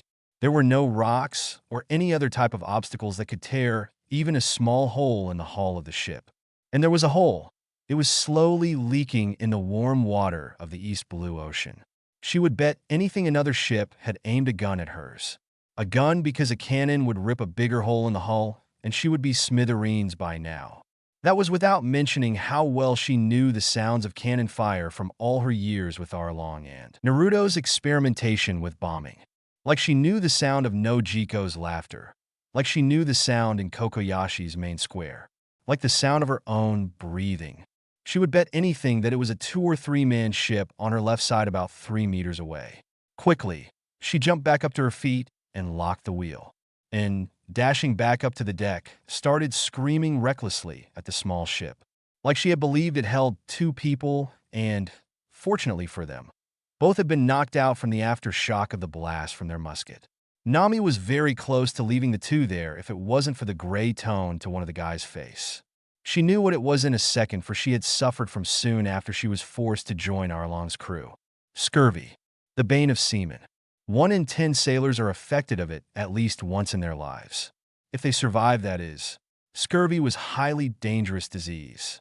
The reason it affected a lot of seamen was because of the lack of citrus, or vitamin C, that can be found when aboard a ship. The disease can cause a lose of teeth, the inability to move, and eventually death. There were several cures to the disease, but the quickest and cheapest way was to feed them a citrus fruit, or a tea made out of eastern white cedar needles. She wasn't overly sure she should help the guy. They did blow a hole in her hull, but she climbed down to the small ship with one of the tangerines Naruto brought back from Kokoyashi in her hand. Slowly she peeled the fruit and, using more force than necessary, peeled his jaws back. Slowly, drip by drip, she let the juice flow into his mouth. Subconsciously, the man swallowed the juice, and he slowly began to stir, his color turning more to normal. "Are you better now?" She practically growled at the man.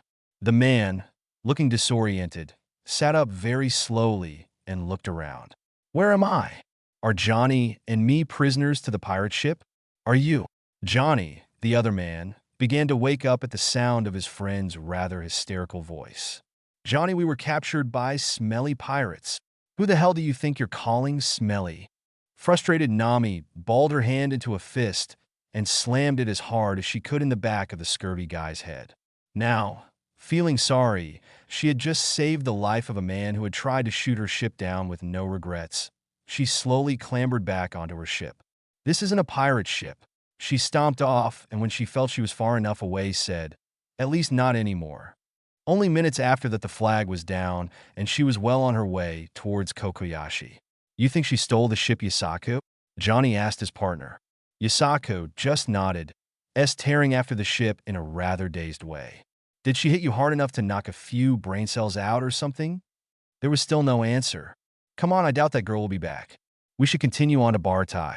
I heard Mohawk will be there in a few days. I hope we'll get a glimpse of him. Finally, Yasaka snapped out of his little trance and turned a huge grin onto his comrade. And who knows, maybe we'll find Zoro too. 000. It didn't take as long as they feared to reach Bartai, a little under 2 days. But the little they saw on the sea almost sent Johnny and Yasaka running back to their old dojo. Yasaka swears to the heaven that he saw some blonde guy walking on the water toward where the orange-haired girl had gone only a few hours before. Johnny swears on his father's grave that a giant fireball came from the distance near where Yasaka swore he saw Blondie. Both swear they saw a green hair bob in the kitchen window of Bartai. They both wondered if it could have been Zoro, but they shook that thought quickly out of their heads. Zoro in a kitchen, only if it was to eat food, and that rarely. Sighing at their own foolishness, Johnny and Yasaka moored their ship at Barity's portable docks and clambered up onto the deck. It took them a little under a minute to moor their ship to Bartai, but in that time a loud ruckus, a fight would be their best and only guess, had broken out on the inside. There were loud screams of women as they were almost hit, whoppings from one of the men fighting, cheering on from several of the other male customers, and cursing from either the second man or one of the workers. Don't you know who I am? You silly little man. I'm a lieutenant of the Marines. How dare a lowlife like you treat me like this? Johnny and Yasaka barely had enough time to switch confused looks before the lieutenant was thrown through the doorway head first by a limping man with a peg leg. This my restaurant, boy, don't forget it. You don't go showing disrespect in my restaurant. You eat the food that is placed in front of you. Don't come back here. Get on that silly ship of yours, pretty boy, and don't come back. For God help you if you ever come back. I'll make sure you can never walk again. The Marine lieutenant scrambled quickly to his feet, and after cursing the Bartai and its crew and making threats, climbed aboard his ship. Damn kids, thinking they rule the world. In my day.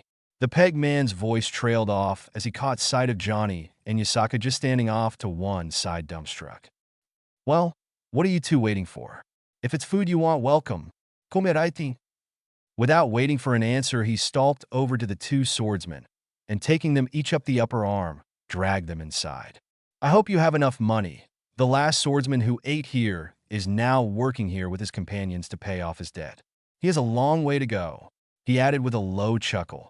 Come, my men, and I will make sure you enjoy your meal. They stepped inside, the peg man leading them. Little eggplant, come show our newest guests their seats. The jab was directed at a tall blonde man wearing a black suit and a dark blue striped shirt. He was leaning back in a chair by this tall, grand wooden staircase with a smoke in his mouth, watching two black-haired boys clean up the mess of the table. The man raised one of his oddly shaped eyebrows before leaning further back in his chair and closing his eyes. Do it yourself, you silly Jizan. I'm certainly not. Sanji, are you forgetting I'm the boss around here, not you? Without answering, Sanji stood and strode up the staircase, his posture composed, but a visible mischievous smirk planted on his face. Sanji, listen to me, you little string bean.